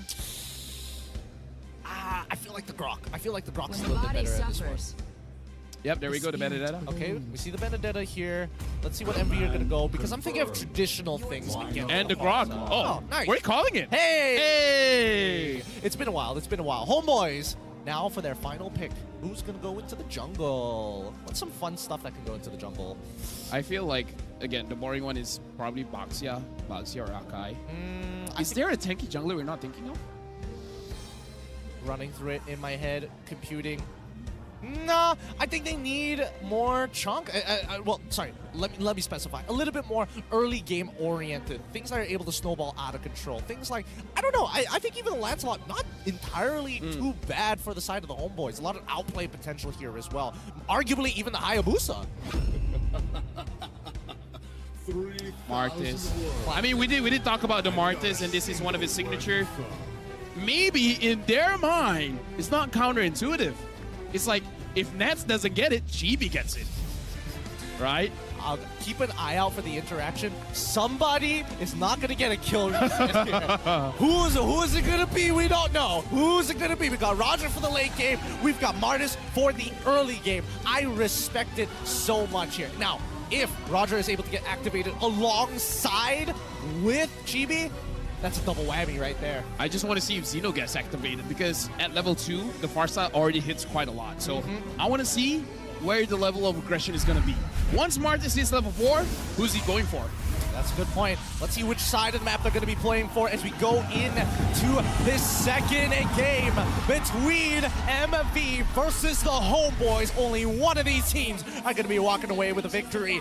Are they going to be able to push it to a game number 3, or is Homeboys going to be able to get 2 points, 2 games down to close this out? Well, Homeboys definitely needs the points. And looking at the situation now, looks like they're both starting at the same part of the map. I think they're starting at the gold side of the map here, so they're probably going towards the EXP. So Subway is trying to match GB here. I respect that, but here, keep in mind that Martis has a much faster clear. Unfortunately, even with the leash from the rest of his teammates, you can see that even for Fredrin, he's still slightly slower. Yeah, right now, Nova Escobar is getting chunked just a little bit by Zorn as well as Udio. So it looks like for this time, they're not going for the EXP lane. They're really trying to help out the mid lane here. Yeah, they are making sure that GB is going to be uncontested for a majority of this day. I guess they understand that, hey, maybe now is not the right time to fight. We're looking for level 4. Yeah, maybe it's like it's a chip-specific strategy here, but Fakes taking quite a lot of damage, and that's a very early flicker. I feel like people have kind of forgot that Farsa's passive really hurts. Hey, I forgot. It chunks out. Wait. Wings by Wings coming in from the side of Udil. He's still level 2 though. I'm not entirely sure why they're still trying to make this happen for now. Dude, like, level 2 is so strong for Farsa. It really is. Not to mention that even when we're looking at the emblems and talents, taking the extra penetration, so useful. Udil, out of mana, gonna have to head back in towards the fountain here. Nets just trying to control this wave as much as he can.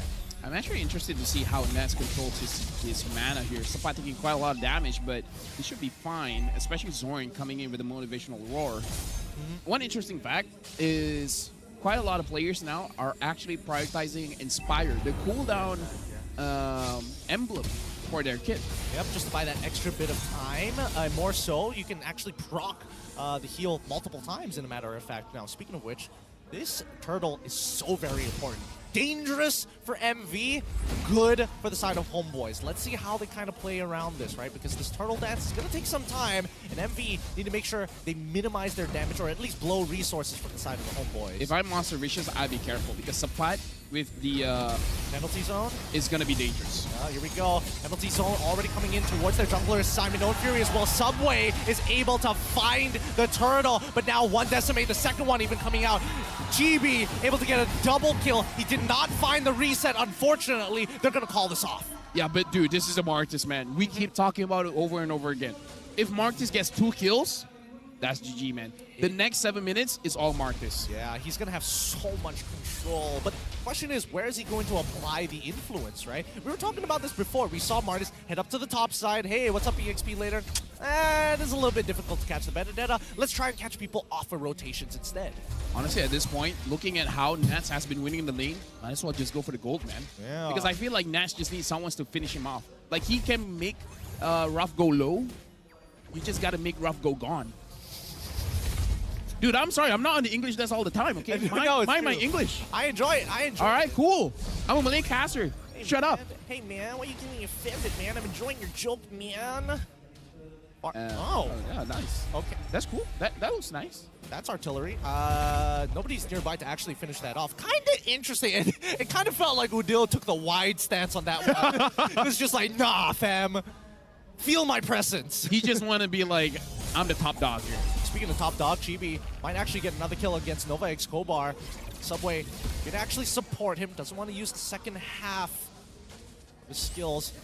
Taking their time so far. Even Benedetta getting a proxy on the top side of the map. MV adjusting quite well. Yeah, they're adjusting very, very well. Right now, I'm pretty sure they're looking at the turret, but I kind of feel like, that's right, at the turtle. If they want a turtle, they can't die. This is huge. Feathered Airstrike comes to try and save the day, but it's too late. They've already lost Chibi. They lose Zorn in the process as well. Great Nature's Barrier. Flicker Wild Charge from Nova X Kobar. I gotta write that down because that was an amazing play coming in from MV. It's like, what, 420-ish? 420, like, I feel like the initial engage looked like a botch, but they're like, dude, we're in too deep. We gotta commit. I mean, to be fair, Zeno did decide to use his Petrify as well to guarantee that it was going to hit Chibi. I mean, that's what happens when you don't hold on to the second part of the Asura's aura. And now Homeboys, again, goal lead over to Monster Vicious. Now for Monster Vicious, you gotta create space for Zeno, I feel, because you wanna give Sapat the dilemma.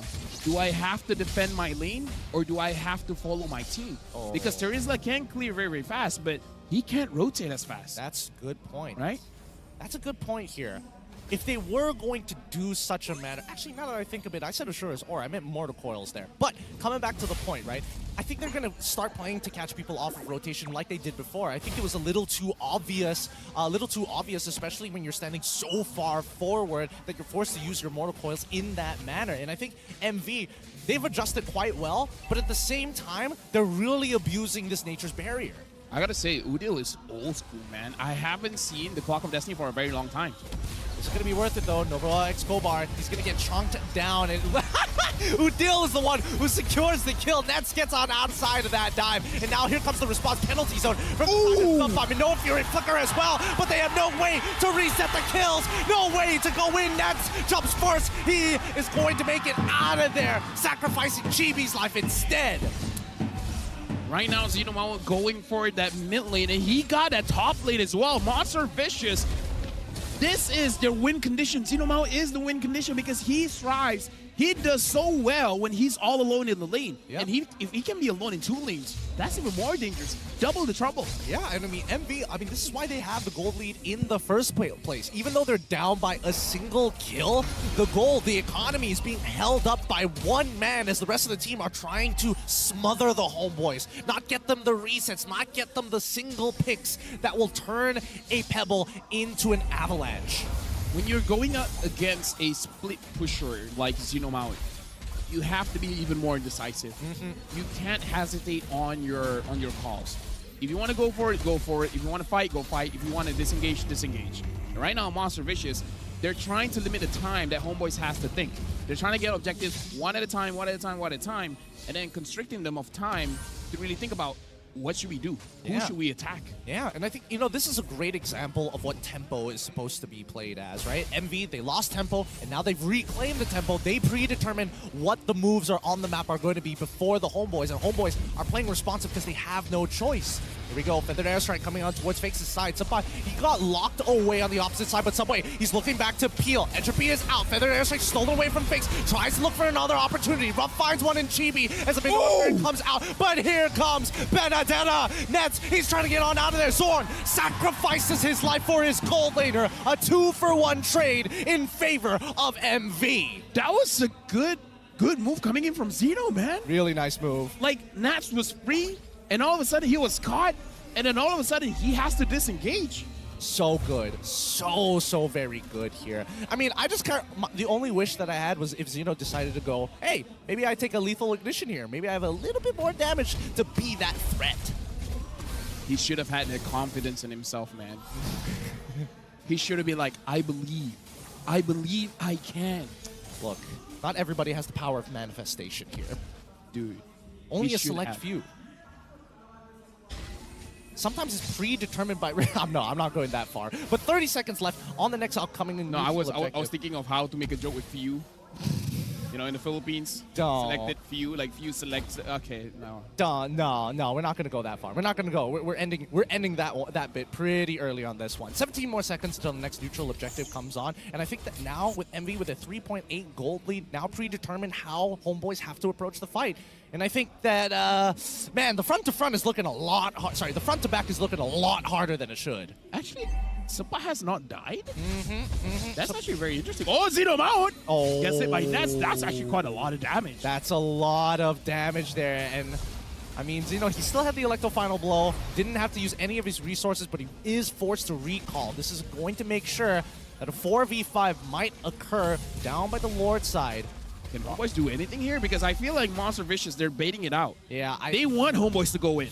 It feels like Homeboys is giving it up here. Nova is keeping eyes and tabs on Udil so far. Power of Nature comes out. The fight is taking relatively slow here, but MV, they don't necessarily want the Lord. No. They want the kills. Chibi using the first half of the Mortal Coils. Benedetta comes in, jumping in towards Udil's side, forcing the wings by wings, and then they take the Lord. Nicely done by MV. If Udil did not have Purify there, it's GG, man. That's over. You just instantly die at that point. Yeah, so right now, Monster Vicious, 4,000 gold lead. This is what happens when Xenomao is able to do his own thing. I feel like he's taking revenge here. This is for last game, ganking me 3 times in a row before I was level 4. I feel like his eye was twitching. It's like, you get me 3 times? No, he's working through his problems, man. Slowly but surely. Here we go. Nature's Barrier again to limit the space that Homeboys has to play with, but these towers don't stand a chance with Ruff as well as the Entropy. With no way to clear these minions effectively without having to use an ultimate here, Homeboys gonna get pushed all the way into their inhibitor turrets. If MV wins the entire match... Okay, Wild Charge comes out, forces out the Feathered Airstrike as well as the penalty zone to get on out of there. They're going to commit to this. Nets doing a good job trying to clear as much as he can. Top side needs to get cleared as well, but this should be a clean defense from the Homeboys' side. Let's wait until the second row of Super Minions come on through. Let's talk about how clean Fakes has been playing as well, because he's a mid-range mage, and he hasn't been caught by Sapat, hasn't been caught by Zorn. He died once, sure, but other than that, he's been playing very cleanly. He's making sure that he can dish damage and terrify people without getting caught himself. I mean, he's been playing extremely bold. Here we go. Zorn going to drop down the Minoan Fury as well with the Feather Airstrike, but it gets canceled out. Ruff takes out Udil. Didn't stand a chance to begin with. Zeno does it again with his Petrify. Somebody has to stop this man. Dude, Ruff right now is a magician, man. First you see Homeboys, now you see none. It's that quick. The damage coming in from the Natan now is cheating. It's not fair. It's not fair, especially when he's activating his passive consistently, right? Fakes holding out that Decimate, may look for another opportunity. That's going to be a free inhibitor for the side of MV, and they're more than happy with this trade. They're going to back off, suffocate the entire jungle, really shake up the economy for the Homeboys. I feel like the only way that Homeboys can get away with trying to attack Monster Vicious is someone has to bait out that Purify first coming in from Ruff. And once there's no more Purify, then you can try to force something out and try to go all in, because right now he has 5-0-2. So there's quite a significant shutdown goal there. There is significant shutdown goal. I think the main problem is that Subway is interfering with every single move. He's dealing, Fakes is doing a good amount of damage. He's also peeling specifically for Ruff as well, right? Like Nova Escobar and as well as Zeno, both are working together to make sure that the timings of their ultimates are kind of spread apart, right? If you find the catch you got, somebody has to deal with a Feather Airstrike one way or another, whether it be with the Nature's Barrier or with the Petrify Electro Final Blow, one or the other. And it looks like Udil, he understands that he's not getting a lot of gold this game, so he has to prioritize cheaper items. So completing the Divine Glaive over the Lightning Truncheon, you're not going to be having that much damage, but at least it's better than nothing. Yeah, but it's definitely something here. Once again, same situation. Subway just holding GB hostage. What are you going to do? I'm a level above you. Can you take this? Lord Terminator might be a little too difficult here. Nets just playing it patient. Both sides. Look at Zeno B. They reset this and they send Zeno down to the bottom side, and they have to clear top side as well. There's just not a winnable situation for Homeboys in this dance. Like I said, they have to be decisive. They got to give up something to get something. So someone has to be the scapegoat here. Someone has to sacrifice their body for someone else to succeed. Oh, a 3-man knockup and now penalty zone coming out from Sapat. They force the situation and Sapat finally goes down. Ruff cuts him through like a butter. But Nets, he's on the run. Nova's not going to let him go. He picks him up too. Nobody can deal with the entropy. Zorn has to run. Udil, with wings by wings, is able to get on out of there. But GB, he's trying to run away. Feathered Airstrike, only one shot to go on through. They can't do any more as Fakes finds the Decimate. And this is looking like an MV victory as GB pushes the minions out. Zeno eye for an eyes out of there. Then mid inhibitor shall fall, but Illuminous Lord approaches from the top side of the map to close this out.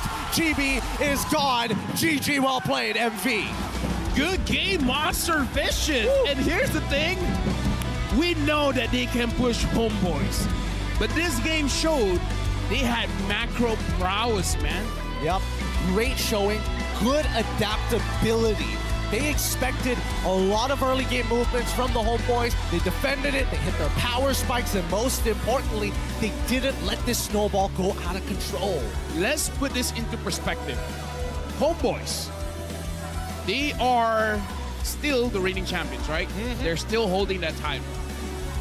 They went to a lot of international stages. MV came from the qualifiers. That's a big gap there. So much. From the qualifiers, going up against the champions. And you're pushing them to a 1-1. Even if Homeboys wins the next one, MV has proven themselves. They deserve to be in the MPL. Like, that was an amazing showing. It really is. It really is. And that's why it just shows why so many teams in the MPL were loaning the players from MV. Oh yeah. There's so many of them have been loaned on over, and for good reason as well. And now that they're finally together, it really feels like they are the most comfortable these players have ever been in a long time. Like the pieces of Exodia. Exactly. Right? Yu-Gi-Oh! References for all of y'all. But let's go backstage and look who exactly is the MVP of this game. Give it up for your man, Ruff, coming in big time, scaling hard, and being that machine gun mage marksman that you know and love. And right now, even he is like, calm down, calm down. You know what? It's game number 2. Let's finish game number 3 and let me celebrate. But speaking of which, Ruff 6-0-4. The damage coming in from this guy, I feel like having the bargain hunter there really scaled up very, very fast in this game. Because after we saw that he completed the Feather of Heaven as I think as the second item, I think it's like, okay, I'm all good. Whoever is in front of me, they're going to get taken down. Yeah, I know. I appreciate the way that he had decided to build, right? He decided to build greedy. He knew he was going to lose the lane, but he needed to kind of get away from Ruff. And I think using the weakness finder instead of the traditional quantum charge is a good way, because hey, you jump on me in wolf form, I slow you at least one time, I can create just enough distance to walk away. I like this whole emblem setup because we even see Claudes with Brave's Might just trying to figure out how to survive the laning phase. So now Ruff 6-0-4. The biggest difference is that this time Homeboys didn't have a cheese strat. Yep. They got to have something for game 3. Yep. They tried playing a clean game, a clean standard game that we know and love from the Homeboys, which is early game centric, and that did not work out surprisingly. So right now, Homeboys, I would say the draft dramatically changed coming in from game number 1 and game number 2. Right? The only one that's the same is the Roger. This might be one of the weaknesses because we saw in the previous series, you can change one hero, you can change 2. Homeboys, they didn't change one hero. The rest they changed. And I feel like this is a very dramatic change. Well, I feel like this is last season's Homeboys identity. If I saw this draft, I'm like, yes, they're going to be playing for the early game. That makes sense to me. But now, it feels like they've been researched and studied upon, right? I think that MV was very much prepared for a composition that plays around the earlier stages of the game. Very lane-dominant heroes, of course. But at the end of it all, right? Was the Farsa a good pick? Could it... I mean, we saw the build. He decided to go for a Clock of Destinies, and that is an expensive item to build up as your first item, might I add. I feel like I've been singing the praises of Nova Escobar. He showed his worth in this game. He did. He made sure that Udil couldn't do much. Oh yeah, Feather Airstrike, Guardian's Barrier. Right? Feather Airstrike, Wall Charge. Like, how are you supposed to play around that? Even before Udil finds a place to use his ult, he's just like, hey, give me a hug. I'm getting big for you. Come on, give me a hug. I'm huge for you, dude. I'm so huge. It's too difficult. It really is difficult. Really well done from Haru's side. I think this is a lot of... The good thing about some old school classics like the Farsa picks is that people who've been playing for a very long time, I'm talking about Season 5, Season 4, Season 3 even, Haru was part of those lineups. Fakes as well was part of those lineups in the earlier stages of the MPL. And Farsa was such a dominant force that they needed to answer, and Grok was the usual one. I just like the fact that they paired it up with a secondary person in Zeno on this Benedetta, something I think Homeboys need to consider. When we're looking at picks like this, picks like the Farsa, you come to think about, what about other heroes? Because I'm checking back my bans. For Envy, they banned out Namasha, Nolan, Chip, Yuzong, and Joy. Not a single mid laner. Novaria was open. Vex. Did they ban out Vexana themselves? Vexana was open. Yeah, from Homeboys. Homeboys, they banned out the Faramis, Barat, Matilda, and they banned out Diki and X-Boy. So even they didn't ban out. Even Lilia was available as Lilia well. was available, yeah. That's kind of crazy. That's kind of Nana crazy was available. Yikes. That's actually a big yikes, in a matter of fact. I don't know. I feel like the idea was definitely there from the Homeboys. We can definitely see the logic to kind of put one and one together. But at the same time, it does come down to the question of scaling, right? This is all on condition that you win out that early game and snowball it in towards that mid game, something which MV did a great job just stonewalling. The only reason why I bring this up is because Homeboys, they have a... What's the big round thing when you look at something and it's like really zoomed? Microscope? Magnifying glass? Yeah, they're under a magnifying glass right now because their draft has been questioned ever since the tournament in the snow. Everyone has been looking at it, it's like, okay, who's drafting? What's going on? Game number 1, it was a cheese strat. If it didn't work, I'm pretty sure people will question it, but it worked, so people won't. Game number 2, I can already smell it. Yes, comments have smells to it. Because they are the champions. We gotta be a little bit hard on them. Okay. I didn't realize your colorblindness gave you the ability to sniff out comments, but speaking of which, you bring up a really good point about the games of the past here, because I think that yes, it is a questionable draft, but there is very much clear logic to it. Yes, I just think that there's not enough win conditions inside of it if it's all lynched upon one thing. I think there needs to be multiple phases, and it needs to look more similar to what metacoms look like nowadays, which is more so of a bell curve, right? A bell curve of we have an early game win condition, mid game win condition, as well as a late game condition, because based on this game, right, that late game condition, rich guy coming in from rough, coming up big time, and then after that you got to deal with Fakes who's peeling, doing an insurmountable amount of peel on top of Subway, who is just this stone wall. You've seen him turn around to protect rough. He is not always pushing forward, unlike Chibi, who was looking for those opportunities but kept getting sandbagged. I feel like the weakness there was that they were really banking on their momentum. So the moment later when we're going to see the highlights that Homeboys had the momentum, right? 2 kills on to Chibi. But the moment MV found a good fight, it's game over. They're like, we took your momentum away from you, and we're not giving it back. Let's check out the highlights coming in from ROG. This is where Homeboys, they got a good advantage here. They got 2 kills onto Chibi, and then starting from here, Zeno catching someone and then Nova actually following up is good.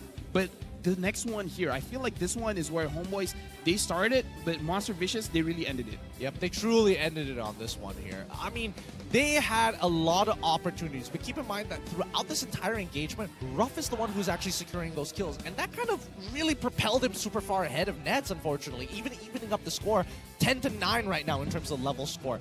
And then it just never fell back into the hands, because this affected Chibi so much that it allowed Subway to walk into his jungle, pretty much double up on his farm, double up on specifically the EXP. We gotta talk about Zeno as well. He So is good. the main reason Homeboys does not have the momentum.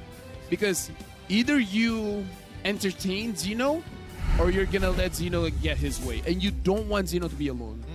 Either or, it's a lose-lose situation. Exactly. That's the worst part, right? Tempo has been the main name of the game in these past 2 matches, and the real question is, how do you deal with it and make sure that you have insurance policies when you design your comp around them? Which brings us to potentially, well, this is definitely going to be the final game of today here. Who do you think is going to be coming up on top? Because again, keep in mind that the Homeboys do get the choice on which side they want to be on. I feel like Homeboys, if they're hoping for a cheese pick, then it's going to be MV. But after this, I gotta hear what Daddy has to say. So we're gonna go for Daddyhood. I'm sure he's somewhere there around the stage. We're gonna go over with Rose. So Rose, what's Daddy talking about? Alright, thank you so much to our casters. Dan sekarang saya bersama Daddyhood. Guys, cheer sikit. Cheer sikit. Cheer sikit. Alright, baik. Okay, macam Mars kata kan, why not kita main full game hari ni? Homeboys dah bagi dah full game. Okay, so sebelum Papa Daddy nak tanya, how are you? How's the preparation untuk musim ke-13? Kalau saya sendiri baik, Alhamdulillah. Untuk anak-anak buah saya, ya pun baik juga preparationnya. Walaupun kita belum dapat very good momentum, tapi saya rasa diorang dah bersedia dan saya yakin lah, sentiasa trust diorang. So, is it true that ramai orang cakap actually Homeboys just belum panas lagi untuk musim ni? Itu salah satu faktor, tapi yang pasti pasukan-pasukan yang bertanding pun dah makin bagus kan. Kita di Malaysia pun competitive level kita pun dah semakin meningkat dengan kemasukan import-import yang bagus, player-player lokal yang dah semakin baik. So pada saya ini adalah satu benda yang sihat di MPL MY sendirilah. Alright Daddy, ni ramai caster yang nak tahu tau. So minggu lepas Homeboys dah kalah. Kalau hari ni kalah lagi, adakah My Tag Move 2.0 akan jadi? InsyaAllah. Tapi kita dah biasa start dengan kalah. Season 13 kita 3 lose streak. Season 12 kita 2 lose streak. And hari ni, by this season kita baru sekali kalah. So insyaAllah kita akan memperbaiki dari masa ke semasa. Cuma saya tetap yakin yang kita boleh buat yang terbaik. InsyaAllah. Alright, Daddy. I personally nak tahu apa Homeboys punya goal untuk musim ini. Goal paling utama ialah back to back lah. Back to back champion. Nak jadi tim pertama yang back to back. Tapi andai kata kita tak dapat back to back, tiket ke Riyadh tu insyaAllah kita memang betul-betul nak dapatkan lah. Alright, so Daddy, nampaknya your boys are on stage. Dorang dah nak start dah game ketiga kita. Apa Daddy nak cakap dekat dorang? Alright, kepada anak-anak buah saya, tak kira atas stage ataupun di luar stage, di belakang stage, di mana-mana stage pun, insyaAllah saya doakan yang terbaik untuk korang. Jalan masih panjang, kita masih banyak lagi perkara kita nak buat. InsyaAllah, buat yang terbaik, percaya diri, percaya kekuatan sendiri insyaAllah. Alright, sebelum we throw it back to the casters, I nak dengar sikit cheer daripada side Homeboys. Dorang menang game pertama, kalah game kedua. Game ketiga, Homeboys akan menang ke Monster Vicious? But let's give them all a moral boost, okay guys? Bila I cakap Homeboys, I nak you guys cheer, okay? Homeboys! Alright. Thank you very much. Terima kasih, Daddy. Okay, baik. Baik, insyaAllah. Alright, guys. So, mari. Let's throw it back to the casters untuk start game ketiga. Casters, take it away. I like that Diddy, like whereas Johorian, we try to break the fourth wall quite a lot. It's like, am I done?